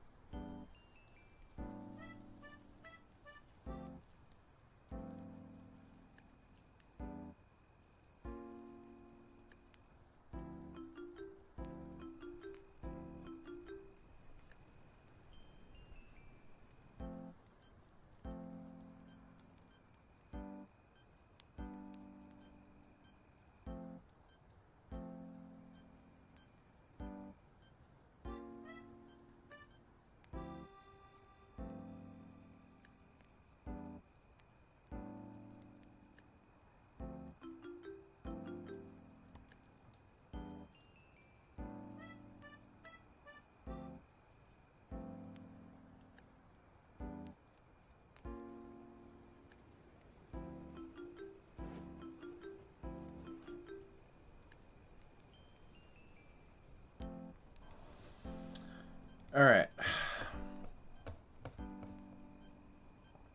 There was no one. I was just hearing things, I guess.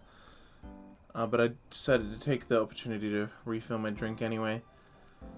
Yeah, so this fucking show, really weird. They're in like a weird recording space, or it's a poor quality mic. I don't know how this happens with an anime, because, you know, anime, the voice quality is always so high that, like, you don't even think about, like, oh yeah, this is like, you know, someone's just standing in a booth recording this shit. It immerses you really well, and so it's just weird when this show has this like weird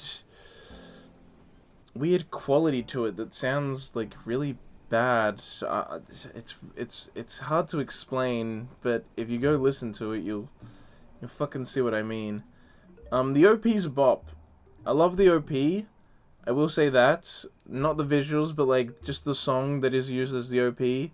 That's really good. That's about it. As I said, you know, voice acting's weirdly not good quality.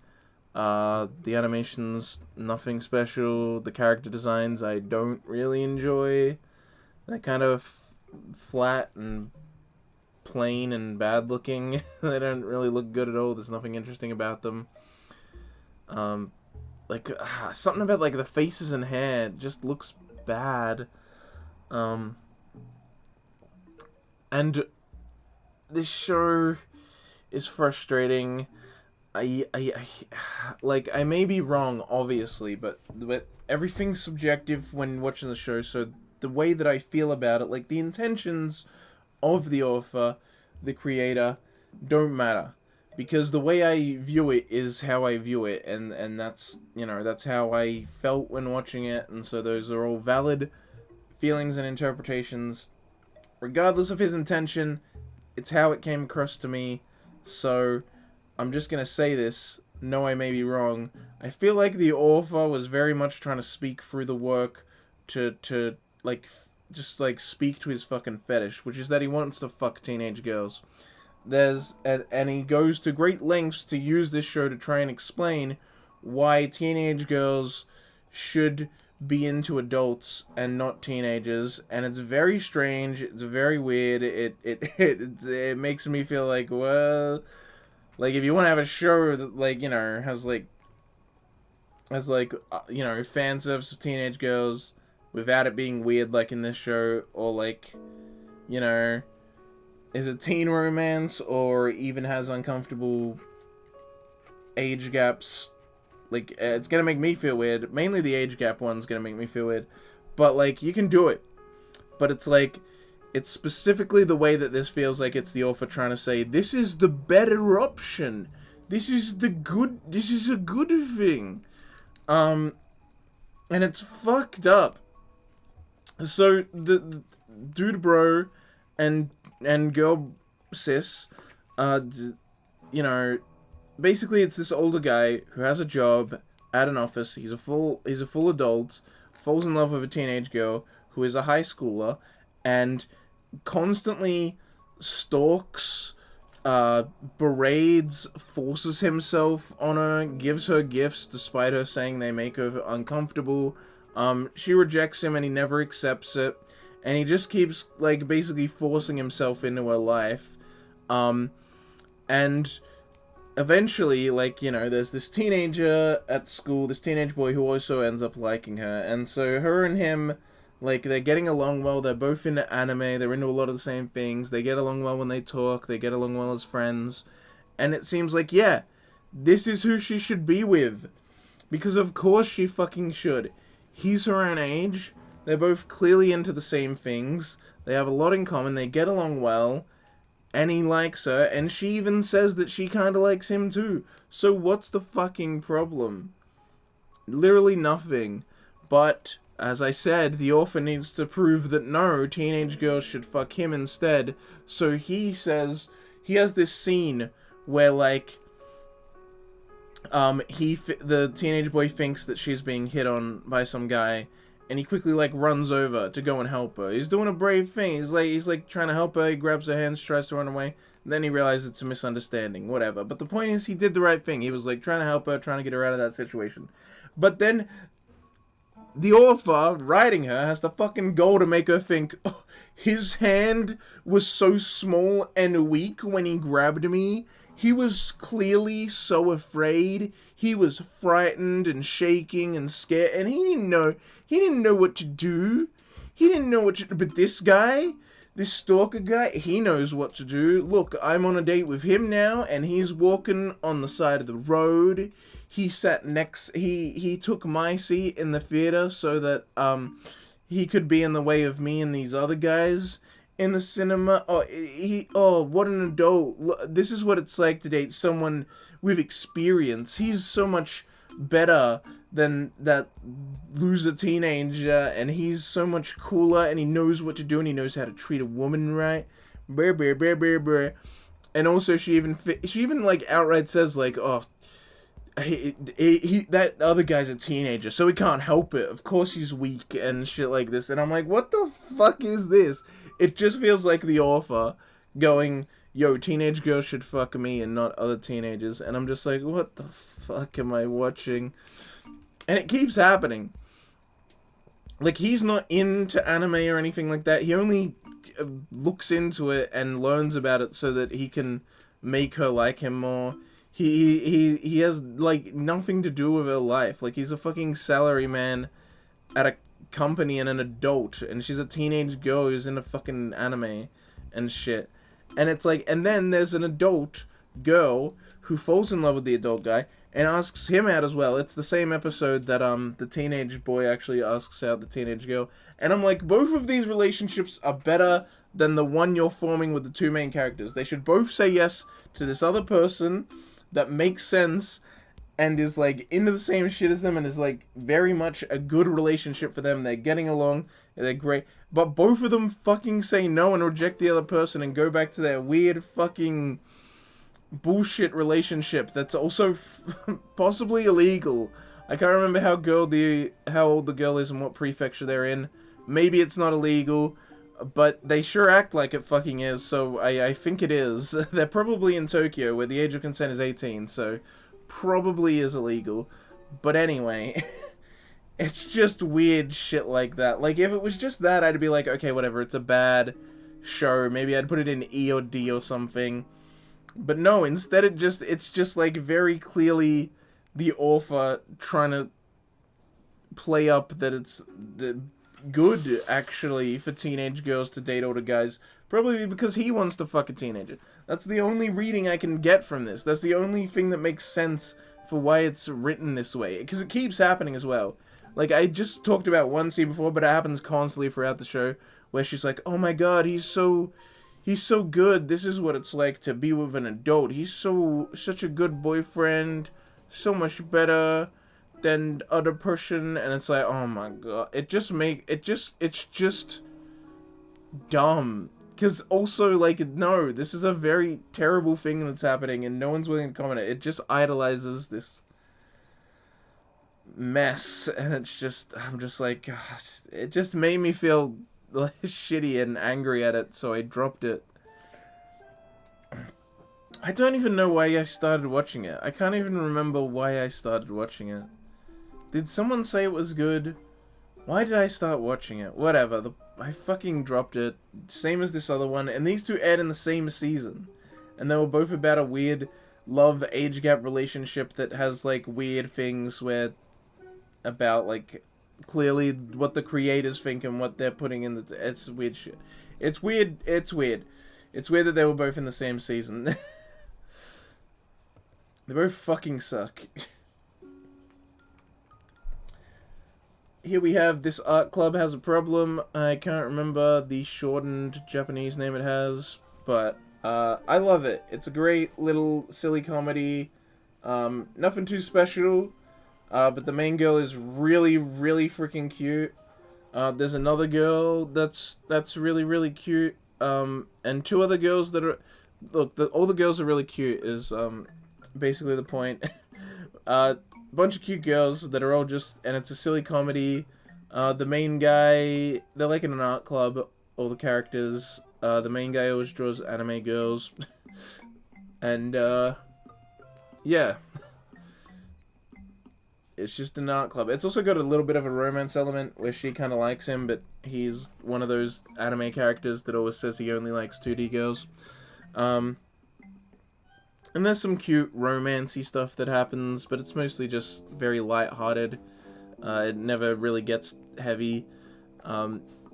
It keeps up... comedy is its main focus most of the time, because there are even, like, entire skits that just don't even involve those two.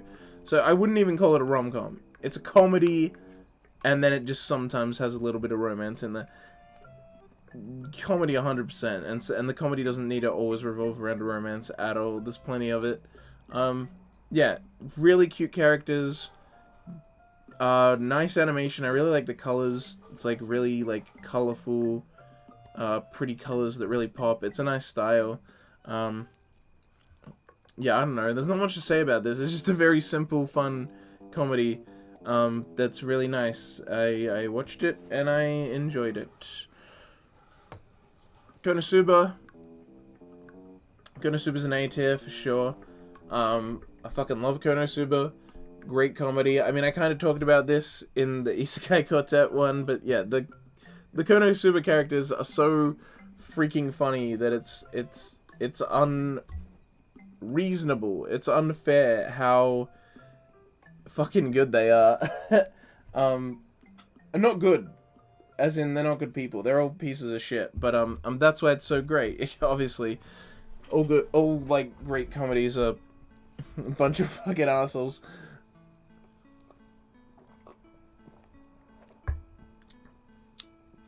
But yeah, it's so fucking funny. Such a good comedy. Konosuba's great. If you haven't seen Konosuba, what is wrong with you? Go watch Konosuba. It's fucking great. This is both seasons and the movie. I've watched them all. I got to watch the movie in cinemas. The movie was fantastic. You know, I mean, it's just as funny as always, and it expanded the world building a lot, and it's just full of great animation, great jokes. I'm glad that JC Staff, like, also gave it their all. It's really funny, because, like, the first two seasons of Konosuba are done by Studio Dean, and the movie's done by JC Staff, which are both kind of infamous studios for being bad, or at least, like, mediocre fairly often. Like, JC Staff does pull out good stuff sometimes, but they're both kind of just known for being fairly mediocre often. But for some reason, they both just smash it out of the park with Konosuba. It's like, I don't know, I guess they know it's, like, so good, so they put a lot of time and effort into it. But, yeah, Konosuba's fucking fantastic. Both Season 1 and 2 and the movie. It's all great stuff. I love all of it. Season 3's been announced. I'm hyped for Season 3. It's just a great comedy. I'm trying to go faster, so I end up repeating myself a lot with these, because I'm thinking about going deeper, but then I'm like, no, I don't have time to explain all the comedy. So then I just say it's a great comedy again. But, yeah, honestly, great characters, all with great gimmicks that don't even get old. Even the, like, explosion joke from Mega Man hasn't really gotten old. Um, yeah, I'm probably good to place that in C. Kyokai no Kanata is a, it's a KyoAni show, actually. It is animated really well. Its animation is top-notch.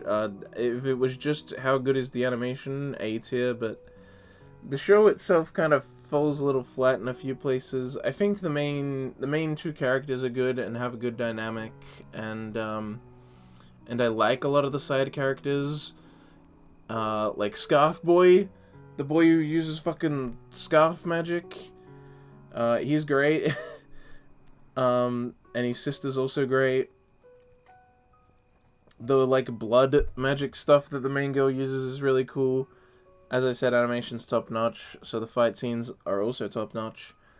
There's some good emotion in there. There's also good comedy. Like, the Idol episode is, like, purely just a bunch of jokes, and that's fucking great. And the Idol dance song thing they do is actually really funny. And really well done. But despite that, it's mostly just got nothing that's actually super outstanding about it, except for the animation. It's just kind of like, yeah, the plot happened, it's funny sometimes, it's good sometimes. I don't have anything negative really to say about it. It's just fairly unremarkable, but really competently well made. And so, because the plot is just kind of there, and even I think is bad at some points, the writing actually. I guess the writing sometimes gets bad, but overall, I wouldn't call it bad for the entire series or anything. So yeah, like, even though there's this great presentation, and it's very well made, the fact is that overall it's just unremarkable, and so I just kind of think of it as like, oh yeah, it's that thing. Had good animation, but it's that thing. And, yeah, and this is just the series, by the way. I know there's a movie continuation, and I even have the movie continuation. I have a physical copy of it on my shelf, and I have for like 3 or 4 years now. I'll watch it at some point. I just haven't yet. But I need to get on that. I plan to get on that when I do my big KyoAni rewatch. I'm gonna rewatch this series via the recap movie, because that's in the same, like, case as the sequel movie. I just wanted the sequel movie, but they come together, so it's like, alright, whatever.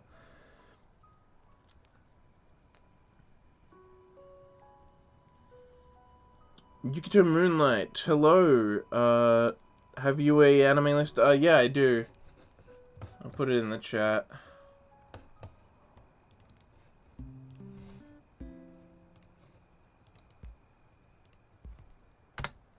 There you go.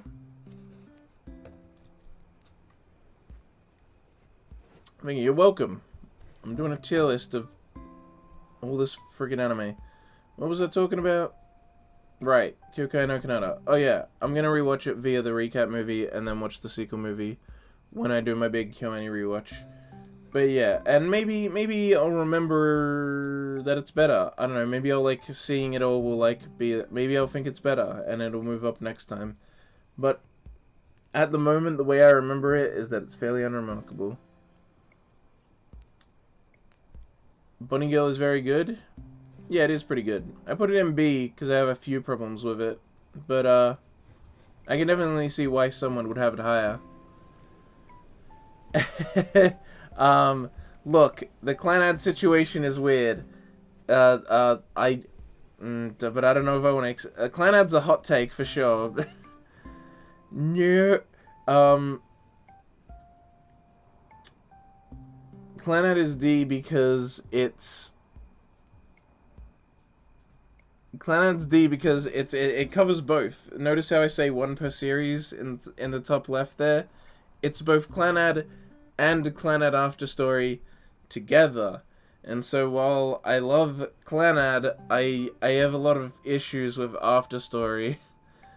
I know a lot of people like After Story more than normal Clanad, but I like normal Clanad a lot, and I'm not a big fan of After Story.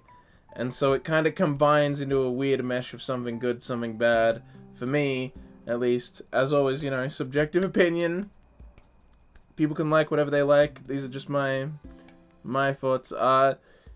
Yeah, so Clanad ended up in D. Oh my god, you followed me. Thank you. Thank you, Yukito Moonlight, for the follow. My 59th follower. Holy shit, guys. We're almost at 60 followers. Hopefully I can get affiliates soon. It took so long to hit 50, and then, like, in a few months after hitting 50, I've almost got 10 more. That's crazy. It took me, like, over a year to get 50.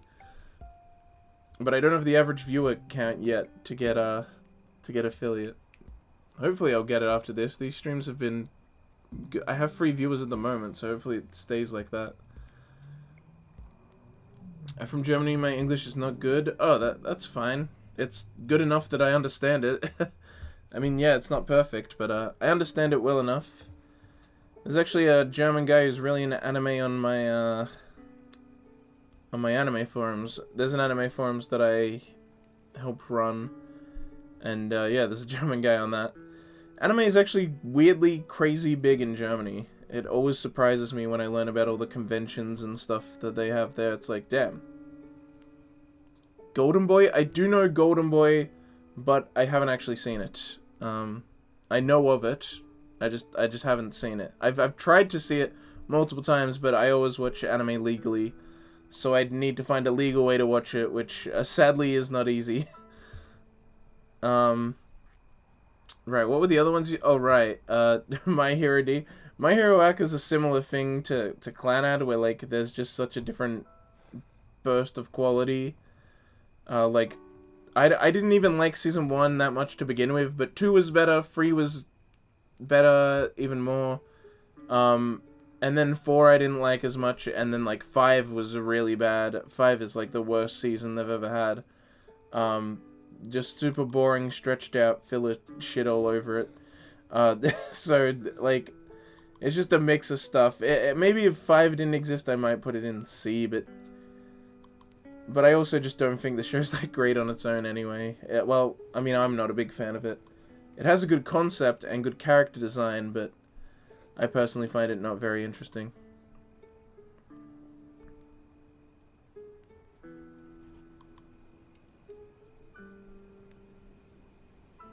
I see what anime goes when I look out the window. Yo, let's fucking go. Yeah, that's the real shit, man. Yeah, now Germany's a great country. If I had to move to, like, Europe, I'd want to go to Germany for sure. You guys are also, like, basically the best in the world for, like, renewable energy and shit like that. Germany is fucking awesome. Great, great country. It's also, like, just a great country to live in for a lot of other reasons. Like, real reasons. Me, I'm from Australia. Land down under.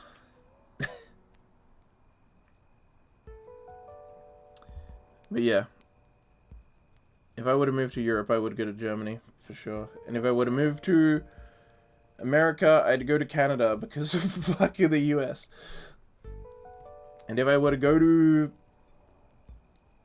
Asia, I'd go to Japan, because I'm planning on moving to Japan anyway. I was meant to move to Japan in 2020, but then COVID happened. So, I'm still in Australia. I'm still stuck here. But yeah, Australia's good. I'm very glad I watched a lot of anime in your country. Yeah, I mean, I watched it subbed and, like, online, but it's like Crunchyroll sends, you know, most of their stuff is available in Australia. We have Anime Lab, which is an anime and, I mean, Australia and New Zealand only anime streaming service, which got bought by Sony and then merged with Funimation, so now it's just Funimation, but yeah. Yeah, there's also, like, multiple conventions a year and stuff. The anime is also here. A bunch of the, like, anime movies I was able to see in cinemas with subtitles, so it's all good. It's prevalent here as much as anywhere else, really. Any other, like, a developed country that has the privilege of having people get obsessed with luxuries.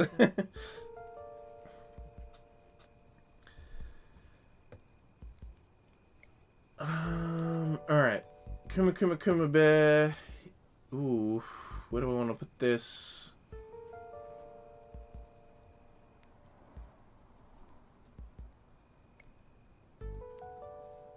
I think B.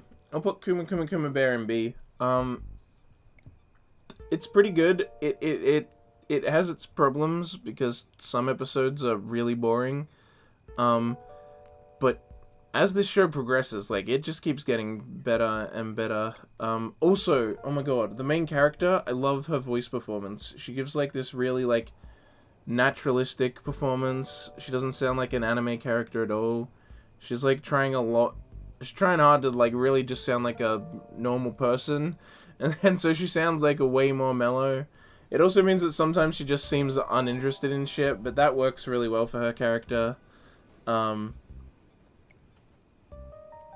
It's another, like, show where it's, like, an overpowered protagonist.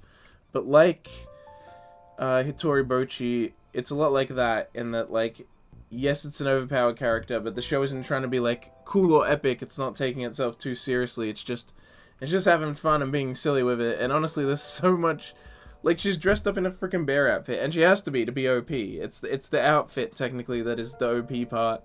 And so she has to, like, do all the OP stuff in the bear, like, onesie, and then, like, people find her, and they're just like, what the hell are you? And she's like, oh, hey, and they're like, you killed this, like, monster? And she's like, yeah. And they're like, you in this bear outfit? And she's like, yeah. Like, everyone just, like, treats her weirdly. It's kind of a dumb joke, but it makes me laugh most of the time the way they use it. And she just ends up with a ton of crazy magic and uses it to help out people. But, yeah, it's great. She, like, helps out a bunch of different people and, like, goes to a bunch of different, like, towns and, like, the capital and stuff, like, in this world. It's technically an isekai, and it has a really nice, fleshed out world that they actually explore a lot of concepts of. You know, she fights a kraken at some point. There's actually decent arcs. This show? Kuma Kuma Kuma Bear. It aired at the end of last year, but I didn't talk about it on my last year anime list because I only finished it in January this year. But, yeah, I mean, it's alright. It's B, because, like, it's nothing fantastic, but it's a pretty fun, silly show with a really adorable girl. The ED is super adorable as well, and it's a pretty good song too, so that's a positive. Dude, why does it feel like it's getting hotter? It's like 5 p.m. It should be, like, starting to cool down.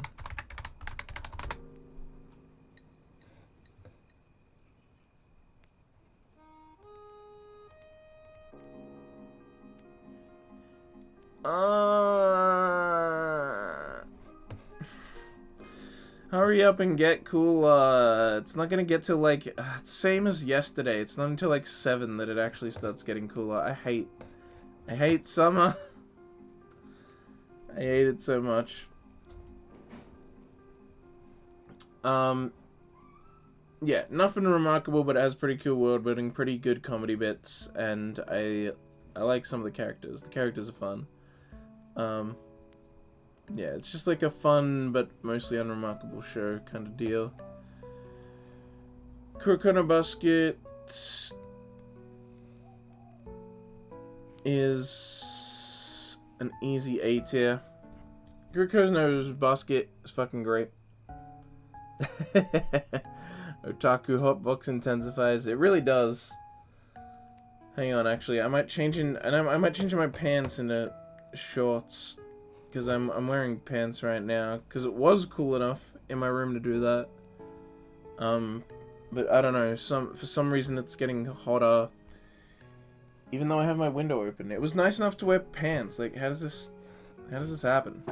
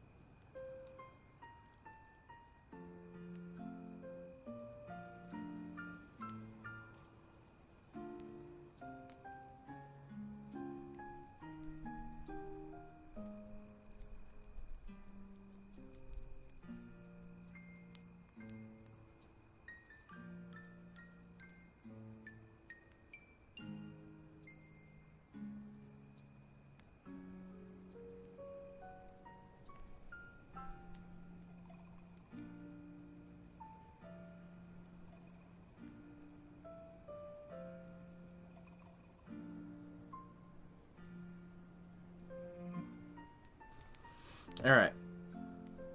I'm back and I'm good. I got shorts on now. I feel a lot cooler. Did I... Yeah, what did I just put in? Shit. Oh, right. Kuroko no Basket. Kuroko no Basket's pretty damn great. Honestly, it's one of the better sports anime. It might be my... I don't know, like, third favorite? I can't remember all the sports anime that I've watched. Gyufu is obviously my favorite. I like Prince of Tennis more than Kuroko no Basket. There's others I can't remember that might be better, but it's up there. I mean, it's an A tier anyway. It's a really good sports anime. It does have some janky animation bits, but the story more than makes up for that. I think the characters are really good. The rival teams in this are very well established, and so the hype is built and is able to be executed on greatly. It has not a lot of, but it has a good handful of matches that are like not even including the main group. They're just like matches between other groups that they've faced before and are familiar with, facing against like the next big enemy, you know, having a group job, which like is normal in sports anime, but it's not so normal that we like watch the entire match for multiple episodes as if it was also a match that the main characters are in, you know. And I like when sports anime do that. I think it's really neat. And this does it a couple times. The animation, when it wants to go crazy, is able to go fucking crazy. It has some really great animation moments. Obviously Kagami versus Agumi? Are those their names? Kogami and Aragi or something? I don't know. Akagi maybe? I don't know. I can't remember their names exactly, but you should know the one I'm talking about. There's one match in particular that just is fucking great with the animation. But Kisei's the best character. He's my favorite. There's just so many good characters and like the skills and stuff and like abilities and unique styles that they give all the players. I really enjoy. I don't know, man. It's just a really good sports anime. It's like, I don't think it does any one particular thing unique in terms of like what a sports anime is, but it definitely does it the best. Well, not the best, but you know, it does it very well. And yeah, I just love it for that. It's so good, and it's like I watched it in such a short time. It's like 70 something episodes, like 75 episodes, and I watched it like all in like a week because I loved it so much, and I just went ham. Very, very good show. Very good sports anime. One of the best sports animes. Lane, woo, S tier. I fucking love Lane. Serial Experiments Lane is an S tier. Lane's a fucking cutie.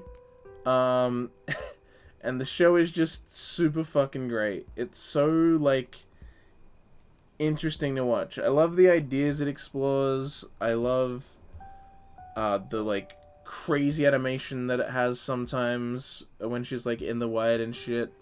And, like, her room, the way, like, how crazy her room gets is just, like, nuts. I don't know, it's kind of hard to explain, like, why Lane is so great, but it's just, like, it's such an interesting show, with such, like, a cool style and animation to it.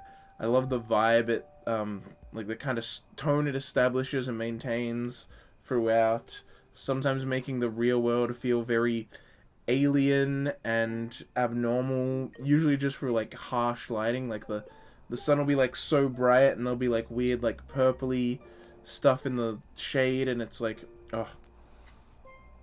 Lane is so fucking good, guys. I mean, do I need to tell anyone that? I think anyone who knows about Lane knows that it's a fucking banger. Serial Experiments as Lane is great. I love the ideas it explores. I love watching it, because, like, every time I watch it, I just get, like, so obsessed with thinking about it. Like, it really gets in your head, and it makes you want to, like, just think about everything it presents, and try to understand it. And obviously, like, there's so many different interpretations people have of it, because, like, it's just, there's so much to think about, and so much that goes into it, and it's so good. Like, every time I watch it, I'm just like, I have a good time watching it, enjoying it, but also thinking about it, like, for days afterwards, just being like, oh, like, this is how that works, and this works, and it's so good. It's so fucking good. Like, Lane is, like, just such a well-executed masterpiece. I fucking love Lane. It's in my top 10 still to this day. I watched it ages ago, but it has stood the test of time. I think it might be... Actually, let me check. It might be. Let me check my Mal list. I think it's the oldest thing that's still in my top 10. In terms of, like, not oldest when it came out, but oldest that since I saw it.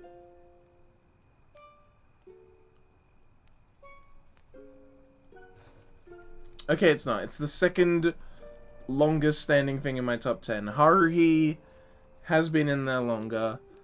But out of everything in my top 10, Lane has been there the second longest, with Haruhi being the longest.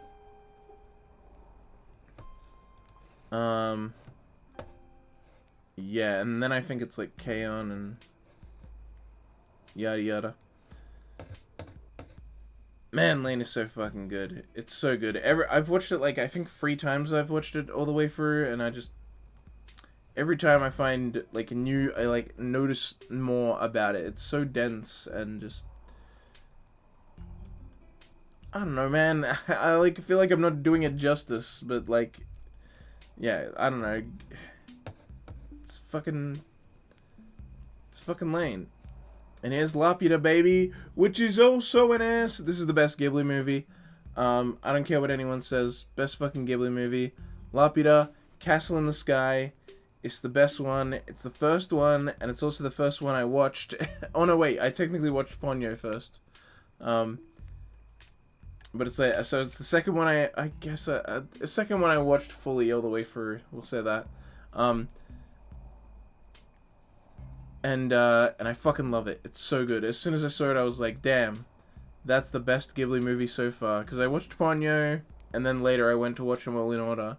And so I started with Lapida, and I'm like, damn, if this is the first one, if this is like what they were doing in the fucking 80s, like, think about how much better it's gonna get. It didn't get better. It got good still. That, you know, Kiki is great, Hao's great. There's gonna be a few more that I put in S. But, man, Lapida is just... something else. It's so fucking good. I love Lapida Castle in the Sky. It's such a good adventure, treasure story. I love the characters. I love the twists and turns the story takes. When they go to the fucking castle and the robots destroying the castle, that's an amazing scene. Lapida is like just this beautiful environment. The villain is like weirdly compelling. It's like actually kind of crazy that he's compelling since he's so bland in terms of design. One of the best villains in anime, honestly. It's also so beautifully made and animated, and it looks so... Oh god, I fucking want to watch Lapida now. All this is doing is just making me be like, I want to watch everything. Everything is good. We're getting so many good ones this session. Yeah, Lapida's a fucking banger. I love it. You should all watch it. Anyway, don't want to hop on that for too long. Oh, hey, here's a new thing. This is like called, like, suppose a kid from the last dungeon boonies moved to a starter town. And so it's not an isekai, it's a native, like, fantasy world thing. And this kid, like, grew up in an area near the last dungeon. Basically, like, the joke of, like, oh, the monsters get stronger as you progress through the game. That doesn't make sense. Yeah, so it's a joke on that. He lives in the last area near the last dungeon, but then he moves to the starter town to become an adventurer, and he's super strong, because he's used to living in the area with, like, the late game monsters, and the joke is that he thinks he's weak, but he's actually super fucking strong. It's boring. I dropped it because it's really not that interesting. It has some funny jokes, and I think the first episode is good enough, but there's some weirdly designed characters in this, and the gimmick is starting to run dry very early. You know, it's like there's a lot of anime where that's like, you know, there's one gimmick to it, the one joke. Especially there's like a lot of isekai comedies or fantasy comedies like this that have that. My Hero D tier, I approved bag of potatoes. Hey, good. Nice to see someone who approves. I know it's kind of a hot take in the general vibe, but you know. Yeah, D tier is probably where it should be sitting. Nice to see someone agree with me, just because then I don't feel insane. So many people just always disagree with me on that. I mean, I've slowly been seeing more and more people get kind of jaded about My Hero, but it's getting there. But for the most part, people just disagree with me, and I'm like, am I the crazy one here? But yeah, anyway, this yeah, the first episode's alright. After that, I guess, and just went downhill from there. Oh, really? I liked season 2 and 3 more than 1. But season 5, the latest one, is definitely the worst season they've had. And I've heard that the manga has also gone downhill. There's some people I knew who are big fans of the manga who have all stopped reading it. They've all stopped reading it and said it just, like, got trash. Season 2, I stopped, like, mid-season 2 or something. Yeah, I don't blame you, honestly. I probably would have, too, if I was weirdly committed to at least watching the first 3 seasons, because there were 3 seasons out when I watched it. And friends of mine wanted to know my opinion on it, so I watched all of season 1, 2, and 3. And then, I don't know why, for some reason I just watched 4 and 5. I had an actual reason for watching 4, which is I saw a lot of the fans saying it was bad. And so I thought, oh, if they think it's bad, maybe I'll think it's good. No, 4 was just bad. And then 5 was the worst one. And I don't even know why I watched 5. I saw no one talking about it. I was just like, I'll keep up with it so I can be a part of the discussion and keep telling people it's not that great. But, yeah, season 5 was awful. Yeah, I think 2 was better than 1 and 3 was slightly better than 2, but 3's probably when it was the best. And even then, it wasn't like it was great. It was like C tier, maybe B tier. But yeah, with the terrible season 5, the not great season 1, the overall not great vibe of the show, just, yeah.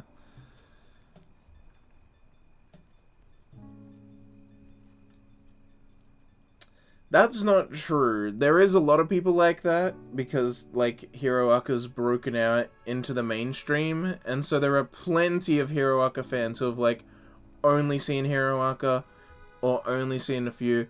But I do know a good number of people who have seen tons of anime, like, thousands even. Like, I know people who have been watching anime since, like, the 80s that were, like, into Hero Aka. Although, to be fair, all those people have fallen out of liking it since then. There was 2 that were fans of the manga, but then stopped reading and said it got trash. And then there's one who actually does still kind of like it, but he said he's kind of getting tired of it now. And I don't know if he even finished season 5 yet, but yeah, there are plenty of people that do watch anime that like it, but again, most of them are kind of fading from it. I don't know what its normie status is, though. Is it still popular with normies? Probably. But yeah, I do remember that there's a lot of its fans are people who are, like, just seen it and a few other things. Haikyuu's like that too. Haikyuu's got a lot of normie fans, you know. Just happens when a show's popular. Probiz LMAO. Yeah, probably. But yeah, like I said, episode 1 for this Boonies show is fine, but after that it just kind of gets old and the joke runs runs bad fast, and then yeah, some of the character designs are weird. They introduced this one character girl who just looks weird, and I don't like seeing her on my fucking screen. And yeah, the show just gets boring because the same joke is old, and I dropped it after episode 2 or 3. You can watch it if you want. Episode 1 is good. After that, you're on your goddamn own. Warriors Salesman New. I'll chuck that in D just because I have no real strong opinion about it. It's fine. It has some good episodes. I think it was the first or second one in particular I really enjoyed, which is why I kept watching it. It has an interesting concept and it has some good episodes.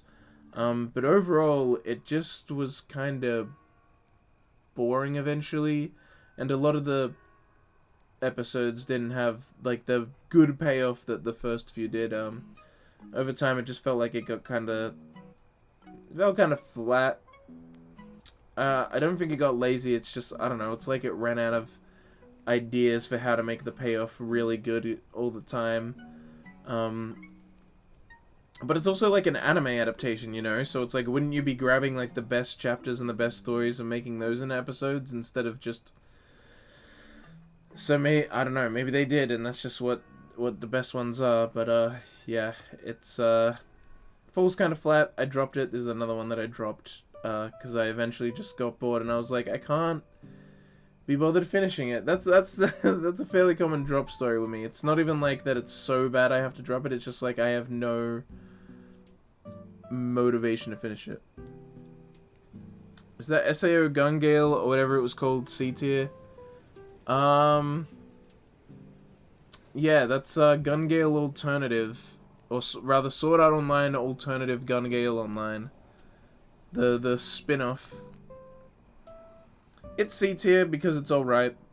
Main SAO is gonna be a lot lower than that, but the spin-off is average, so yeah, it can sit in C. It's fine.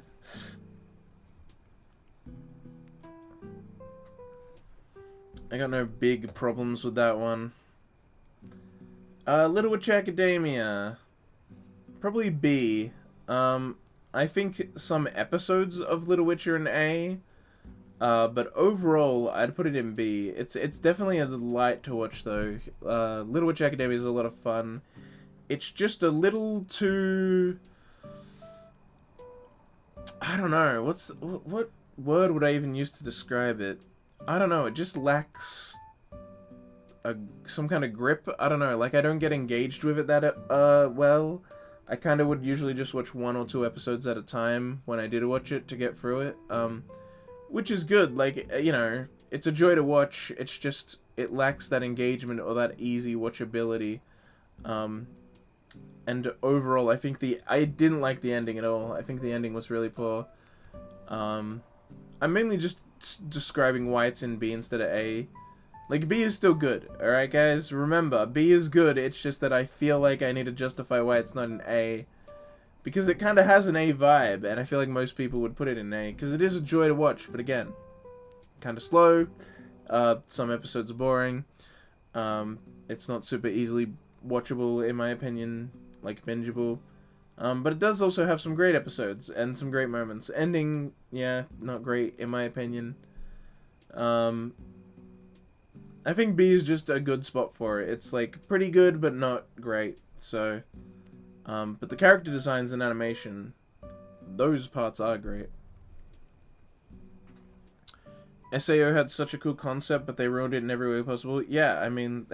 That's what I was talking about earlier. So many anime fans just watch shit because, like, oh, the concept's good. It's like, yeah, okay.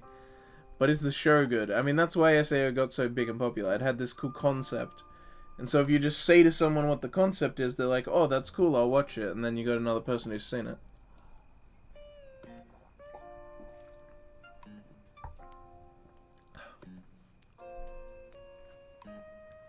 But yeah, SAO's, I don't know, the fact that it's popular just makes it so much worse, because, like, out of everything that's, like, big and popular, SAO's the worst one. It's not the worst show ever, but it's the worst of the popular shows, you know? It's probably, like, the worst show that was popular in the last decade, honestly.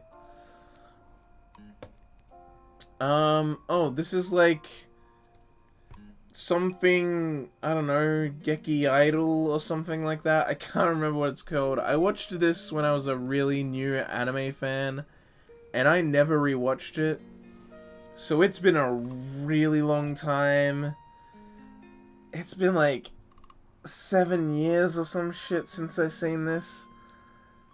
I don't I don't remember much about it. I'm gonna be honest. I remember a little. Um, I remember some episodes. I have to put it in C just because I remember it being like very average. It's just some lame like kind of idol show that's not that interesting. Doesn't really do anything phenomenal.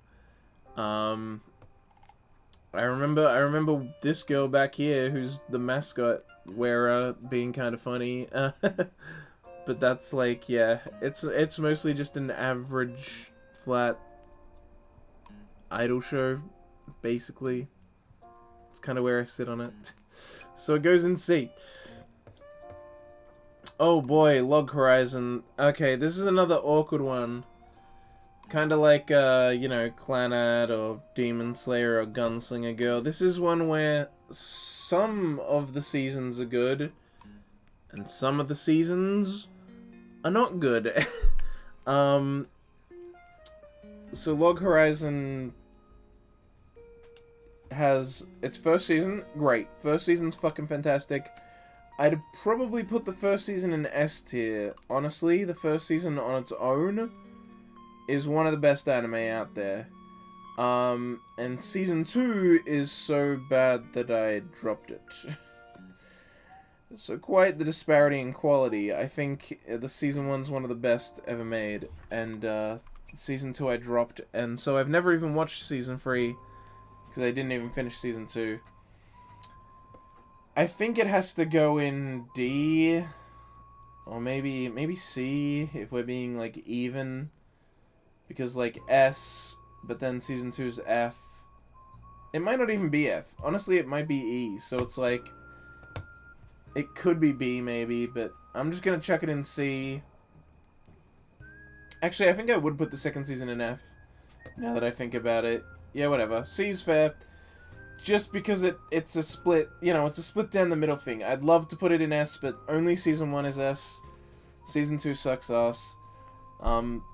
Season 1's, you know, fantastic. Watching this political kind of intrigue that it has, watching them expand and figure out how to live in this world and set up these rules and everything is really interesting, really fun. There's tons of ideas and concepts that it explores that are just great. It's a fantastic show, honestly. I love it so much.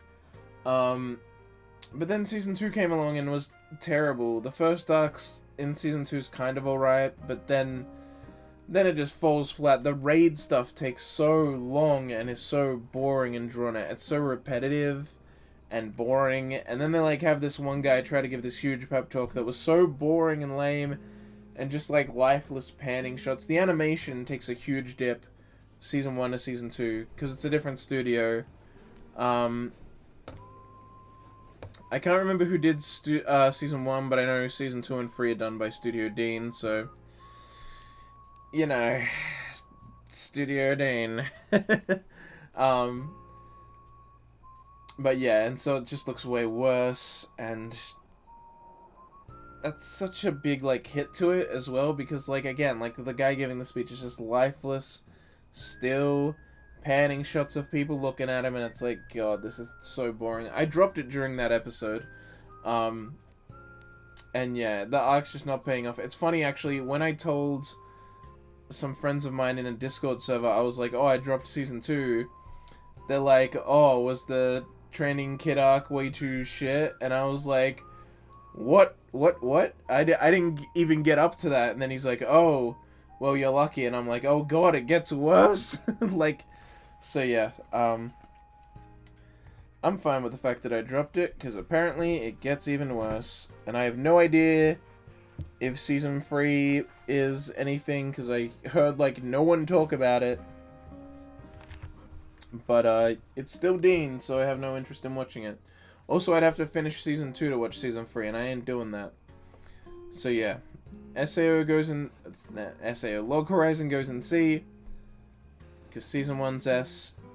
Season 2 is F. It's quite the situation. Oh shit, alright, we're up to Love Live. So yeah, this is, as I said, you know, one per series, not one per franchise. So this is Love Live, and then this is Love Live Sunshine. So Love Live covers, you know, Season 1, Season 2, and the movie.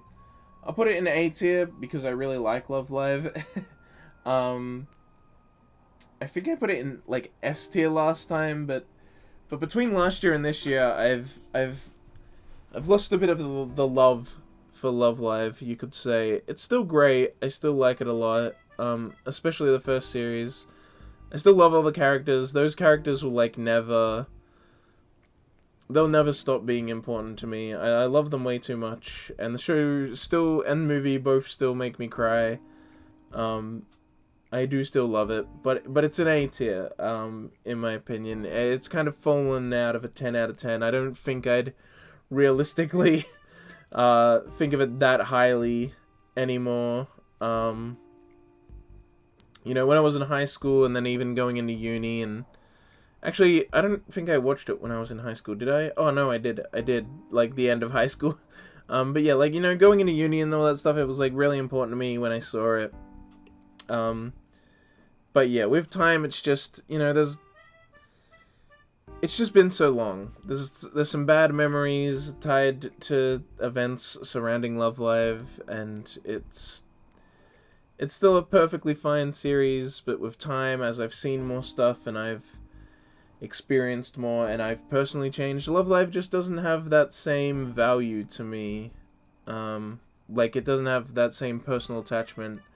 It's not something that I feel I need, or something that anchors me, or has as much emotional value to how I identify and stuff like that.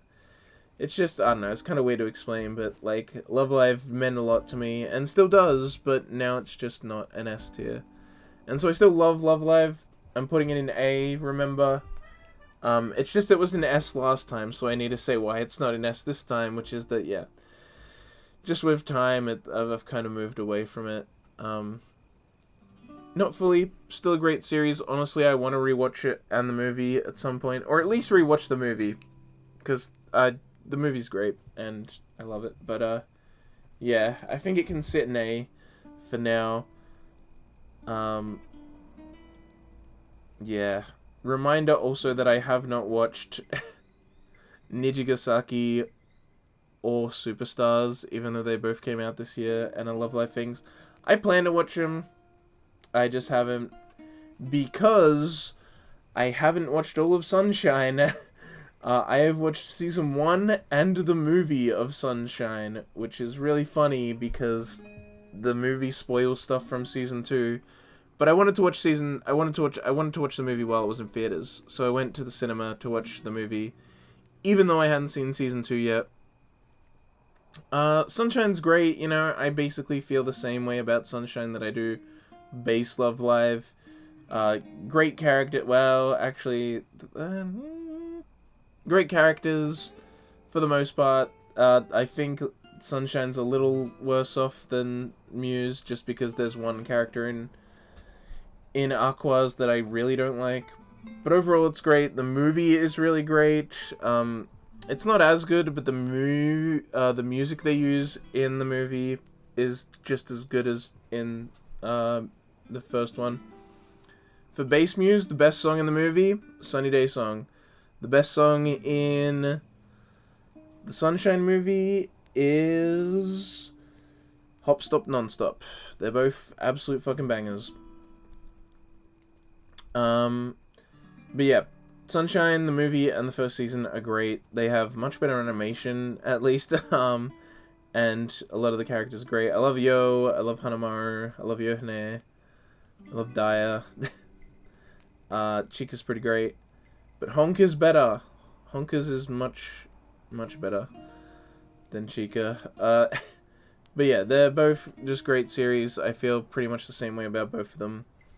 Great stuff, great music. I still listen to all the music. I still listen to Nijigasaki like music and Superstar and Layla music.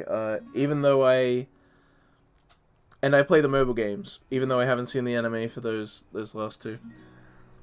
But yeah, Love Live.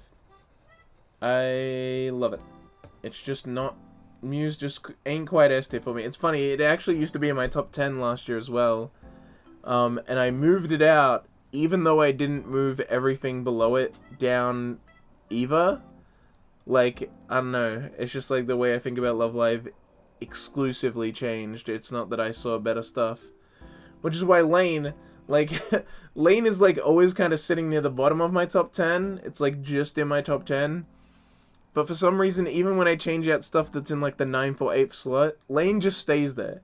It's like it goes below nothing, like, it's weird. It's weird. My like love for Lane like specifically keeps it in the top 10, even when I think something better comes along and pushes something else out, even though Lane's at the bottom of my top 10 list. For some reason, I don't know, Lane just has that weird, like, something about it just keeps me always keeping it in my top 10, because it never does feel like it should be taken out, even though I don't usually think it should be above anything else in my top 10. It's weird.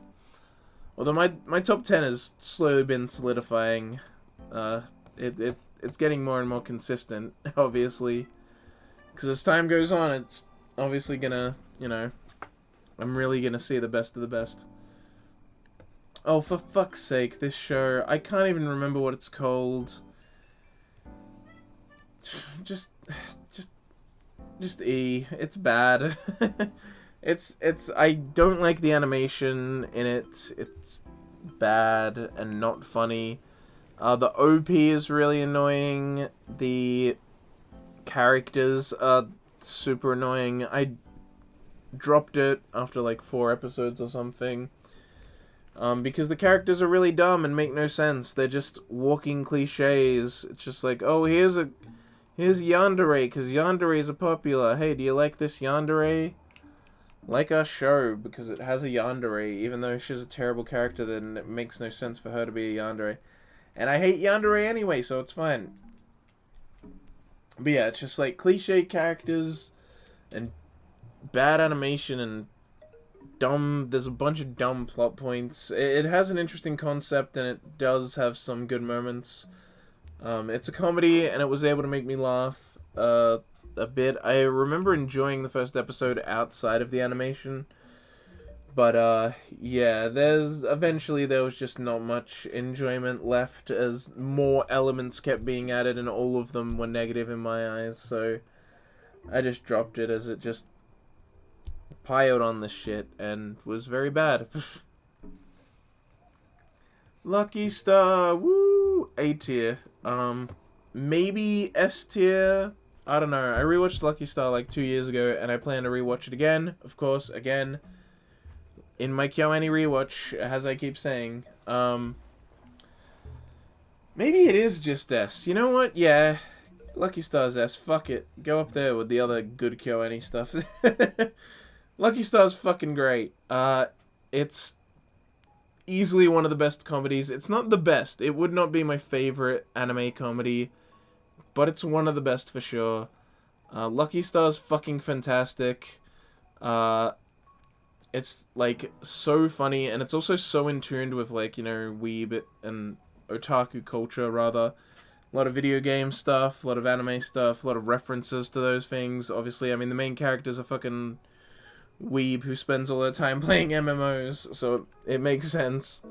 The characters are great. I love their designs. They're super adorable, and they're just super funny. The script writing is, like, insanely good. It's some top-notch writing, coming out of Lucky Star.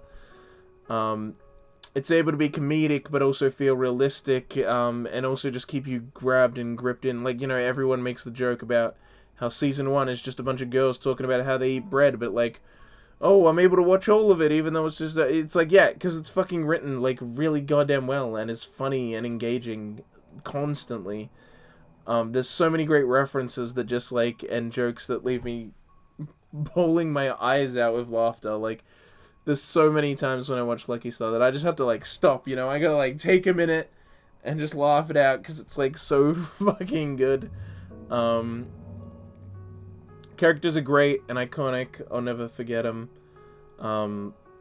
Yeah, Lucky Star is just fucking amazing. Such a great series. I can't wait to rewatch it again. Yeah, it's a great big piece of amazing comedy. Yeah, I just fucking love it. And it came out like right before like K-On! Like I don't know. And then like Haruhi was also like coming out around that time. Dude, KyoAni was at their fucking peak at that time, I swear. They're still good, but that was their peak. Like late noughts, early tens era. God damn. Alright, we're in the M's. How long do the M's go on for? They go until there. That's an N. I mean, we're making pretty good progress. Yeah, let's keep going for, I don't know how long. Actually, I'll at least get to the end of M, and then I'll see how I feel once we reach the end of M. We've made good progress, guys. We're gonna at least get up to N. That is really good progress, because there's not much after N. Like, look, we can see from N to the end on one screen.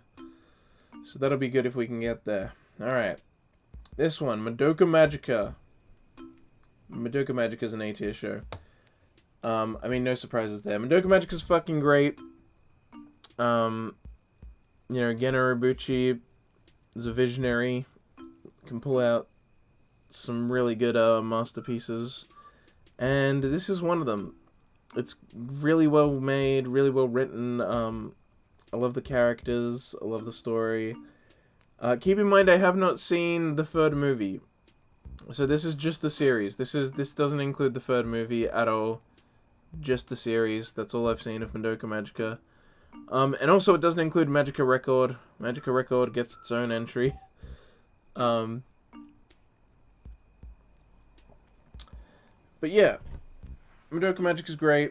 I don't think that surprises anyone. It kinda, made Despair Girls a popular genre.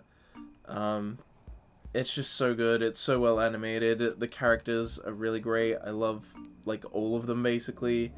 And I want to see more of all of them. Which is, like, part of the appeal of Magica Record. Kind of a little. That's some of it, for sure. But, yeah. Great. Just great fucking fantastic show. It's funny, I actually... There's a lot of anime that when I watched it early on, I, like... for some reason really disliked it, and then I watched it again later and really enjoyed it.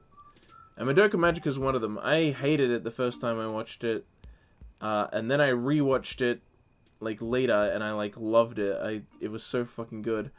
Gurren Lagann was the same way, as I said when I put that in, and they're both A-tier shows now. I don't know why that happened, like, because there's another one that I'll talk about, and all of them were like, yeah, when I was, like, an early anime fan, I watched them, didn't like them, rewatched them later and loved them.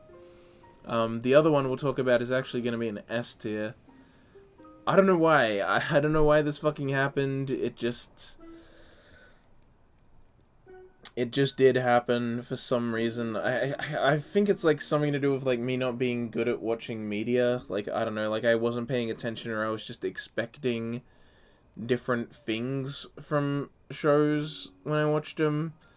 And I wasn't like, you know, able to really engage with a show on its level. But now I've seen so much different stuff and I've watched so much anime that like I get that, you know, different genres and shows and shit exist, and I understand like how to interpret and watch media better. It sounds like a weird thing to say, to like not know how to watch media, but I kind of didn't, because I didn't really watch TV at all. And then I got into anime, and it kind of took me a while to even watch one show. It took me like a month to get through like a 12-episode show, because I just wasn't used to watching stuff. Like, sitting down for 30 minutes and watching something was like not something I did. But yeah, now it's something I do all the fucking time, because I became obsessed. Oh shit! Magical Girl Rising Project. This is also an A tier. I fucking love Rising Project. It... okay, yeah, actually no, put it in B. That's a bit much. I do love it though. I love Rising Project. It's really good. It's got a lot of great characters. A little too much characters, but they're able to make all of them kind of get their backstory and have time to shine. I just think it's really fun and enjoyable to watch. What's that girl's name? Is her name like Swim Swim or something? She's fucking cool. I really like her. I really like the main girl. She's cute. I like the dream girl that hangs herself at the end of episode 1. I like the dog girl who survives for a weirdly long time. I like the twins. They're cool. Yeah, there's some really good stuff in here, though. There's a lot of good character development that, like, ends up having payoffs that's, like, really freaking tragic. A lot of characters freaking die, and, there's a lot of moments that are just, like, you get this, like, this backstory, you learn their backstory, and then you care about them so much, and it's so tragic, and then, bam, they fucking die, and you're like, what? It's really good at doing that. Towards the end, it does feel a little rushed, because they haven't killed all the girls at a good pace, so they kind of have to start doing it rapid fire a bit much, but, for the most part, it works, and overall, the entire show does pay off really well. Yeah, it's just a really good Despair Girl show that, isn't, as good as Madoka Magica, but it's a pretty good one, and I really enjoy it. The main appeal is that there's just a lot of characters, and they give them all pretty good intrigue and time to shine. But you do also have to tragically watch a bunch of them die, which is very sad. But, it's a good show. Certain magical index. Take note, this is just index. It's not Railgun. So this is the first season and second season of Index, and also the movie. I haven't seen the third season yet. Because I was watching Railgun Season 2 first, and then I dropped it, and then I kind of lost track of stuff. So yeah, Index, Seasons 1, 2, and the movie. Probably a B tier. Index is pretty good. I enjoy it. I know most people enjoy Railgun more, but I actually like... What the heck is going on here? Hang on.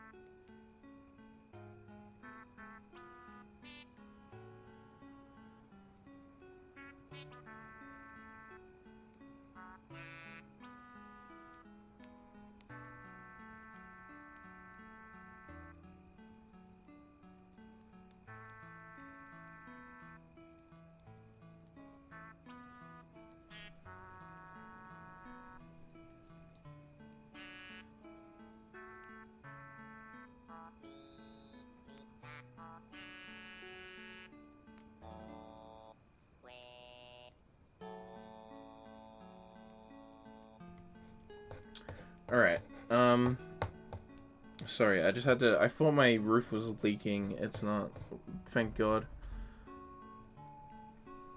Right, Index, yeah, I mean, the show's good, I like it quite a bit, it's very, like, light novel-y in the way that it's, like, written in such a way that it can it can easily, like, continue forever.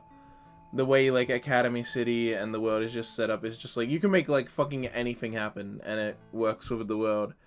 And yeah, Academy City is a really interesting place.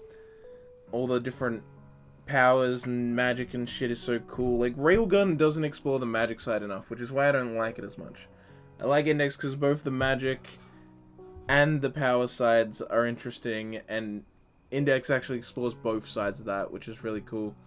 And yeah, I just love, like, the ever-expanding cast that's got such a huge expanding cast, huge expanding world, constantly exploring new ideas and adding new powers and just doing, like, so much stuff. And I love that for it. I think it's really interesting and fun to watch. And I'll probably hit up Index Season 3, although I have heard that even people who are fans of Index don't like Index Season 3. So I don't fucking know. I don't know, bro. I'll watch it. I hope it's not bad.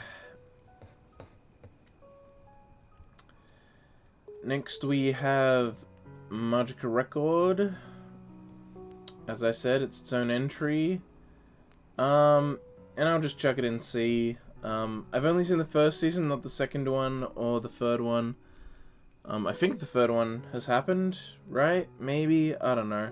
I've only seen the first season of Magica Record. But it's pretty good. It has, you know, I really like the characters. Felicia especially is great.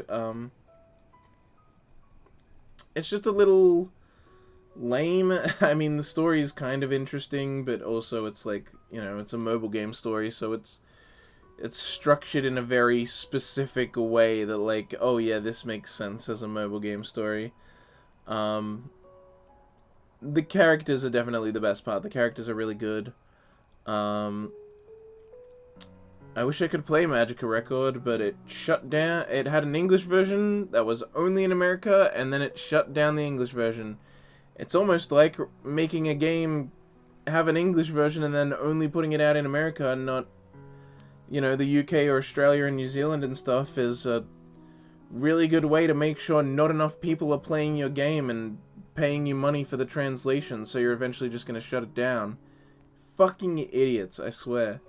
So many games now know that if you go outside of Japan, you have a lot more opportunity to make a lot more money with your fucking mobile games. And so they release it globally, like either all at once or they put it out, you know, in more than just America, especially if it's English. No extra translation cost, but you can get it in Canada, UK, fucking Australia, and honestly other parts of Europe. People know English, like... But no, oh, let's put it out in English and only let it be downloadable in fucking America. You dumbasses. Of course that you're gonna fail eventually. You're paying for translators and not reaching nearly enough people. I would have downloaded it if you put it out in Australia. Idiots. Idiots. Anyway. And now they're probably never gonna put out the translation because they shut down the English version, so they're probably just like, oh, it's not worth it. Clearly people don't care. People care, just not enough in just America for you to make money. But if you put it in every country that speaks English, you should make enough money for the English translation. At least. And I'm sure there's some other countries where you could make enough money to translate it too, but you don't want to do that, do you? Anyway, Magica Record, it's a perfectly fine show. Very average. The ending of it's kind of weird. I don't know, the like way that it explains the world kind of breaks the logic of the world. I'm not sure when it's meant to be taking place in relation to Madoka Magica, because saying it takes place during, before, or after all don't make sense. So, but it's also not an alternate world. It's definitely meant to be the same world, and it's seemingly set after it in a lot of ways, but then it also isn't. I don't know. It seems like the logic of trying to make it work as a mobile game kind of breaks some of the stuff, but it's well animated at least, and like I said, has good characters. So it has that going for it, but overall it's just kind of weird, and I have no motivation to watch Season 2. I probably will someday, but at the moment I don't care too much. Woo! Oh, Mahojin Guru Guru, specifically the 2017 remake, is S tier. Mahojin Guru Guru is so fucking good, guys. I've never seen the original, but I watched the remake they did in 2017, and it is fantastic. Kukuri is a great character. She's one of my favorite characters of all time. She's in my top 10 favorite characters list. Hero's also great, but Joshama, but but he's also kind of a dick. But yeah, no, the show's just great. I love its pace, the way it like just goes through this weird journey, and the different like the extended cast that like show up and like travel with them for a while to like this city or that city, but then leave them, but then they can, you know, still come back later, and so there's this like rotating cast of side characters that is really fun. The comedy is top fucking notch. I laugh so much when watching this show. Sometimes it's a little too juvenile, like sometimes, but that's pretty rare. The majority of the comedy is really good, and it makes me laugh. I personally love it. It hits well with me. It starts off a little slow, but once the show gets rolling, it does not give up. The OPs and EDs are all fucking bangers. And yeah, the character design is so good, man. I can't get over how good the characters look, and also how good the show looks. The style that it, like, its style is just so nice. I don't know, there's something about, like, the art style and the way they draw characters, and also all the backgrounds and everything. Just, it looks so good. Great comedy, great adventure story, amazing fucking characters, great art style. It's, yeah, it's all around a fucking fantastic show. I love it so much. I'm glad I gave it a chance, because I almost didn't. But then I heard a few people say, yeah, it's kind of alright. And so I watched it, and I'm like, yeah, these early episodes are kind of alright. But then it got so good later. And then I did see, there was like one or two people, no, there were two people I saw mention that, like, it was getting robbed and, like, not getting any attention at all. There was one AniTuber who just, like, offhandedly mentioned it was anime of the year, and then another one that said it was, like, the best comedy of that year. But they didn't make full videos about it, because it fucking, no one would watch those videos. Those videos wouldn't do well, because it's a super underwatched show, and not enough people know about it. But yeah, hit it up. One of the seriously underrated gem. Not enough people have watched this show, or even know it exists, to be honest. Even though it's not that old. Yo, Femboy Fritos. Thanks for the follow. Hope you're enjoying the stream. Holy shit, that's a great username though. Oh, whoa, you're my 60th follower as well. Praise be the Femboy Fritos.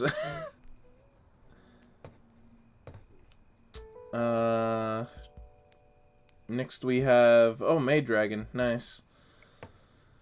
Can you tell that I saved the image as Maid Dragon and not Miss Kobayashi's Maid Dragon because it's showing up in M? Maid Dragon is fucking great. It's A tier. I love Miss Kobayashi's Maid Dragon.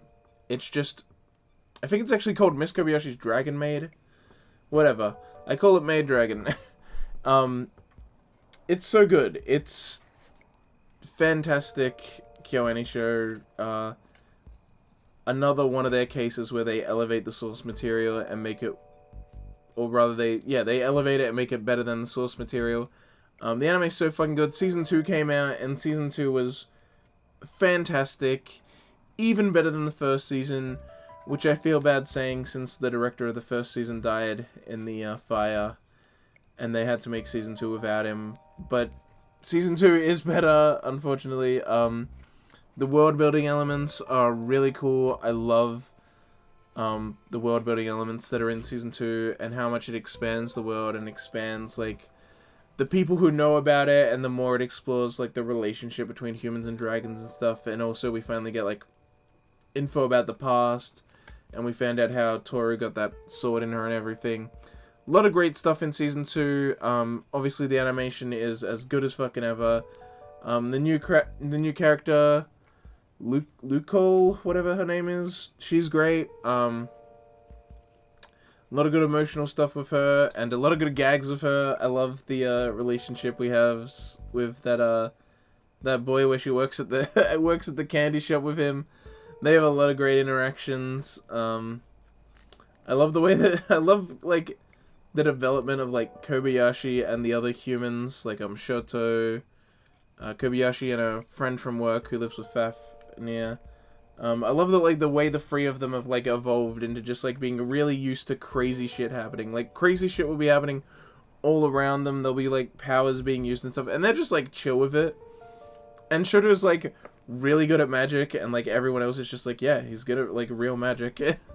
and then poor Kana, who's just like, who still doesn't know any of what's going on. And in season 2, there's a bunch of little moments where she like realizes like something crazy is happening, and they stop her before she finds out, and then later just like they're like, no, none of that happened. You were mistaken. Oh, there's also that new girl from America, that American girl that they introduce when Kana goes to America. She's also great. She's a good addition to the cast. I hope she shows up more. Because she's really fun, and she had a pretty good emotional arc in her episode. Yeah, I don't know, man. The show's just good. Like, I just watch it, and I just enjoy it. I don't have to, like, force myself to watch episodes. It's just such a good time, you know? Like, it's very easy for me to just sit, and I just enjoy it and love it, and there's, like, no bad or negative feelings I associate with it. I'm just able to, it's one of my happy places, this show. I can just sit down, enjoy it, it's good. Yeah. Really, really solid show. I hope they keep making more of it. Finally, with good taste in anime. Hey, nice. Yeah, no, Dragon Maid's a fucking banger. Oh my god, Mars of Destruction. I mean... I kind of enjoy Mars of Destruction, but it also sucks, so... Oh god, where do I go with this? I think I have to put it in D. I do like watching it, but I don't have any illusions about, like, enjoying it because it's good. I enjoy it because it's a piece of crap. With music by legendary composer Beethoven. He made the music specifically for Mars of Destruction, which is funny because Beethoven has a Mao page. It's because other shows use his music too. It's fucking public domain. But yeah, Mars of Destruction is very bad anime, but it's iconic and legendary for being really just a shitty OVA of the fucking PS2 game. A visual novel at that too. A PS2 visual novel. Console exclusive visual novels scare me, but there you go. Yeah, look, I don't know what to say about Mars of Destruction. It's iconic, you know? What can I say that hasn't already been said? Every opinion from 1 to 10 has been spoken about Mars of Destruction. Oh, this is Mary and the Witch's Flower. It's bad.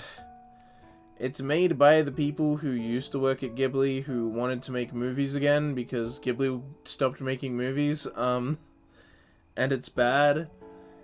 Its animation is good, you know, it's all the Ghibli people again. I saw it in cinemas. I actually saw it at the premiere for it, at least the Australian premiere, which was like a few weeks before it came out in Australian cinemas. Or was it even a few months? I can't remember how long it was, but I saw it at that like exclusive premiere screening at the Anime Festival.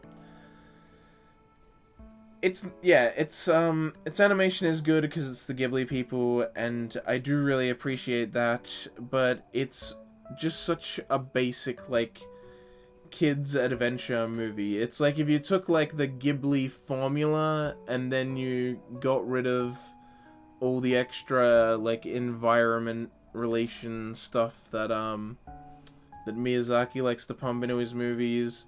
You get rid of him as, like, you know, such a visionary director, and you just have the most basic Ghibli movie formula without any interesting parts. This is what you get. You get Mary and the Witch's Flower. It's just not interesting. You know, I watched it, I walked out of the movie theater thinking, that was okay, I guess. But I think I wanted to like it, because as time has gone on, I'm just like, yeah, no, that was not a good movie. You know what, yeah, no, check it in D. I don't feel strong enough to say it's actually bad in E. It's just D, yeah, it's like, it's not good. It's just super fucking basic, and I don't enjoy it very much. I've never watched it again. I never plan on watching it again. I saw it once, wasn't great. That's unfortunate. You know, I did want to like it. I really wanted to like it because it's like, it's you know, at the time I felt like this will be the new Ghibli. Obviously, since then Miyazaki has come out of retirement and is making movies again. As always, he comes out of retirement all the time. But and I look forward to those. But yeah, I don't know. Maybe this studio will do something cool in the future. But Mary and the Witch's Flower is not that something cool. It is just not great for me. I didn't really enjoy it. Megalobox, holy shit. Okay, so season 2 came out this year, but also I hadn't even watched season 1 last year. So I watched season 1 this year so I could watch season 2, and I have to put it in S tier. I have to. I can't not put it in S tier. Not really the first season. The first season's like a B. The first season's a really good but basic, you know, boxing story. It's like a lot of other boxing stories. But of course, in the world of Megalobox, you know, people battle with the mechanical attachments, the gears. And Joe doesn't. He's Gearless Joe. That's his gimmick. It's like Real Steel, almost. And yeah, that first season, it's really cool that they use the art style that, like, you know, makes it look like an older anime, but then still having, like, the cleanness and expertise of, like, modern animation stuff to help it make it work even better while still having that style. It looks great. Animation and, like, visual and art style wise, fucking phenomenal, both seasons. Season 1 is fine, as I said. You know, B, it's a perfectly average boxing story. Good sports anime. I'm glad I enjoyed it, but it was nothing fantastic. But then, holy shit, Season 2.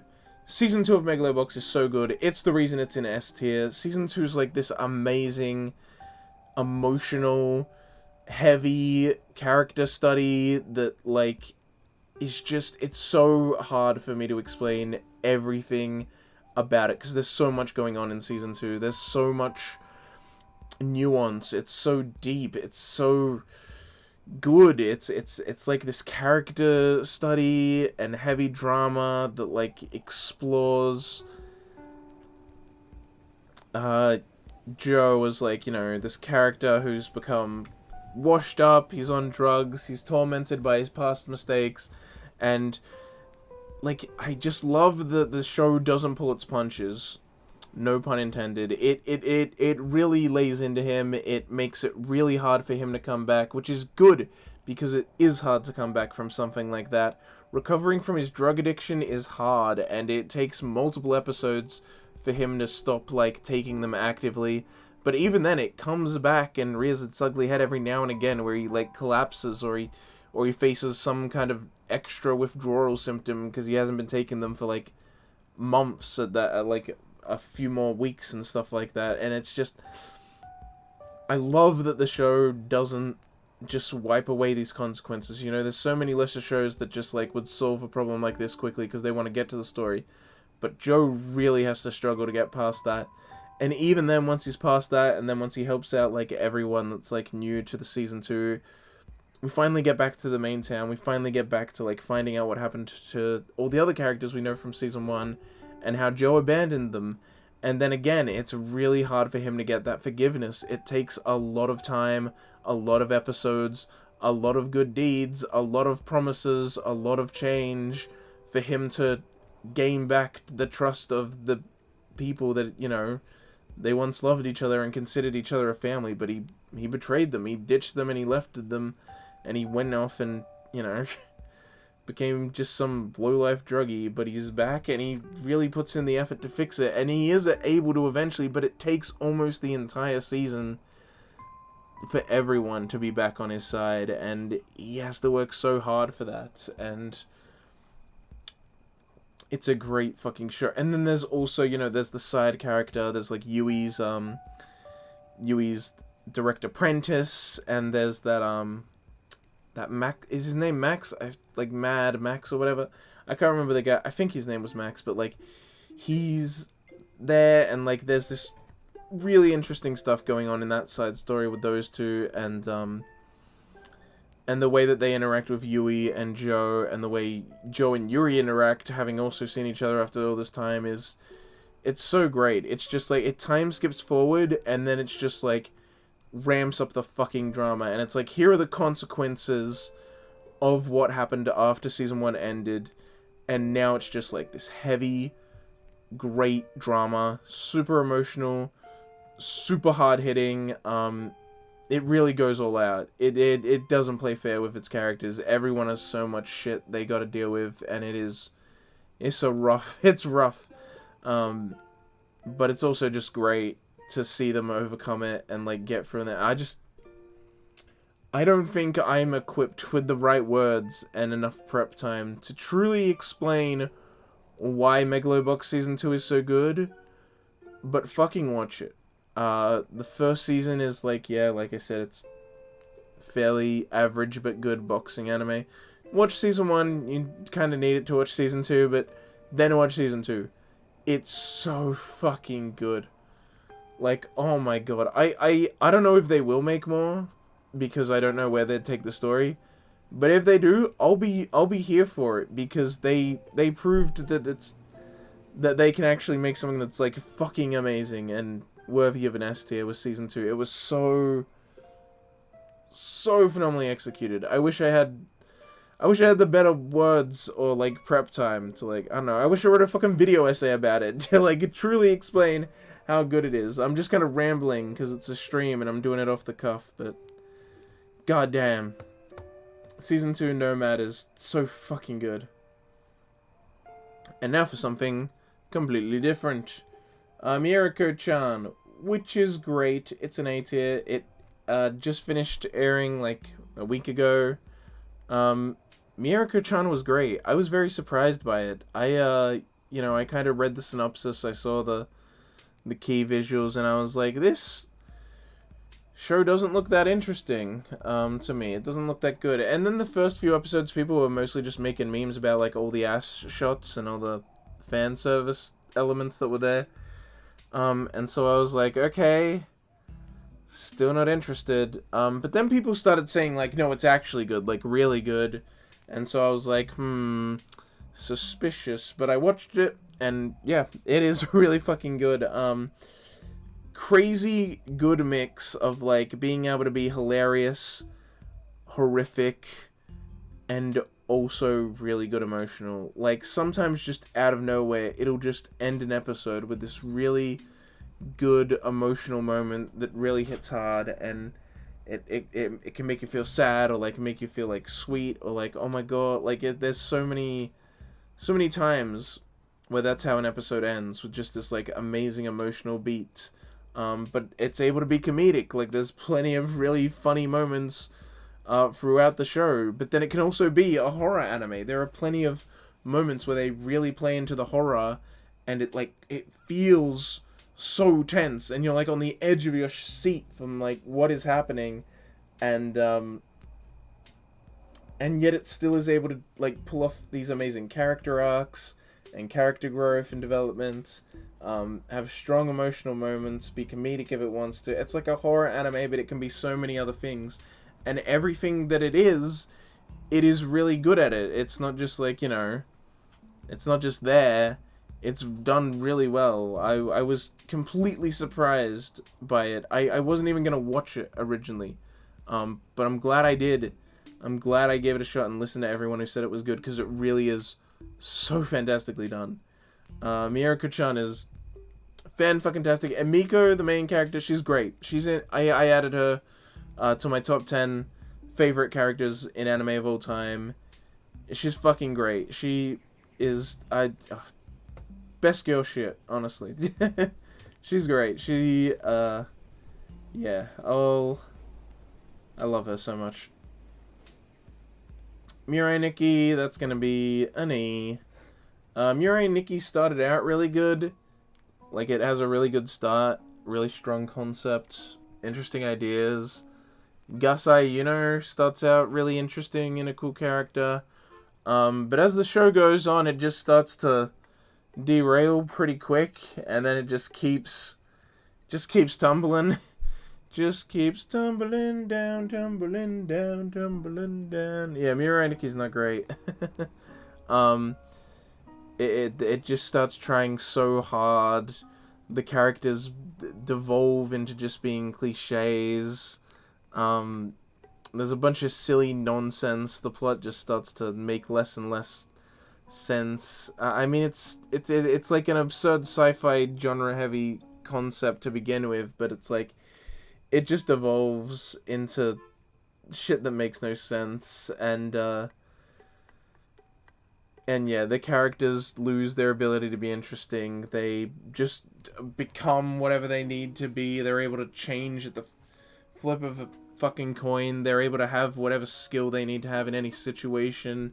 They all feel like clones of much better characters from other stuff, you know? It feels like someone is trying so hard to make something good. Like I said, it just constantly feels like it's trying way too hard. And it's like, it's just too much, you know? I did end up watching the entire thing and finishing it, but the ending's also just a mess and bad, and it was actually funny. One time I talked to someone who said, they were like, oh, can we just agree that Mirai Nikki's the best anime ever made? And I was like, what? Mirai Nikki? And then he's like, yeah. And I'm like, that is not the best anime ever made. And then he's like, oh, why do you dislike it? The ending, right? And I was like, yeah, that's one of the reasons. And then he's like, yeah, the ending's so bad. And he, like, goes on about how bad it is. And I'm like, if you agree, why can you say it's the best anime? Don't you have an anime that you have not that big complaint with? There are people that are weird about endings, dude. Because endings are right at the end, or if a show gets good later, people like to do this thing where they're like, oh, but that's not an issue. Because you can just, oh, yeah, the ending's bad, but the rest is so good. Or, oh, yeah, it gets good later, but when it gets good, it gets really good. You just gotta get through that other stuff. And I feel like because it's, like, at the start or the end and not the middle, they feel like they can just, like, slice that off and ignore it. But it's part of the show. The ending's part of the show. I can also say, oh, this show's really good, but if you ignore this part of it that's bad, then it's perfect. Yeah, that's every show. If you ignore the bad parts and only look at the good parts, every show's S. Every show's 10 out of 10. That you know what that's called? That's called being a fucking tool. I hate people that are like, oh, that's a nitpick. Oh, just ignore. Why can't you just ignore those things and enjoy it? Why can't you just enjoy things? Oh, if you ignore the ending, though, it's good. Oh, if you just ignore those first few, it's good. Fuck off. Fuck off. There's a difference between the start's good, but then when you get past that, it gets even better. That's one thing. That's fine. I've said that today about a handful of shows. But saying like, oh, but ignore that doesn't make it bad. Like, what the fuck are you talking about? Yes, it does. It's part of the show. You can cut out all the bad people do it with the end all the time. Oh, just ignore the end. No, I'm not going to ignore the end. It's part of it. It is part of it. It doesn't get to be ignored just because you want the show to be good. I'm sorry that the ending was bad and disappointed you, but that doesn't make the show... You can't just cut it out. It's part of it. Anyway, but that's beside the point, because even if the ending was good, I still dislike a lot of the middle of the show. It's just the start that's really good. It's got a really strong first few episodes. OP's a banger too. The OP is really good. But yeah, the rest is just the show just becomes utter nonsense and is really bad. It devolves into just bullshit.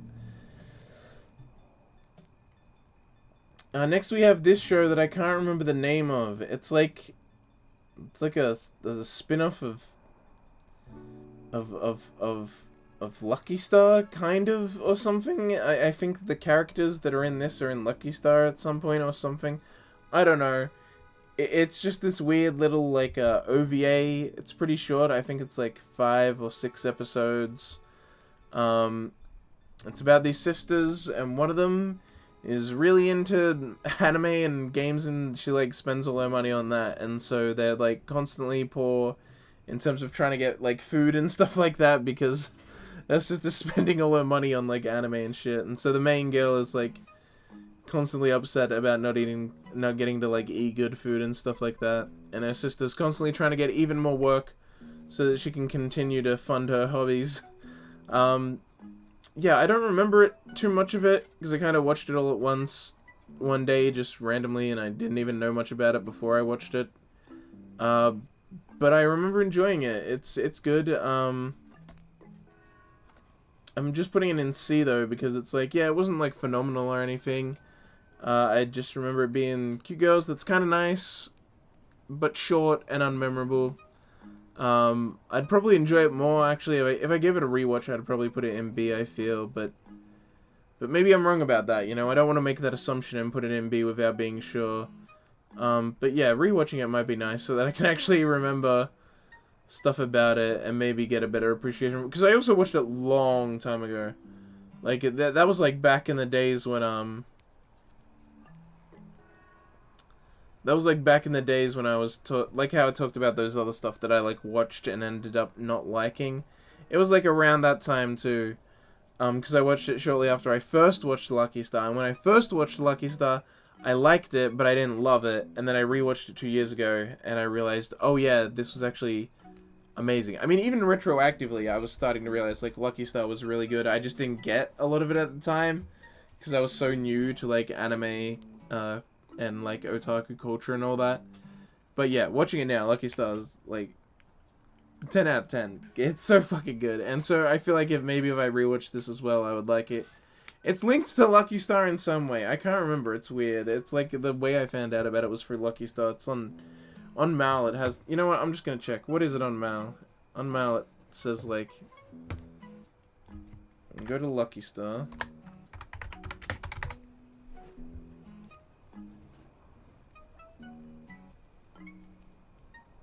Yeah, spin-off. Here it is. Miyakawa ke no Kufuku. The Miyakawa family's hunger. Yeah, because her sister buys fucking manga and anime and shit all the time. Yeah, it's a spin-off. And the main Lucky Star cast is, like, supporting in it. So I guess it's, like, I don't know, set in the same world. Weird. It's also not done by KyoAni, so that's also a weird part. It's done by Odette and Encourage Films. Weird. Alright, let's get these last few done. Mob Psycho 100 is another S tier. Damn, we got a lot of S tiers today. We really fleshed it out. It's more than double what it was before.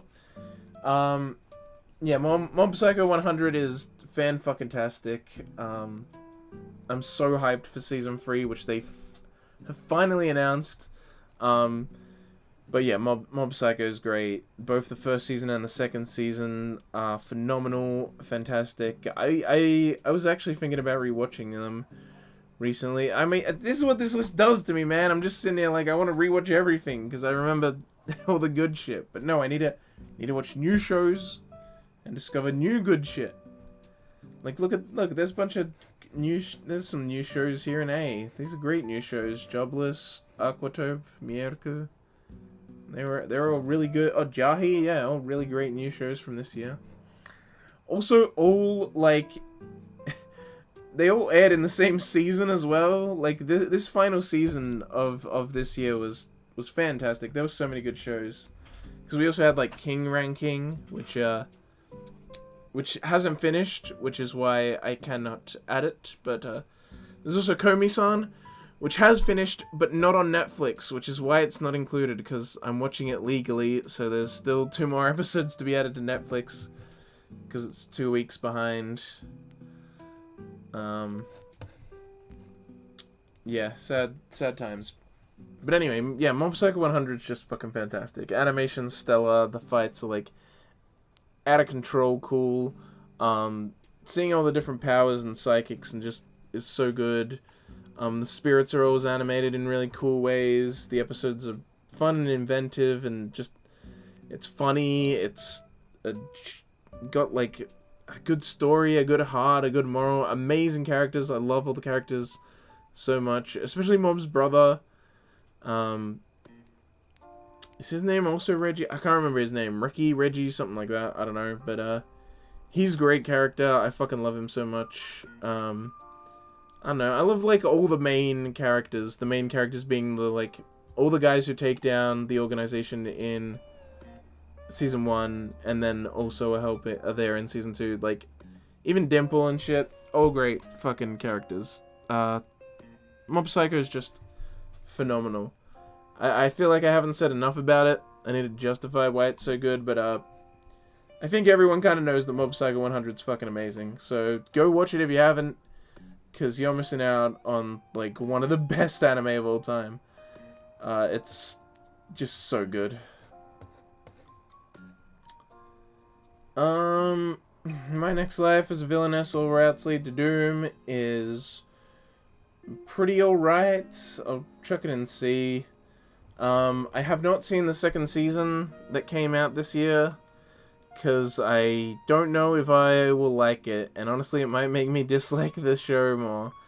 The 1st season started out really good. I love the concept's funny, I love the characters.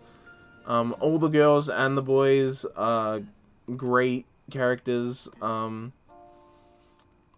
Like, just all of them are great and amazing, and I love all of them. The boys in particular are pretty damn good,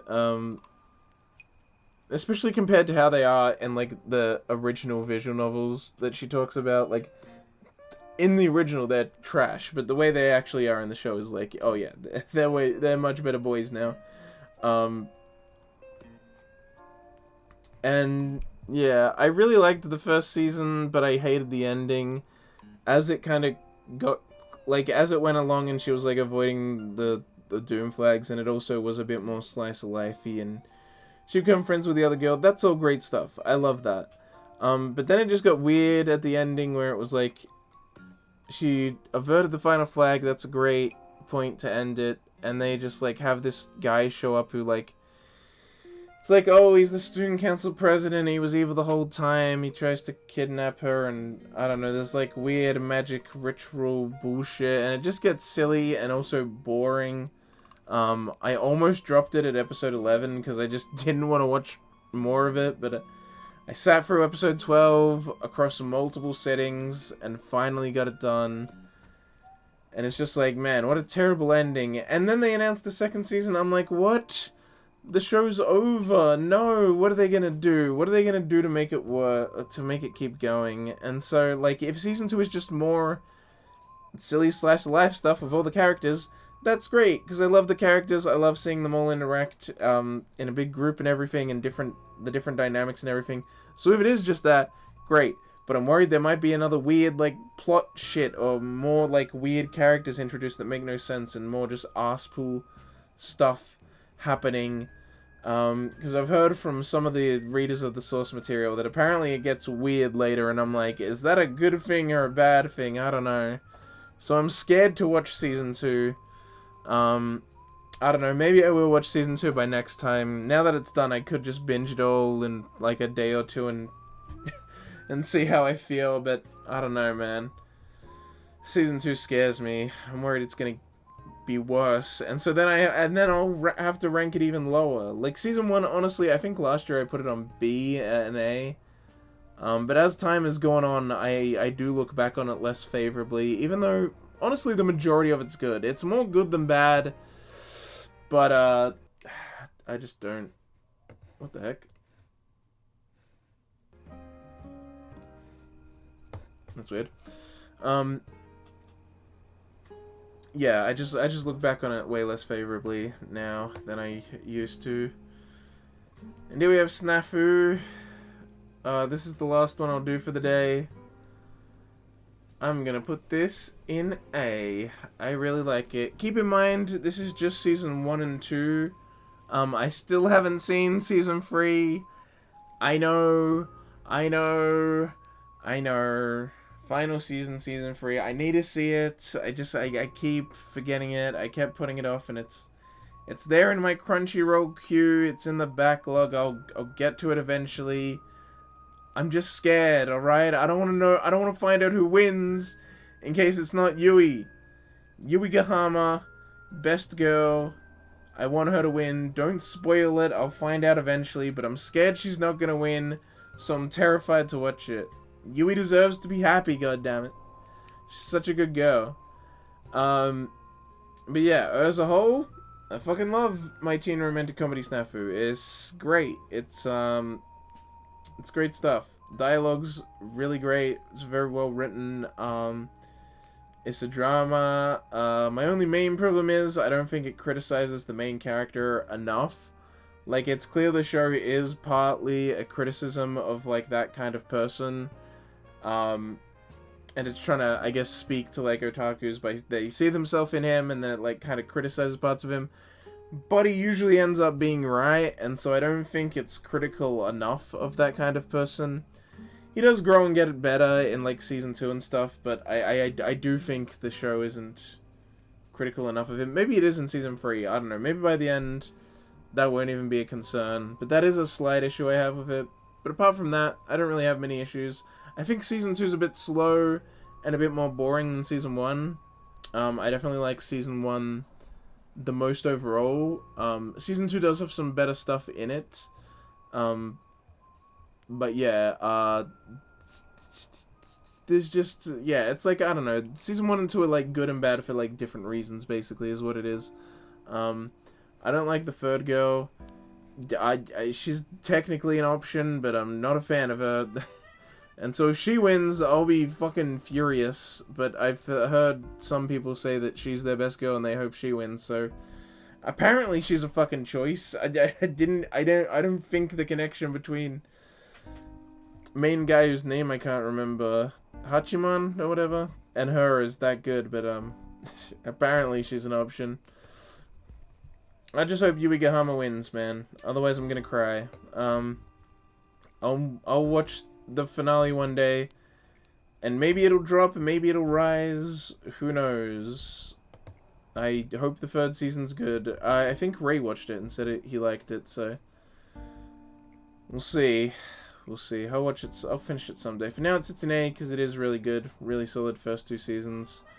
And yeah, I just hope it's good.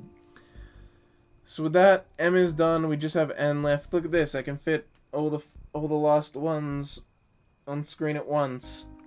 Kind of. Maybe if I move that down a little more. Yeah, there we go.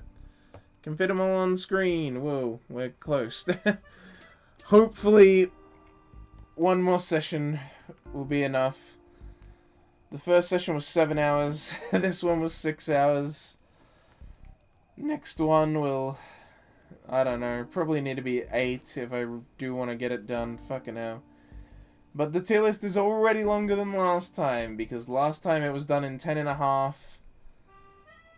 We're already at 12.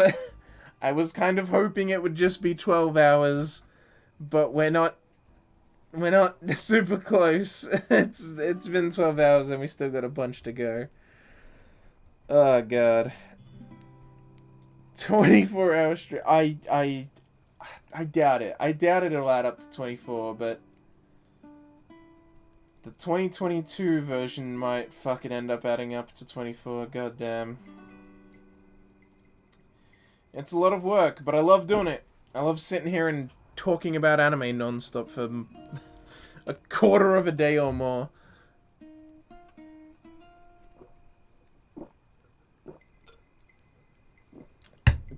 I just love anime. I love talking about it.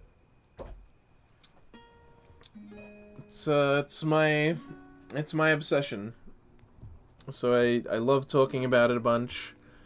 I hope you guys liked listening to it a bunch.